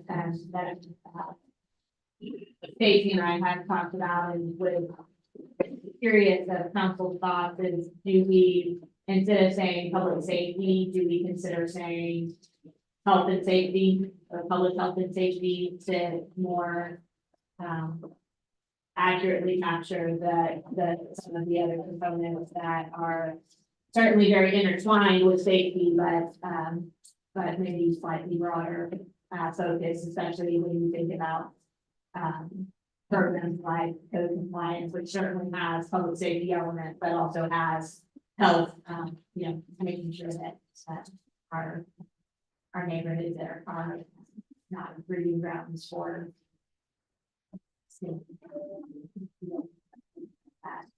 mental health. So you're saying call the whole, right after the top line, if we public safety, public health, What y'all think about that? public health and safety. In there. I like that. That kind of stuff you just apartment, this, even where it's not now. It is where most of our tasks that are under his, that are not focused on downtown, for more to code compliance, so things that he's working on that are more downtown centric, downtown parking, things like that, probably. More of those fall into places and spaces, but the code compliance areas, those initiatives and priorities are falling under right now, under this focus area and this goal. And there's nothing wrong with how it's worded, it just, something to consider is to make it a little broader. We're considering that stuff that he does under this, and yeah, probably needs help in there, We would, needs the help with in there. But the- yes. If that stuff being considered as part of this item. There's no mention of the animal shelter. I think that falls under health. Good, Now that that's under GC review. I agree. So help pick up the code enforcement, animal services and homelessness. I like that. So general agreement to modify this focus area to be, public health and safety. Okay. Anything else then? We've talked about sort of this concept of these priorities, some of these can be massaged into commitments to be more specific, to change that one commitment that you have right now that's specifically about public safety services and public trust. Using the language from the priorities that you see up here to help rephrase and reformat some commitments. How does the council feel about that? I'm not answering your question, but Jessica did make a good point about animal services, which is under chief. I don't know how we're doing it for animal welfare and certainly for community health. So I don't know how to fit that in, chief. Well, I think it falls under both. It falls under public health and public safety. So I think it's really easy to fit in. There may be some tactics as it relates to animal services under this goal area. There certainly are right now, and I think maybe some better language here could more, if you're just reading the headliner, you can more easily capture that this goal, this focus area and this goal or goals and commitments are speaking not just to what you top of mind think of in fire, but also animal services, code compliance, and the areas of housing and community development that are dealing with mental health and homelessness issues. So this is really more holistic. Is it too sausagey? Are we doing too much sausage for you, Brand? I think that it would be, if y'all would be comfortable, I think staff probably needs to propose back something more specific to you in terms of some wording for some commitments, but if y'all have some conversation about what you would like those to look like, then that can help us, get the words right. So obviously you'll maintain some of the language around the specifics to police and fire. But this more broad focus area would include things like animal services, code compliance, mental health, and homelessness. What are we doing for mental health? It's really related to our, I would say Arbor of Hope is a big area, and then she, has some, like, for example, he has a partnership with, Central County Services where they have an embedded, mental health professional that responds, with the police, for appropriate calls that appear to be, needing mental health resources, so, Is that person on standby, chief, or how do we? They're embedded in our organization, so they office out of our facility. But So they, every call, I mean, they're not there 24/7. no, they're just there for 8 hours a day, 40-hour week. Oh, We okay. Take them out on calls with us once it's safe. Yeah. So a SWAT team call out would theoretically have them in the background, Probably not. not even in the background. Oh, okay. No, they're there for those, once the scene is safe and somebody that we know who struggles with persistent and severe mental health issue, perhaps substance use disorder, they can help us do the screening and assessment on site. And then they can open up doors to various places that we normally can't. Do we pay them or we? Don't tell anybody, no. We don't pay them. They won't take another. Well, we're working on a grant opportunity to do just that. I would say, on the mental health side of things, we do that. We did the IACP One Mind campaign where all of our officers are trained. We're working with the Diversion Center Steering Committee. DC Ferry was just asked to speak on a panel last week, Waco, on some of the initiatives, some of the things that we're doing. Wildly attended, great feedback from folks, and we continue to monitor grant opportunities. So we're working on a grant opportunity to fund a second co-responder for more leadership towers. This one's primarily leadership. But we'd like to have more of them available. We should not let you talk. Well, it's okay. Sorry, I apologize. that was something that Chief General King got here with one of his first priorities was developing a relationship with Central County Services, and he's been very successful in that, and I think we probably should dedicate enough resources, to get additional co-responders, that the one that they've currently dedicated, is on the payroll of Central County Services, and we have an interlocal agreement that y'all have approved with them for that, program, but it doesn't, at least at this point, it doesn't cost us. I think if we get to the point where we're able to add more, there's probably gonna be a fiscal component, but I think it's certainly something that is worthwhile. And honestly, I think it's under, that's not a word, I'm gonna say underknown. We haven't done as good a job, I think, of communicating that is something that our police department is doing. That we have that resource and that they're working closely with mental health, professionals for calls that need that resource. And those calls are gonna go up once Arbor of Hope is operational. But the need for that, for a person like that would go up. So because the officers will now be able to engage the homeless population more. Yeah, perhaps. When you start talking about displacing people. Yeah, I would agree. There's a lot, that's why we're looking at grant opportunities now. To seek funding, we've already talked with Central County Services.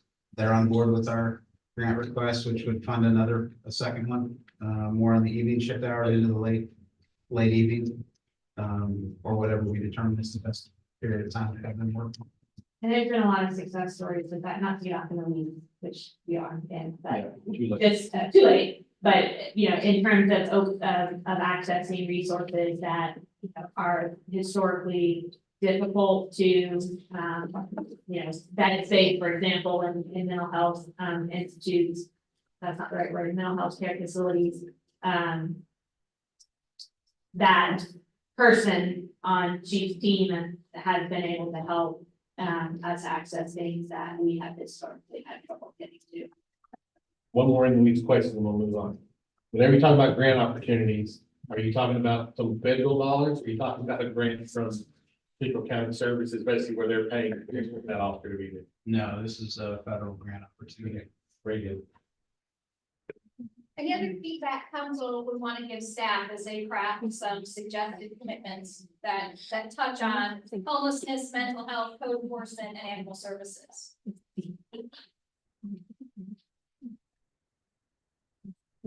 I think there needs to be a lot more, we talked about it, a lot more goals under. I wonder in 2020 if we retired. Just put down one goal and, there's so much more that's done, needs to be done under this one, so. Yeah, I think so, after mine. It's very broadly written, so it captures, I think, obviously, you have. It's so broad. You have funded and you've dedicated resources to public safety, so it's certainly not a reflection of your priority. No. To it, I think it's just we drafted it broadly and it can get a lot more specific to be more, I think, precise in what we need. I think it's almost back on the performing organization. If we had one goal, be a high performing organization. That's not what that looks like. Really? He said, I meant my strategic zone. It's probably going out. That are pertinent about that. So it's a good opportunity area to add to the landscape of public safety and health and wellness has changed since 2020.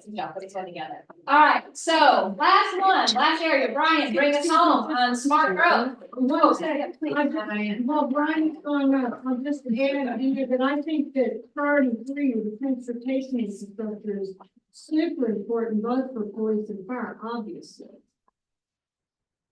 Yes. They would agree. All right. Starting with number 1, use a multidisciplinary approach to comprehensively plan for growth. And let's look at my sheet here, it becomes different with each time.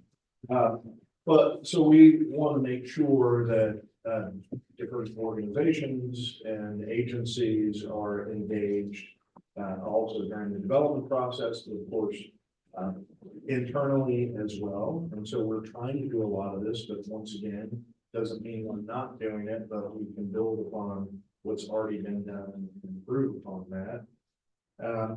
And then also the theme of evaluating data for decision making, in terms of pavement condition, things that I think Public Works is doing very well, but once again, building upon that to make decisions about priorities. Looking at number 2, investing in the rehabilitation or replacement of infrastructure assets to ensure safe and smart growth.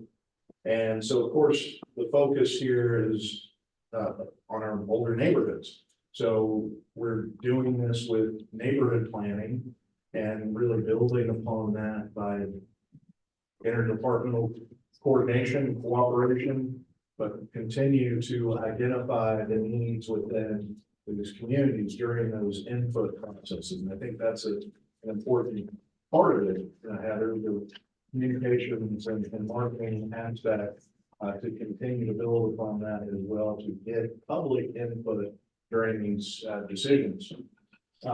Develop transportation options to increase mobility and safety. Of course, sidewalks, that has come up in almost all of these areas. And so perhaps there's a sidewalk plan in terms of looking at where those sidewalk needs are. Once again, we do have the concrete crew now, and that's a good start. But identifying those areas, looking at our water lines and quantifying where those needs are, sewer lines. And then lastly, of course, water has its own standalone priority.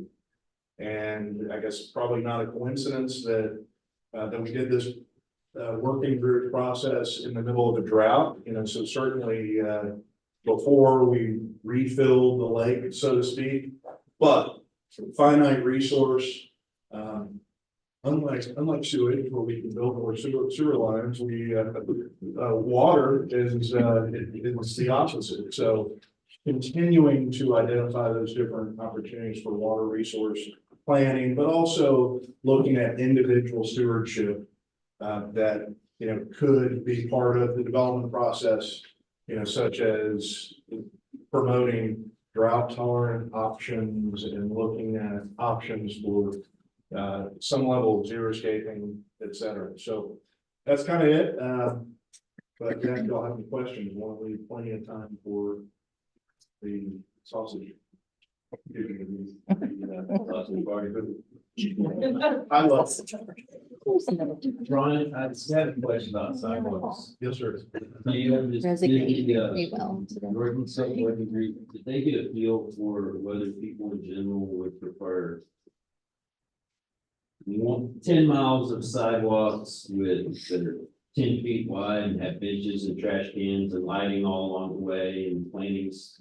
Or would they rather have 50 miles of just enough width to actually, get there and make sure connections? I mean, what? Well, I don't think that question was explicitly answered, but I, based on the different feedback, I would say it's more of the latter in terms of, making sure that there's enough sidewalk to get your destination. And so trying to find that balance as opposed to, having all the amenities, first start with the transportation that goes to connect from, home to destination, whatever the case is. And Dawn, in the neighborhood planning process, we've heard from a lot of families in every district about, I just want to be able to walk with my kids without having to get in the street. So, it's that kind of stuff. It's just mom and dad wanting to take their kids for a walk in the evenings and Yeah, I they're think, just not us. I think our tendency has been to sit down and decide all the things going to the project, and we want it nice and wide, make sure nobody complains about it being too narrow, and then we have to go get extra right away because we're gonna put benches in, and we're gonna put, 5 more feet of concrete in and everything. So then you limit how many sidewalks you can do. You also limit how fast you can deliver that sidewalk when you go extra day with it. So That's a great point. People that call me would want a sidewalk on every single street in the whole town, but Yes. I don't believe that's the answer, but that's what. Likewise. But I think people want a variety. Some older neighborhoods, as Nancy just said, people want to be able to walk down the street with less worry than being hit by a car, and sidewalk helps, a normal sidewalk. But some areas you want wider sidewalks with benches and lighting.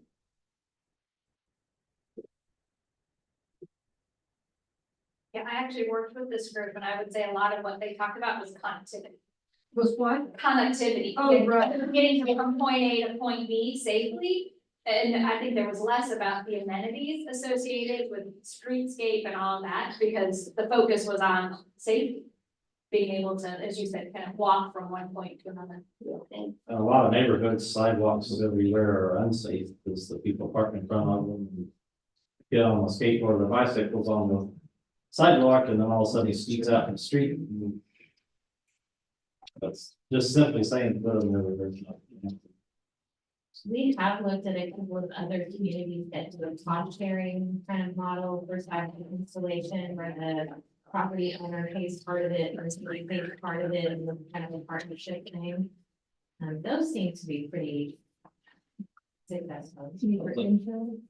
No, just for leading sidewalks, because of the property owner's responsibility to fix the sidewalks, quickly.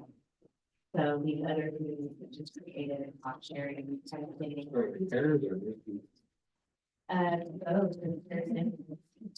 How they do it, and 3 people on the block, on the sidewalk, and the other 5 on the skateboard, have little pieces. I've worked in a community that did that, but it was, you had to get full commitment. You didn't, or else you ended up with those pockets. And so it was either all or nothing, not individual pockets. But it was an assessment on individual property owners and many of them were willing to pay. I bet you really want it. Yeah, exactly. That answers that question. Okay, so you've heard some of the key issues that came from the strategic plan working group. You have two current goal areas now, infrastructure, facilities, and systems that support your services and growth. And one specifically on growth and the economy. So given what you've heard, are these two goals the right goals?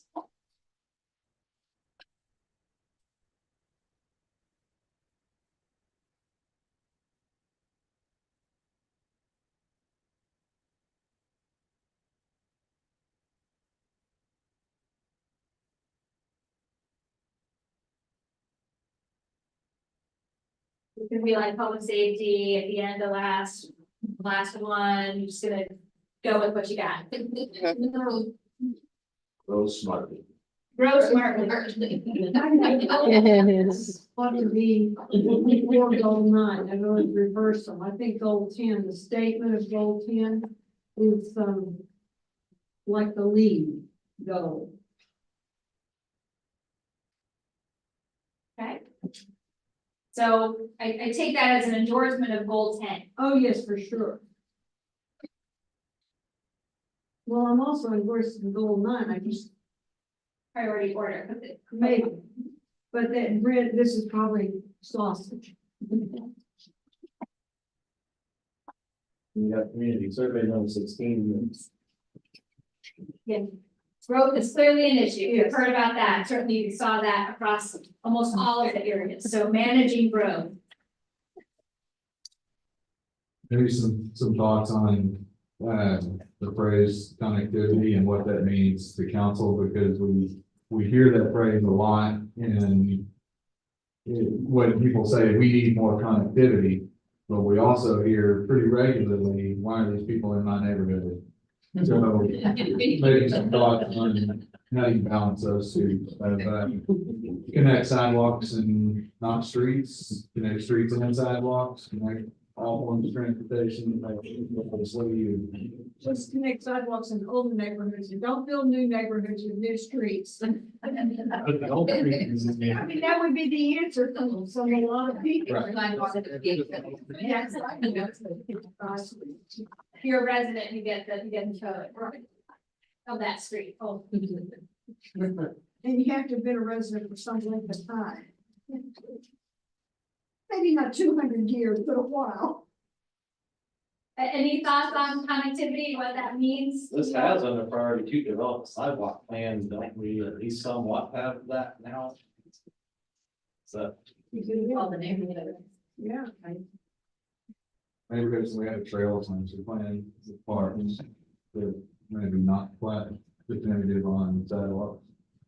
I think what we might want to consider is something similar to what we're developing with the street maintenance program, where we identify, we have the resource of the construction crew versus, and also bringing in any of the contracted dollars that we might be allocating with for capital projects, having a better scope that is more easily wrapped around and communicated both from to y'all and then ultimately to the community about what sidewalks will be invested in, when, what the condition is. And so I don't know if that was the intention from the group in terms of like a sidewalk plan, more of, like which neighborhoods are we going to, where's the concrete crew gonna spend their time first kind of thing, or if it was different there. I wasn't. Well, it's not just repairing of existing sidewalks, you're putting new ones in. Right, and filling gaps, right. Right. I don't know what was specifically talked about. Yeah, Brent, I think it's a combination. Both of them. In terms of, that's a great solution for, to look at the infrastructure, address the streets and the sidewalks at the same time. but also the concrete crew of identifying holes in the network where they can fill those more easily.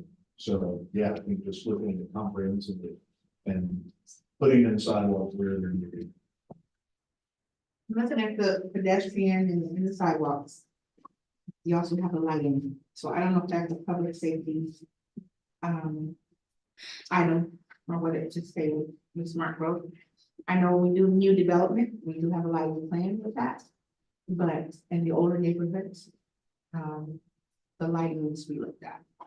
Sure. Agreed. So perhaps that first bullet under goal 9. Safe, connected, well-maintained mobility system. Lighting is certainly part of that mobility system. I do think that, you know, may not be for the goal and commitment level, but, you know, one thing that I think we do need to address, at least at initiative level, was really reminded of this chief from our conversation earlier this week when we were talking about Henderson, is we do have a policy around where streetlights go. And we do, I think, need to revisit that and make sure that that is the right, standards that we have. So that would be a tactic, but something that we need to, staff needs to make sure we bring back to council. I think under one of these areas. What is the policy? Dawn, do you know off the top of your head? It's certain distance between each light and certain, depending on the type of intersection it is. I could certainly send out our current policy. It hasn't been updated in a very long time, and I think that, you know, sometimes it's, I don't know if it's in here, yeah, so Brian's word multidisciplinary approach, I think, you know, we need to consider not just what the ideal standard is from vehicular use, which I think is probably the main standard that our current policy is developed around, but also bringing in public safety needs, pedestrian needs, and we just haven't looked at it in a very long time. So I think, again, that's a tactical level thing, but I do think it falls in this area that we need to make sure we get in a plan somewhere. Does that lighting ordinance or plan or whatever have anything to do with current adding lights to current streets? No, it's a policy. So it generally applies to new development. And I'd say we use it reactively if people say, I want lights in my neighborhood, you know, we can look at it, we can compare, you know, what kind of lights they have versus what would have been put in. Put on. that's very important, kind of like the speed humps. If you just stuck a speed hump everywhere, somebody calls out a speed hump, you have them everywhere, and we have a policy, and we have that little lights. We do. So when someone calls and says, it's too dark on my street, I want a street light. We evaluate that request against the policy, which is the right thing to do. However, I think we need to check in on the policy to make sure that it's the right policy, and then staff can then continue to take those requests and balance, you know, compare them to the policy and implement as necessary. It's just been 20, 25, 30 years since the policy's been touched. I would like to see staff do that. It's Agreed. probably been 2 years since they told me to do it. I would So, say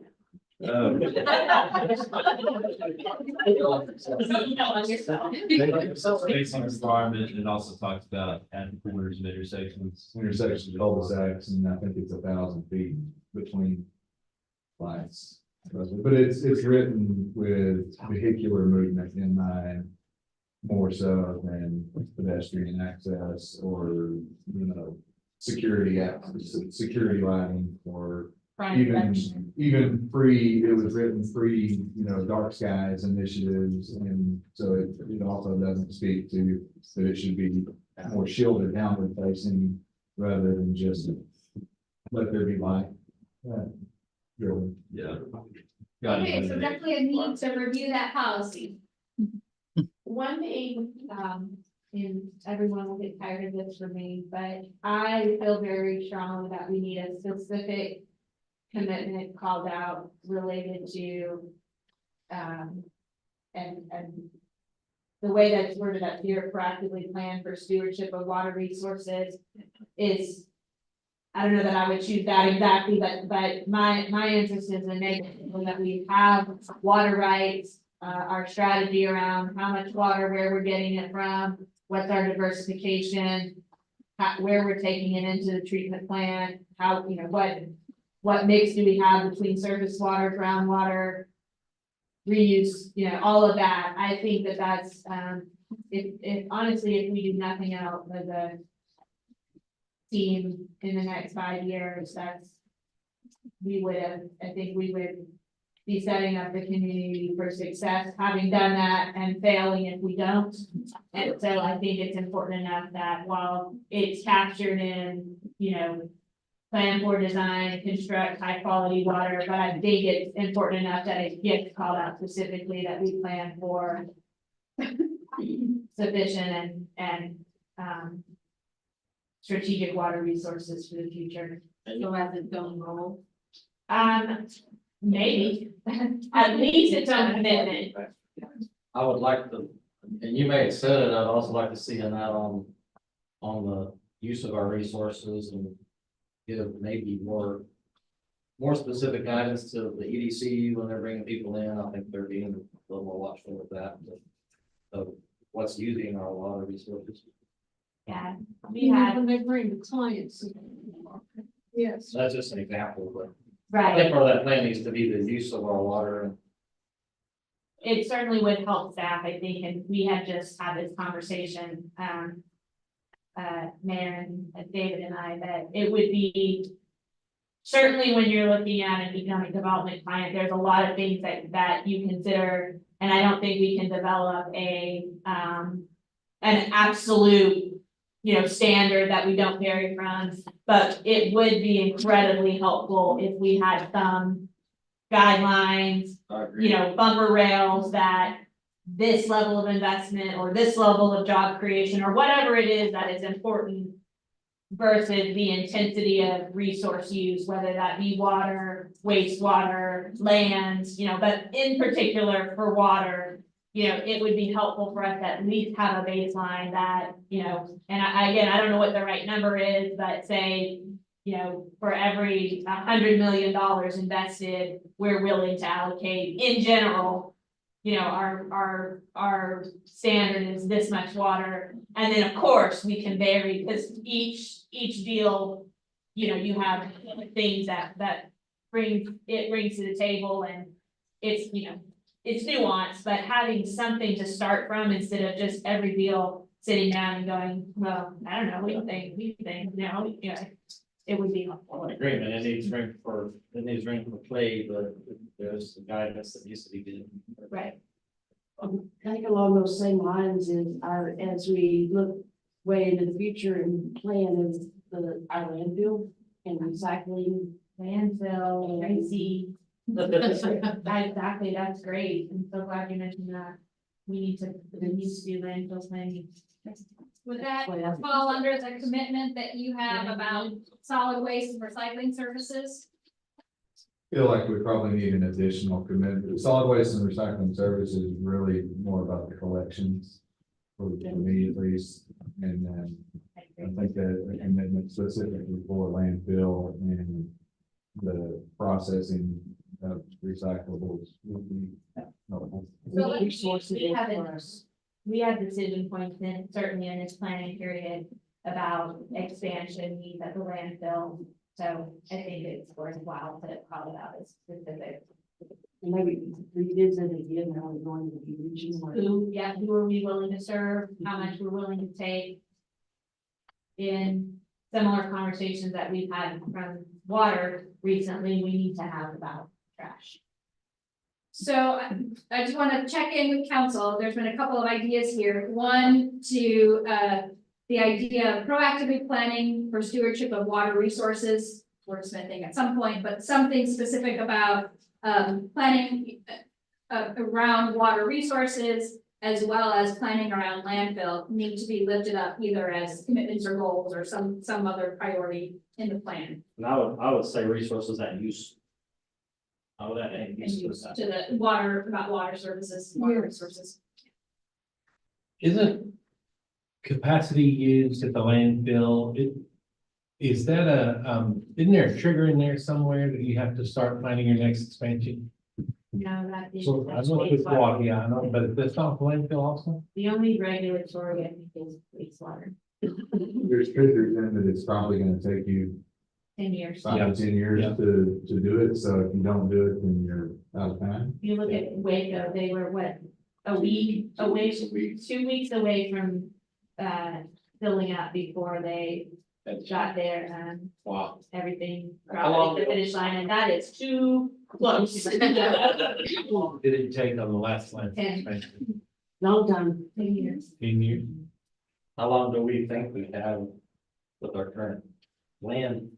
With our current roads. Yeah. With our current land? We have, and that's probably worth a great discussion with council very soon, a full workshop, but we've made some recent changes, in the fees, the tipping fees that we're charging for people who are bringing waste in from outside the city.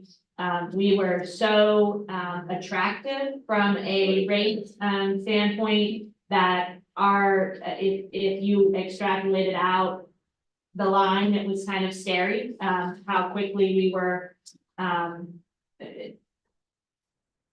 what our capacity, was at, so that's been successful, so, but, I don't know, but it's certainly within the time that we need to be very serious about some decisions to be made.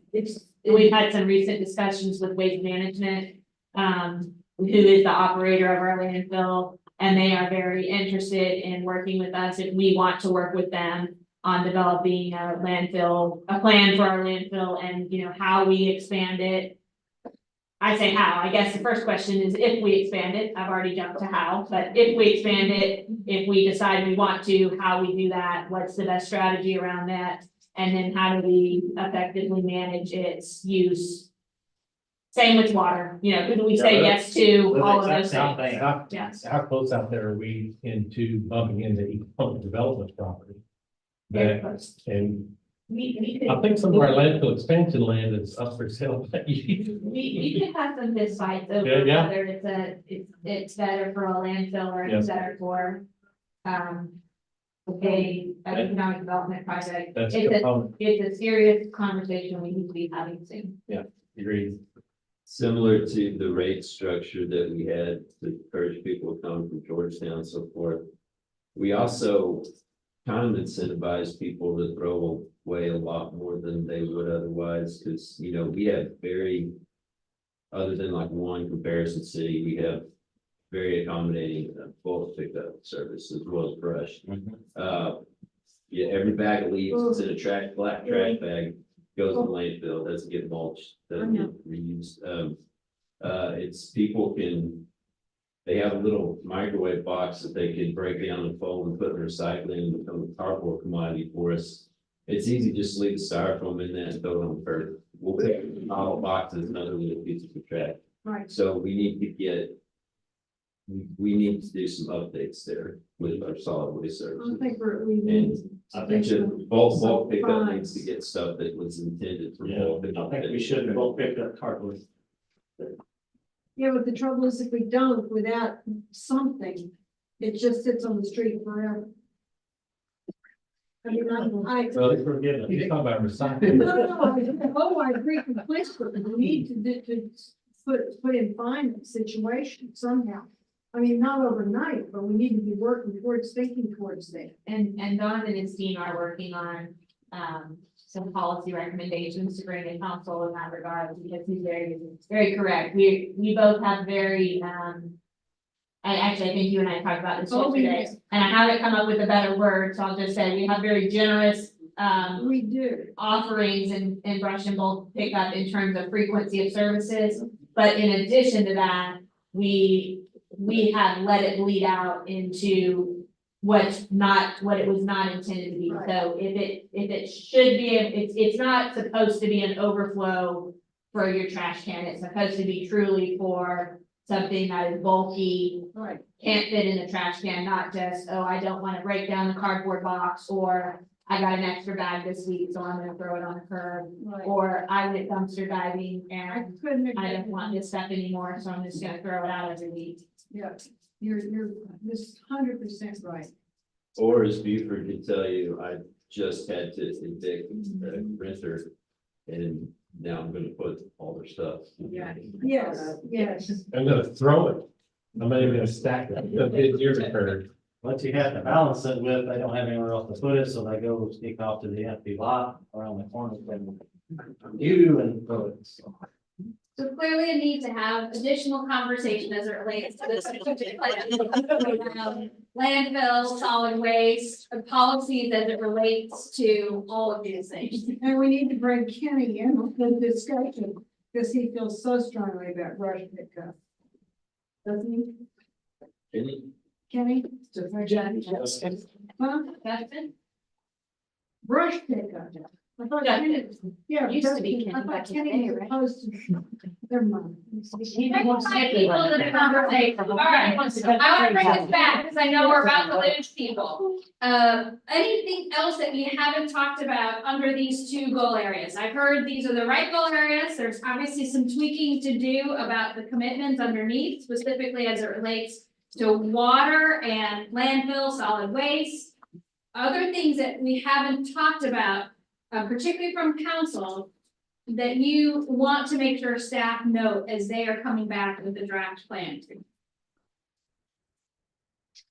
I have a question for council. Do you, are you happy at this point with our level of, work around economic development policy, which, you know, we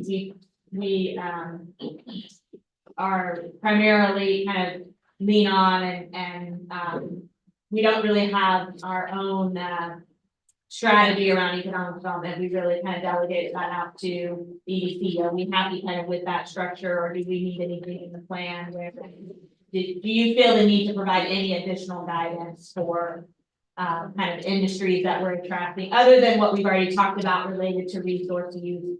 We feel like we're hitting the mark there, or do we need to make any additional efforts? We address resource use, I don't particularly care, you know, there's not on that. Well, if they're wasting off. Yeah, I think Adrian's doing a good job diversifying the companies that he's looking for and keeping us out of the high. Heavy industry, that you're not gonna have, yeah. That's great, but he's doing great, I don't know how much guidance they have. Adrian, the person is. Maybe when we sit down and you do council, workshop with us on water, land use, maybe Adrian should be part of it. Those discussion groups. Yeah. Just the thought.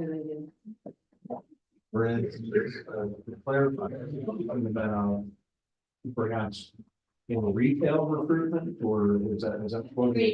That's what the question. Wasn't necessarily, but I think that's a great point. Because that's not necessarily what the EDP is focused on at this moment. Their focus is more on primary job creation, so traditional industry.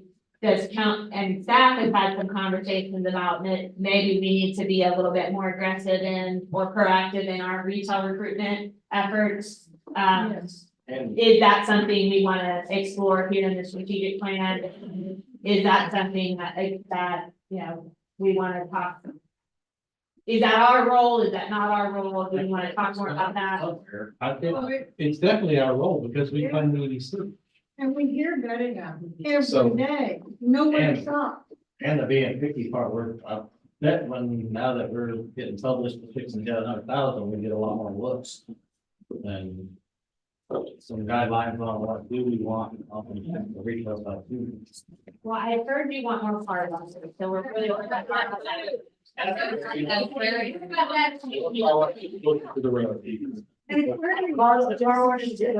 Very on this soccer race, In all seriousness, economic development, I think in many ways, we have to tell about your dog. One of the reasons why. Almost all day. I was shifting people because there's a lot of people talking. They Oh, you're can't hear you. kicking. No, I wasn't.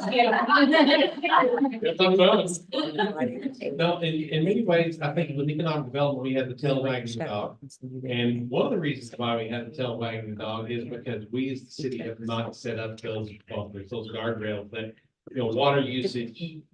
Et cetera. We haven't set aside land that we say this is the next landfill extension, so therefore this is not for sale anymore. I mean, I think there's some really good things we can do around that. And I think in a lot of ways we can, whenever we do a good water strategy, I think that will also then begin to inform our economic development guardrails.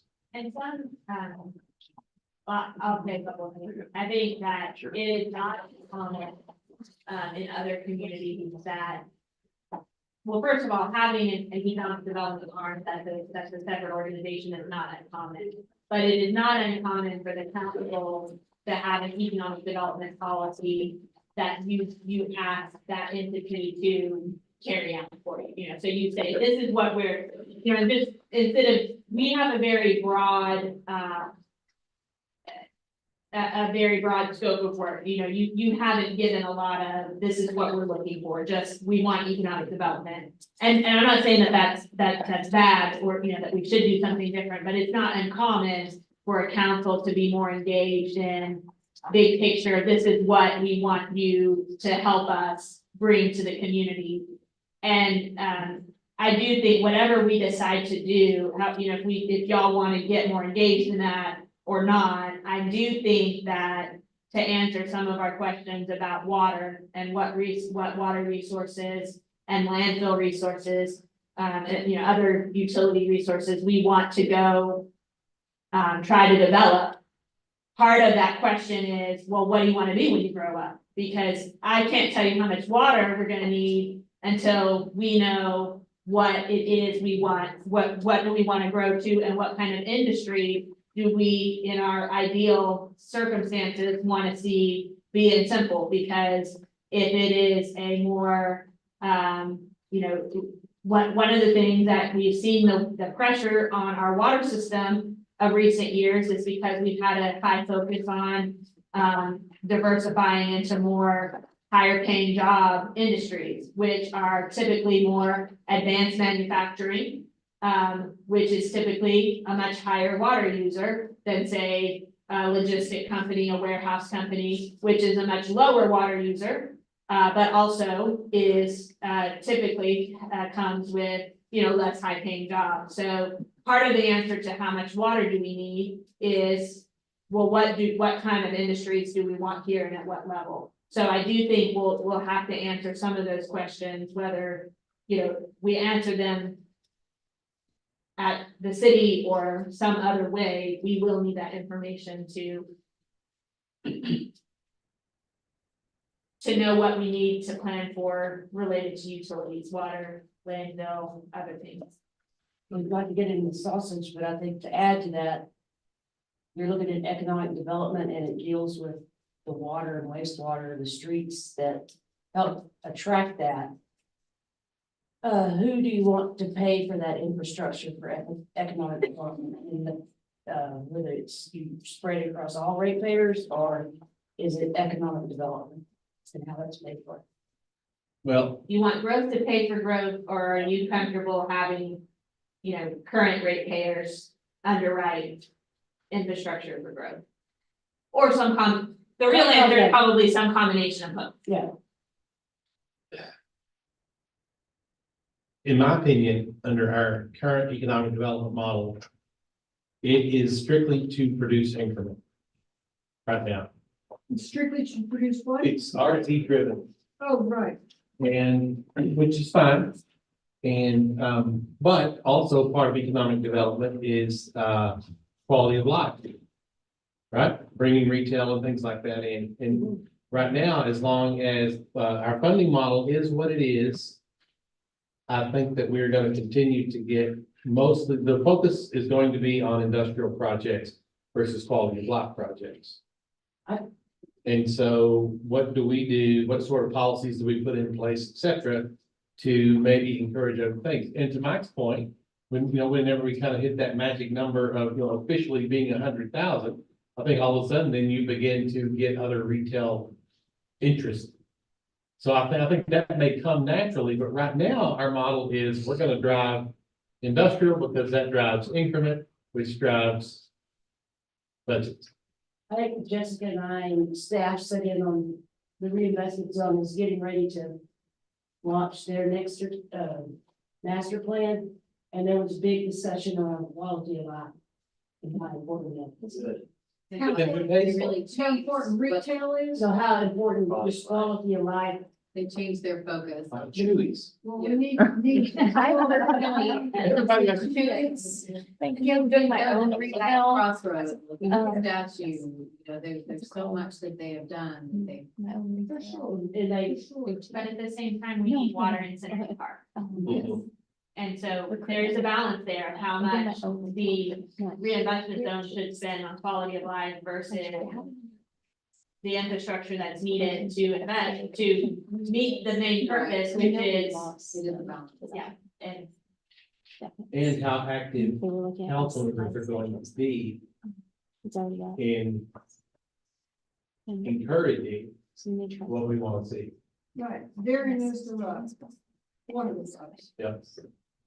So I think what I hear is there's an interest in having some additional specific conversation about what the council's role is, how much you want in terms of developing some of the policies, and to Bryn's point, what you take to the EDC for them to implement. Or use as one of the guidelines when they're marketing. I think there's still some good economic development policies we could put in place.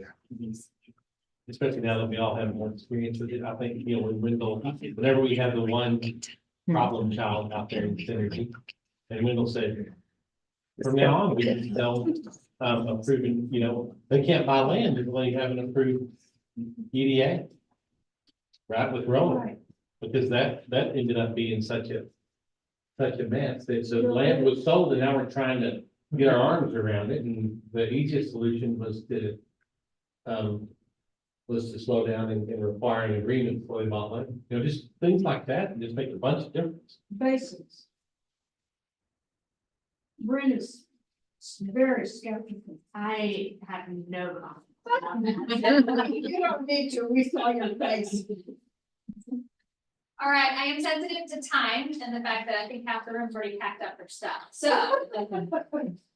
I want to just save a moment as we close out. This is the first of lots of continuing discussions that you all need to have. This, again, is your strategic plan. It's intended to be the basis for how you go about your work and how council helps to set and establish that policy that you all will have lots of conversation about. To that end, you've given a lot of really important direction and feedback to staff. And so in terms of next steps, staff's going to take all of the things that you all have talked about today, revise the strategic plan based on those inputs and the guidance that you all have given, and then bring that back to you more fleshed out, not just at the goal and commitment level, but also with those priorities and initiatives. See, I gotta get the wording right. Priorities and initiatives to help you see what else is included in the plan. The intent is to bring that back to council in June for you all to review. It's still draft. It needs to have your fingerprints all over it based on all of the conversation you've had today and all of the input you've received throughout this entire process. And then ultimately would come back to you again for adoption, I believe you said in August. Yeah. Anything else? They're not too specific. Yes. Anything else I missed in terms of process? So when will it come back the second time after June, and then when both? So, and without really knowing, how our conversation was gonna go today, I think at a minimum, what we would say is that in June, we will present, a draft strategic plan as we debrief from today, I may ask for another session with y'all between now and then. I want to kind of think through that and take everything that we've heard and learned today and figure out what we need to do. But generally, path-wide, my charge is to file the business plan with you, which will include the updated strategic plan by the end of June. I will lay out that in our first meeting in July, which will fall on the 11th because the 4th of July is a Thursday. So that meeting will get moved a week. We won't meet on the 4th. No. And then we will work as we normally do through the month of July, August. But that will be a plan that you're not surprised by. That will be something we've already finished, not finished, but we've already done a lot of vetting. So I may need some additional time with you. We will certainly have a budget session in April. And so, but generally speaking, June filing of the business plan, which of course incorporates a strategic plan. And then mid-August adoption of that plan is what we're targeting. Questions about that?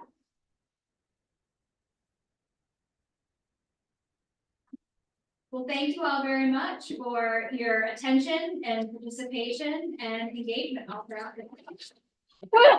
That's so great.